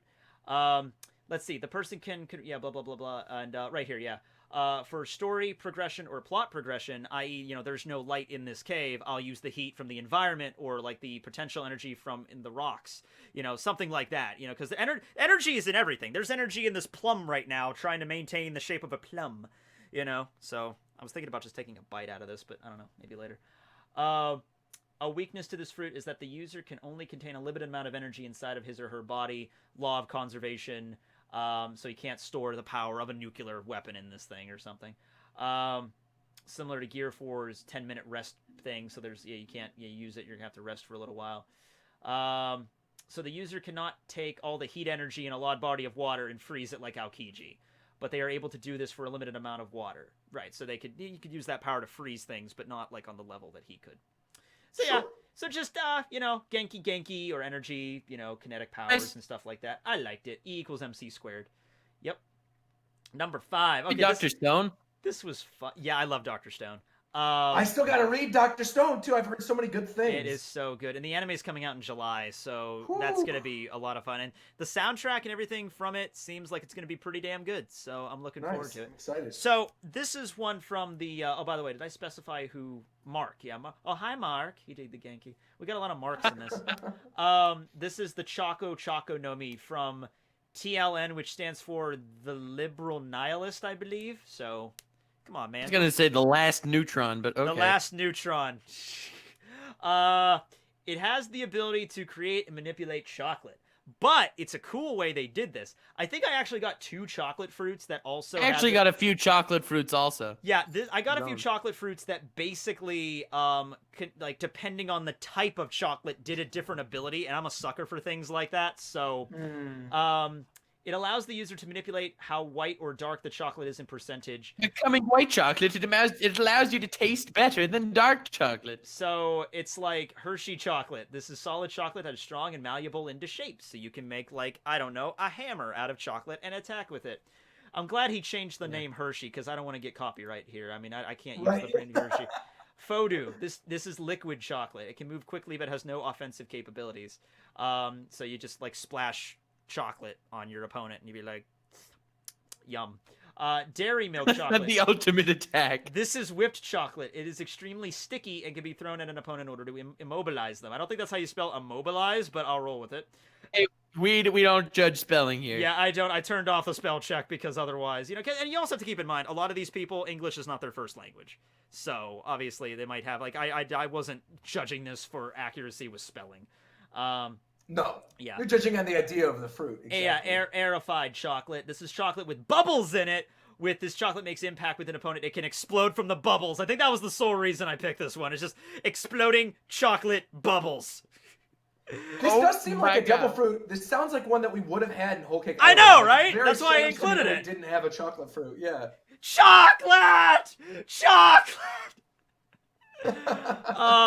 Because if you ever had, I don't know if they still sell them, but for some time there, Hershey put out like an aerified bubble chocolate where you could buy. Oh, it's delicious. Yeah, really the bubble. good. I had a few of them and it was super fluffy. It was delicious.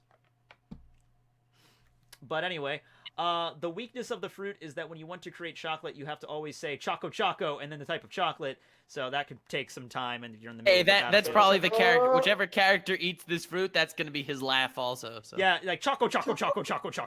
Because you think about if you think about all the weird things, because there are like example, like Bone Clay has to use his hands. Decken has to use his hands. Think about Cracker. Cracker can make crackers, but he has to do the.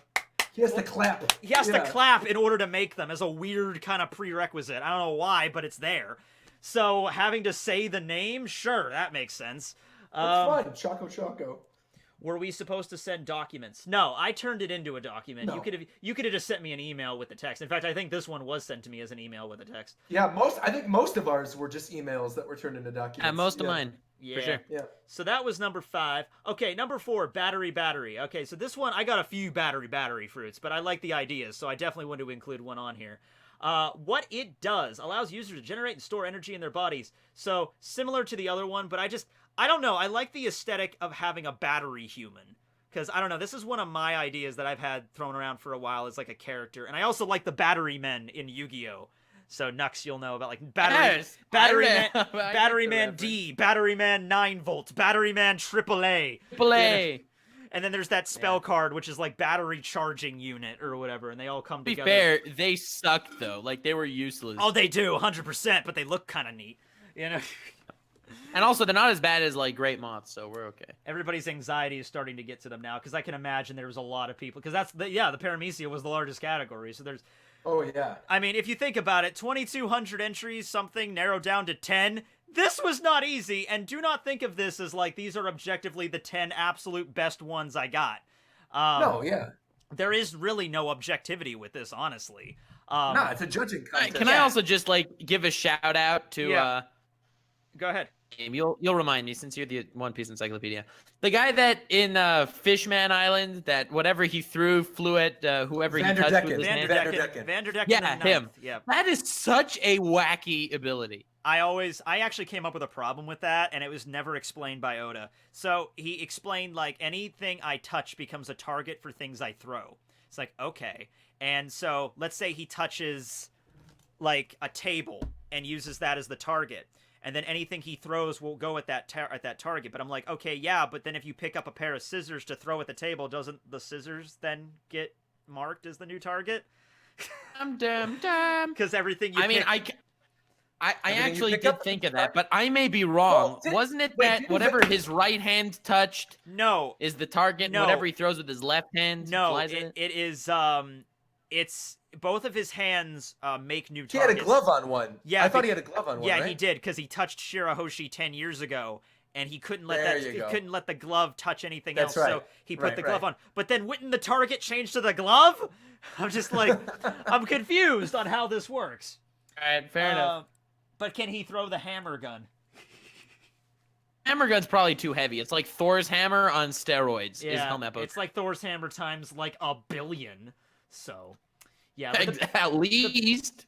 The battery fruit, though. Right at the moment of eating the fruit, your base power will become 30%. All right, so it's a fruit that basically it's a numbers game. You gotta pay attention to your fully charged moments and stuff. And I like it because I'm not a huge fan of math, but I like the use of math. So the more charge you gain, the more passive boost to your physical stats, speed and strength. You gain an up to 5x at 99% of the charge. So, you know, you have to use math and shit to calculate out how much energy you have. But, you know, you can understand. Like, if you're at 30% at your, like resting, you can understand 100%, like, what that's going to do. It makes you stronger, faster, and all that stuff, but you have to charge and stuff first. Oh, yeah. You can transfer some of your charge to other living things in order to buff their stats for a short time. So, Luffy, I'm giving you 10% of my power, so go and punch that thing harder than you usually do. Hilarious, because you know the meme that I was only using 80% of my power. That's what this is, basically, yes. Has the built-in meme. I'm watching Yu Yu Hakusho again. I'm rewatching Yu Yu Hakusho. Oh man, Toguro was the biggest offender of this. For like 17% for the 17th time in my life. And yeah, they changed it. I love how they did this. They changed it in the dub from the sub. So when Yusuke's fighting Toguro and he goes all super muscly, like his shoulders get shoulder pads just from muscle alone, you know, and he gets these tubes coming out of his neck, like, you know. Yeah. In the original, I think he says, this is 100% of 100%. Like, kind of like how Frieza did it. And in the dub, he changed it so it's like when because there's like his buff form, and then he goes into like, he's basically turned into metal. Like, he goes like into that silver form, like his body becomes straight up metal. And that's his final form. And when he does that in the dub, it's like, I'm just kidding. what I said was 100 before was more like 80. You know, I remember that. Was That more was like my 85. favorite thing. And I'm like, oh god, at least they kind of fixed it. I think that's, You know, it was so funny. It's And he flexes his muscles even more, and he becomes even stronger. He's like, remember when I said that I was at 100% before? I lied. I was actually at only around 85%. yeah. 100% of 100%. Oh god, we crashed again while we were in the middle. That's one of his moves in Jump Force, right? 100% of 100%. Yeah, I think so. Yeah. Yeah, Frieza did that same thing too against Goku, where he's like, "Well, this is my final form, but it's not 100% of my final form." I'm like, "Oh god." All right. Yeah, sure, whatever you say, man. Whatever you say, Toriyama. It's cool. You're Toriyama. All right. So yeah, you get a boost decrease of power. You know, depending on how much power you have access to and things. If you fall below 30%, your physical stats will begin to decrease. So you got to keep an eye out for that. You need to periodically release some of your energy to avoid an overcharge. If you get to 100%, if you go over that, that could be a detriment to you. And you're weak around heat. I don't know if you know this, but heat's not good for batteries. It can actually really damage the internal workings of them. So, yeah, that's the battery fruit. You turn into a battery human. Batteries are cool, and you got to keep track of math, but it's pretty neat. No, stop lagging. If I could control it, I could. We're up to 10,000 drop frames now, which is nothing. I think it might be because when I was telling my internet guy, I was like, I might be doing the stream from like 4 to 7. And I figured we might be done by then, which we're almost done, but it's now 7:30, so yeah. But okay then. Go. He's just like, he abandoned the crank. He's like, well, I'm done All right, working. stop cranking. Exactly. Oh, man. Okay. So now moving on to the top 3. All right, this is the one I was talking about absorbing things. This is the Chroma No Mi by Menino. And this is actually one, they sent me a PDF, but they also used pictures. Are cool because people like pictures. Okay, by eating this fruit, the user gains the ability to absorb color in objects by placing their hands on any surface. So, red, you get fire powers. Orange, you get heat powers. Yellow, you get light powers, but not laser beams like Heezer. Like, don't think of these like you get fire and you're automatically you're on the same level as Sabo or something, or Akainu. Now, it's not like that. It's just like, you can make fire, you can throw fireballs, but you can't turn into fire. You can't do Daienkai or anything like that. It's just like a lower stats of each of these individual abilities.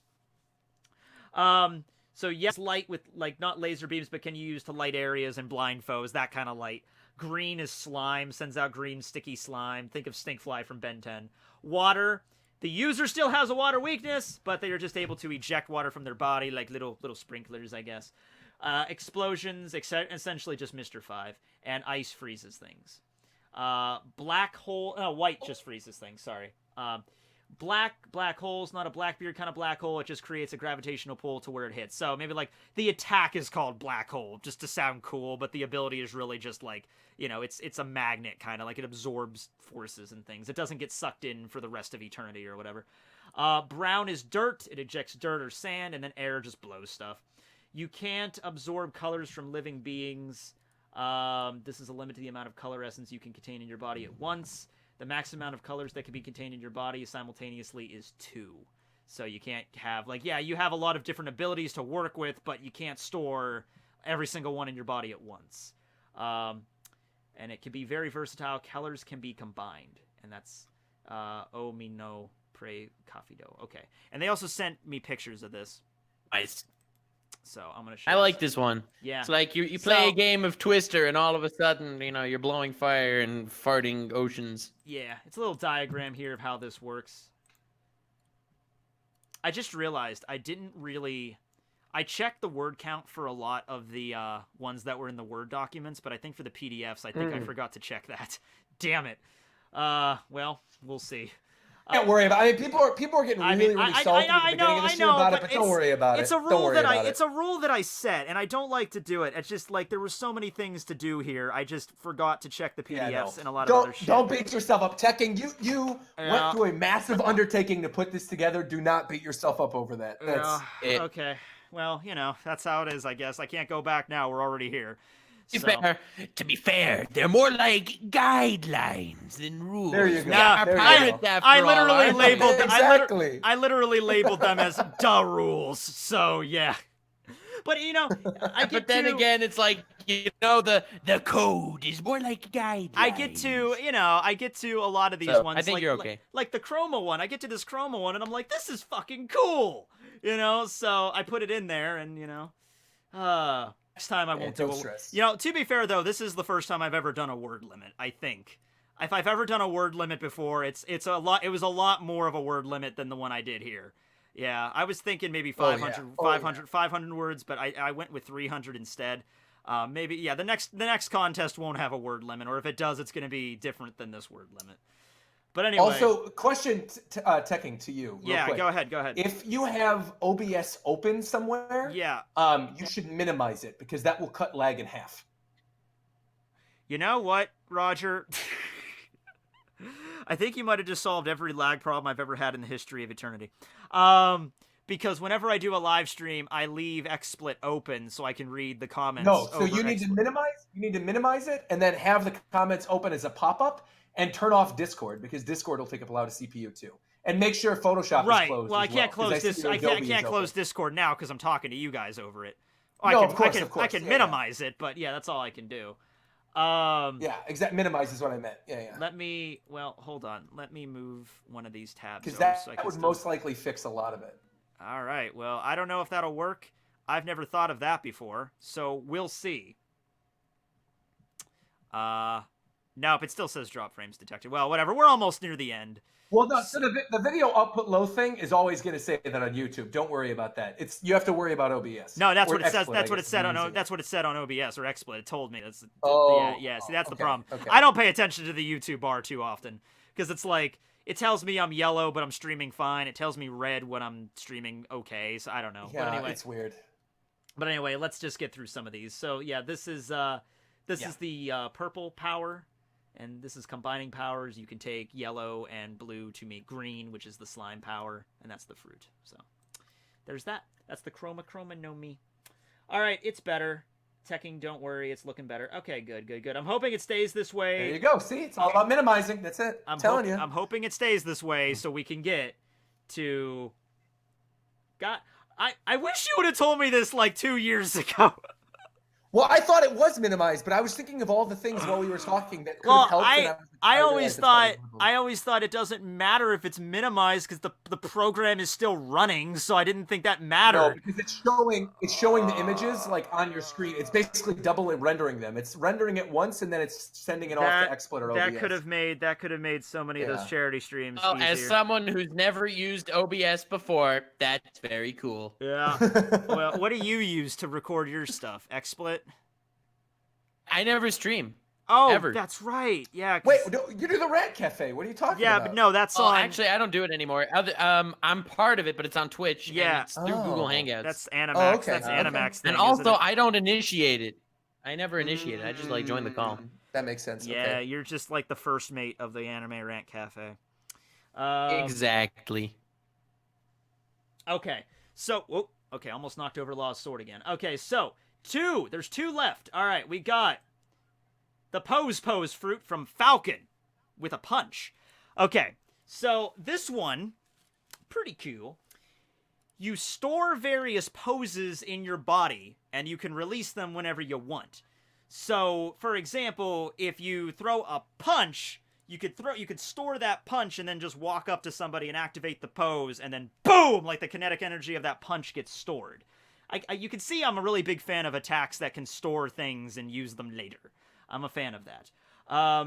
You can store a jumping pose and then jump with said jumping pose. For the shift, though, you must visualize where the body will be after you activate it. So if you're going to be activating a jumping position, you have to kind of visualize, okay, well, where am I going to end up with that jump? So you don't, like, overlap with a wall or a tree or something. That's, like, I love teleportation powers, but a lot of teleportation powers you'd be afraid of, like, end up stuck in a tree or something. Like, your molecules would be bounded and you'd be dead that way. So, yeah. Hockey compatibility. Armament hockey is stored in poses. Cool. The user That's really cool. Yeah. The user can coat specific body parts while storing poses. Use it more efficiently. So same basic thing, except you can use it with hockey. And they have a technique called Pose Cheese. Lets the user store a pose they are maintaining up to 20. If they want to store a new one, a pose must be replaced. Okay, so this like Mr. 2, once again, referencing him, he could, oh man. Oh, wait. No. Okay, stream's back, yeah.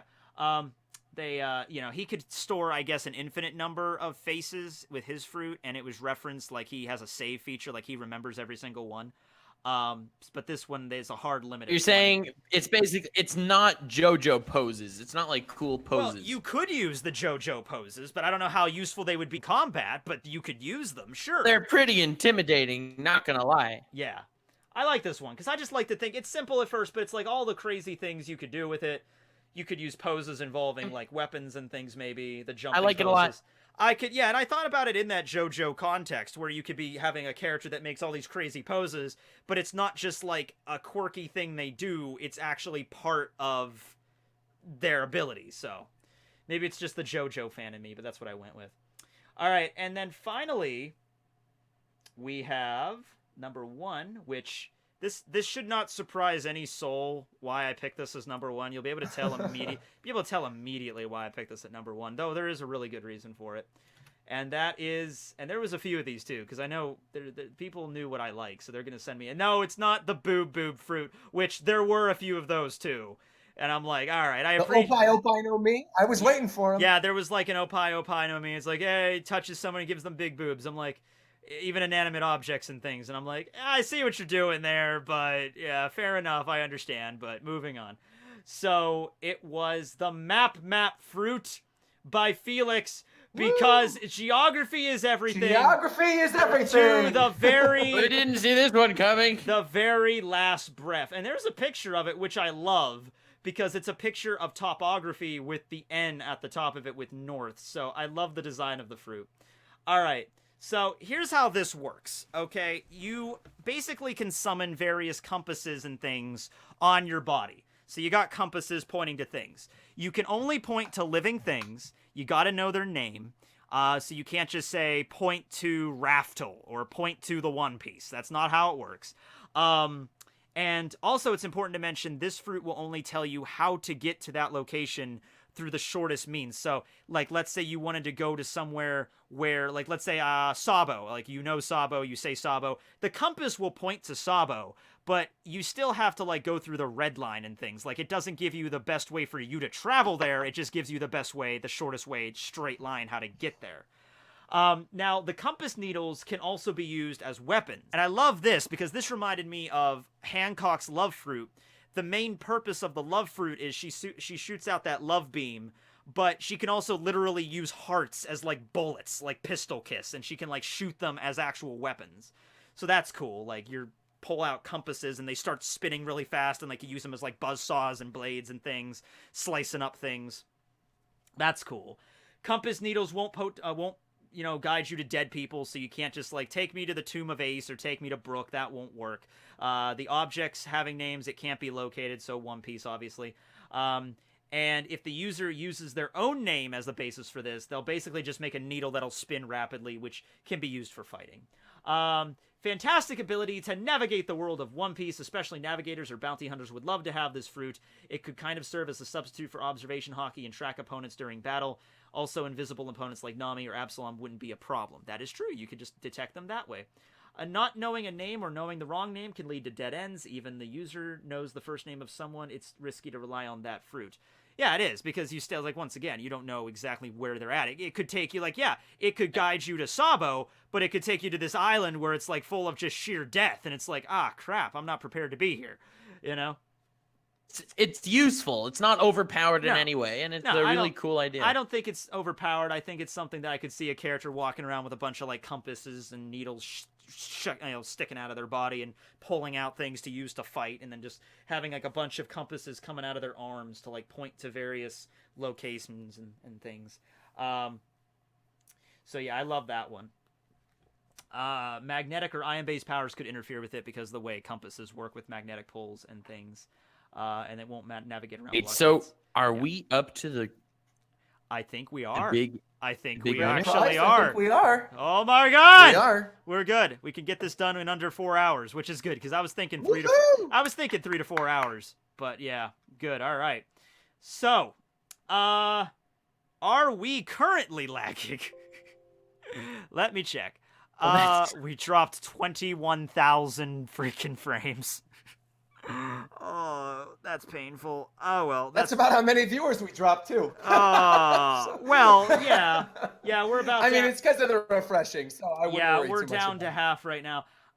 In normal circumstances, I would just end stream and start it back up. But if we do that, it'll split the recording as well, and that might, So Yeah, don't do that. We're almost done, and I would really prefer that people could see the grand prize. But I could always upload it, and that's fine. But it's just like people are going to be sitting there like, damn it, now we have to wait longer. I'm like, yeah, sorry.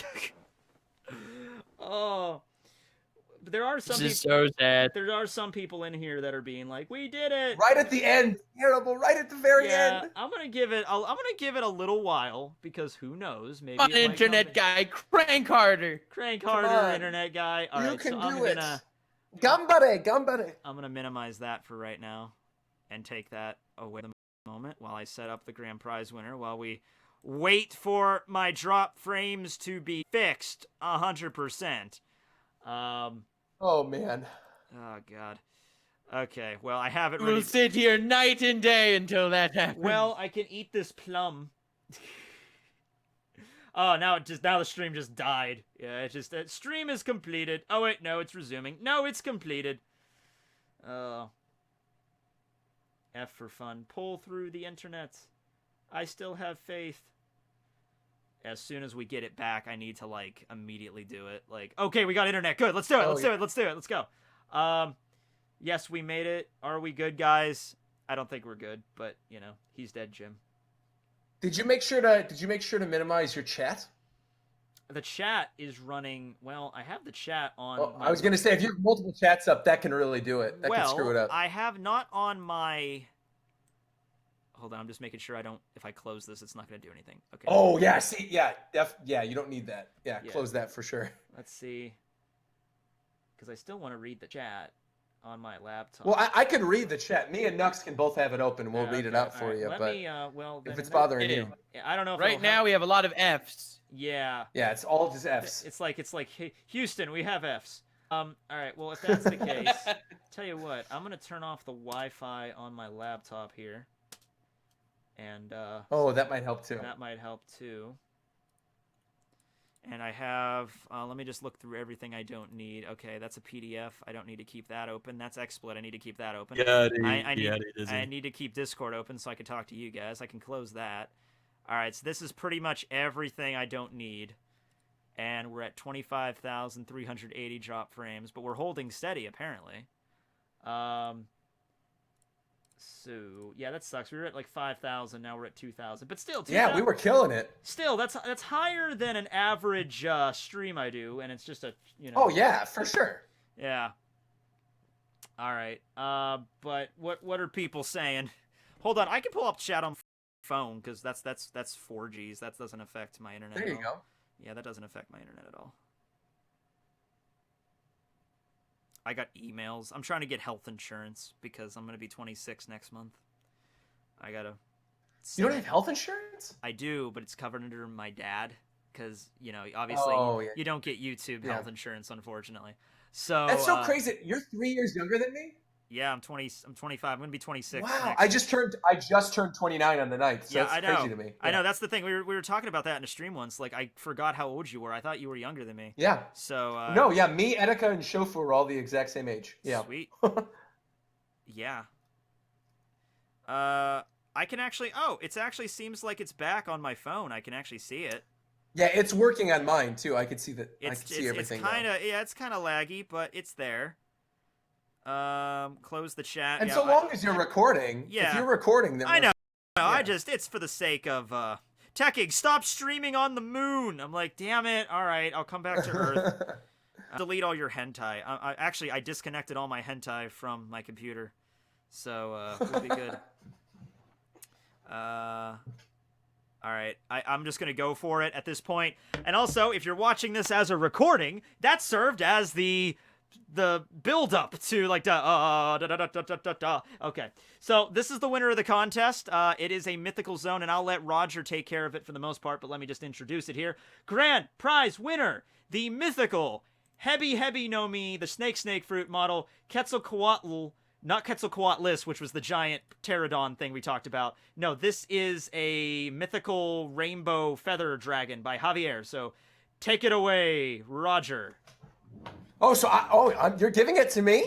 If you want to read it's it, your contest. Of course I'll read it. I figured you're the one that knows the most about it, so we could just go that direction with it. Sure. Sure. Yeah, go ahead. Sure. So the grand prize winner was the Mythical Zoan Hebi no Mi model Quetzalcoatl, which is the ancient Mexican god of the wind. And basically, this fruit transforms you into a giant feathered snake with enormous wings and the power to control air currents, making you the master of the sky. Anyone who dares challenge you to a flying fight will be at your mercy, especially if they are not adept in observation hockey, for you can be as fast and unpredictable as the wind itself. And a couple of quick things I want to note. One, look at the amazing design of this devil fruit. Yeah. Look at that. It looks like feathers coming off of it. It's beautiful. Just the fact that it's written out like a scroll, that's pretty cool. Oh, you know, it's like, awesome. Yeah, because like I said, we got a lot of Mythical Zoans that were like this because the technically doesn't make this the winner because it's written so nicely, but it is very cool regardless. It's the winner because of the content, but it's also presented great. Wait until we get to the other part. And we're going to bring this up a little bit later. I was going to say we'll bring this up a little bit later with the scroll and everything, but it's going to seem like it's over the word count. It's not. No, it's exactly 293 words. So it's within the parameters for the word count. So on the next page, we can see he actually can shoot wind bursts up to 600 kilometers an hour.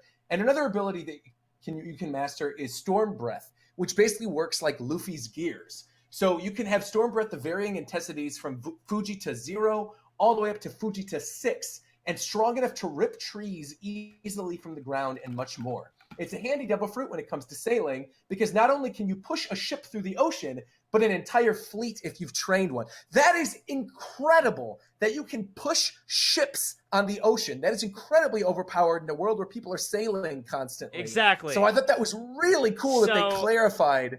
Yeah, it's a snake. It's a snake, but it can fly, and you could just basically rule the wind. So that's your mythical power. Yeah, you wind control. Exactly. It says your awakening form also allows you to summon a hurricane or a tornado, and your opponents will have a hard time surviving that. So, I mean, being able to summon hurricanes and tornadoes is pretty amazing. Yeah, it is. And additionally, in addition to the really cool devil fruit idea, he also made this great design of what it would look like in the completely transformed form. Yeah, I mean, just look at that with the snake head and the feathers. Yeah, I love that.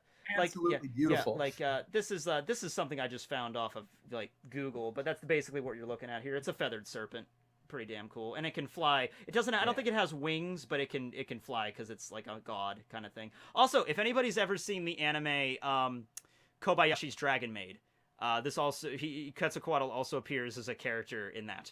So yes, anime. Kobayashi's Dragon Maid. Miss Kobayashi's Dragon Maid it might be under, but yeah, there's a character named Lukawa who is a dragon, but she has human form, and she is based off of this. Cool. And I also like too that this guy basically talks about the weaknesses of the devil fruit as well.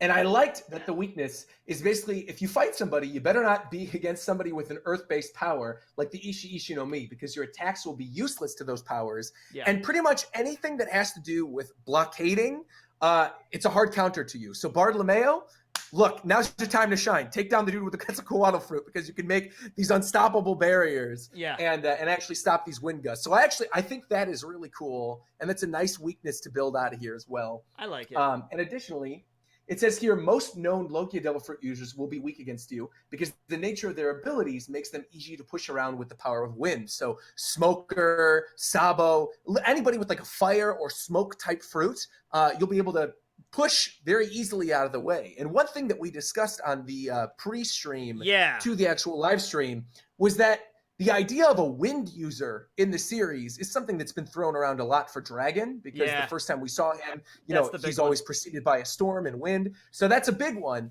But the idea that we were talking about is, wouldn't it be cool if Dragon actually had this devil fruit, that it wasn't just him controlling the weather, but it was a type of mythical zone? I've heard people throw out that idea, man. Like, because it's like, you figure he has, like, if I was going to bet my money on it, like, if I was going to bet money, it would be like storm fruit or the wind fruit, Logia or something. But it could be a mythical, and it could just be like one of the most powerful mythicals on the level of Kaido, and that's why everyone's afraid of freaking Dragon. Exactly. It also mentioned here that being skillful with armament hockey, this is another reason why this won, by the way, is the use of armament hockey with this devil fruit. So it says, being skillful with armament hockey is an ability that merges seamlessly with this devil fruit, because you can acquire techniques like Black Feather, which allows you to harden each individual feather on your body like blades, which is insane. That you already have this power to push wind and control the wind, create tornadoes. But if you're adept at armament hockey, you can utilize your feathers like shuriken and blades, which is cool. Yeah, you can just amazing. So it's incredibly overpowered, but it's basically a snake deity, mythical. It's like, you see Kaido as a dragon, and it's like, well, he's pretty overpowered. I mean, granted, we haven't seen everything Kaido can do as a dragon. I don't know if you know that, but Kaido's a dragon, by the way. But, that was the one we decided on. I really liked it. Just the concept of it was pretty sweet. Just the fact that it makes you basically, like, if you had this, the king of the One Piece world, because, like, oh, look at all those sailing ships. That's cute. And just blow them away. I could see, like, the user of this sitting on an island just by themselves and just having it and just, like, basically taking up the range as, like, oh, I'm just the vengeful snake god. And, but it's actually a person. That would be cool. So, And I love and again, to clarify to people, because a lot of people in the chat are saying, well, it's an amazing design, but again, art, shouldn't have anything to do with it. Again, we did judge this. What we did, how we decided the winner, I'll tell you how we did it. We took our five top 10s, and then we just looked at the top ones of each one. So I looked at the Sarkoskikish one, and the Oto one, and and this one was the number one in the mythical category before we bumped it up. That's what we looked at those 5 ones, and then we decided on the coolest one out of all of them. So it was between the map one and the Oto and the Sarkoskikish and what was the number one in the Rainbow Denden Mushi, and then this one. And this one sounded the coolest. So we went with that.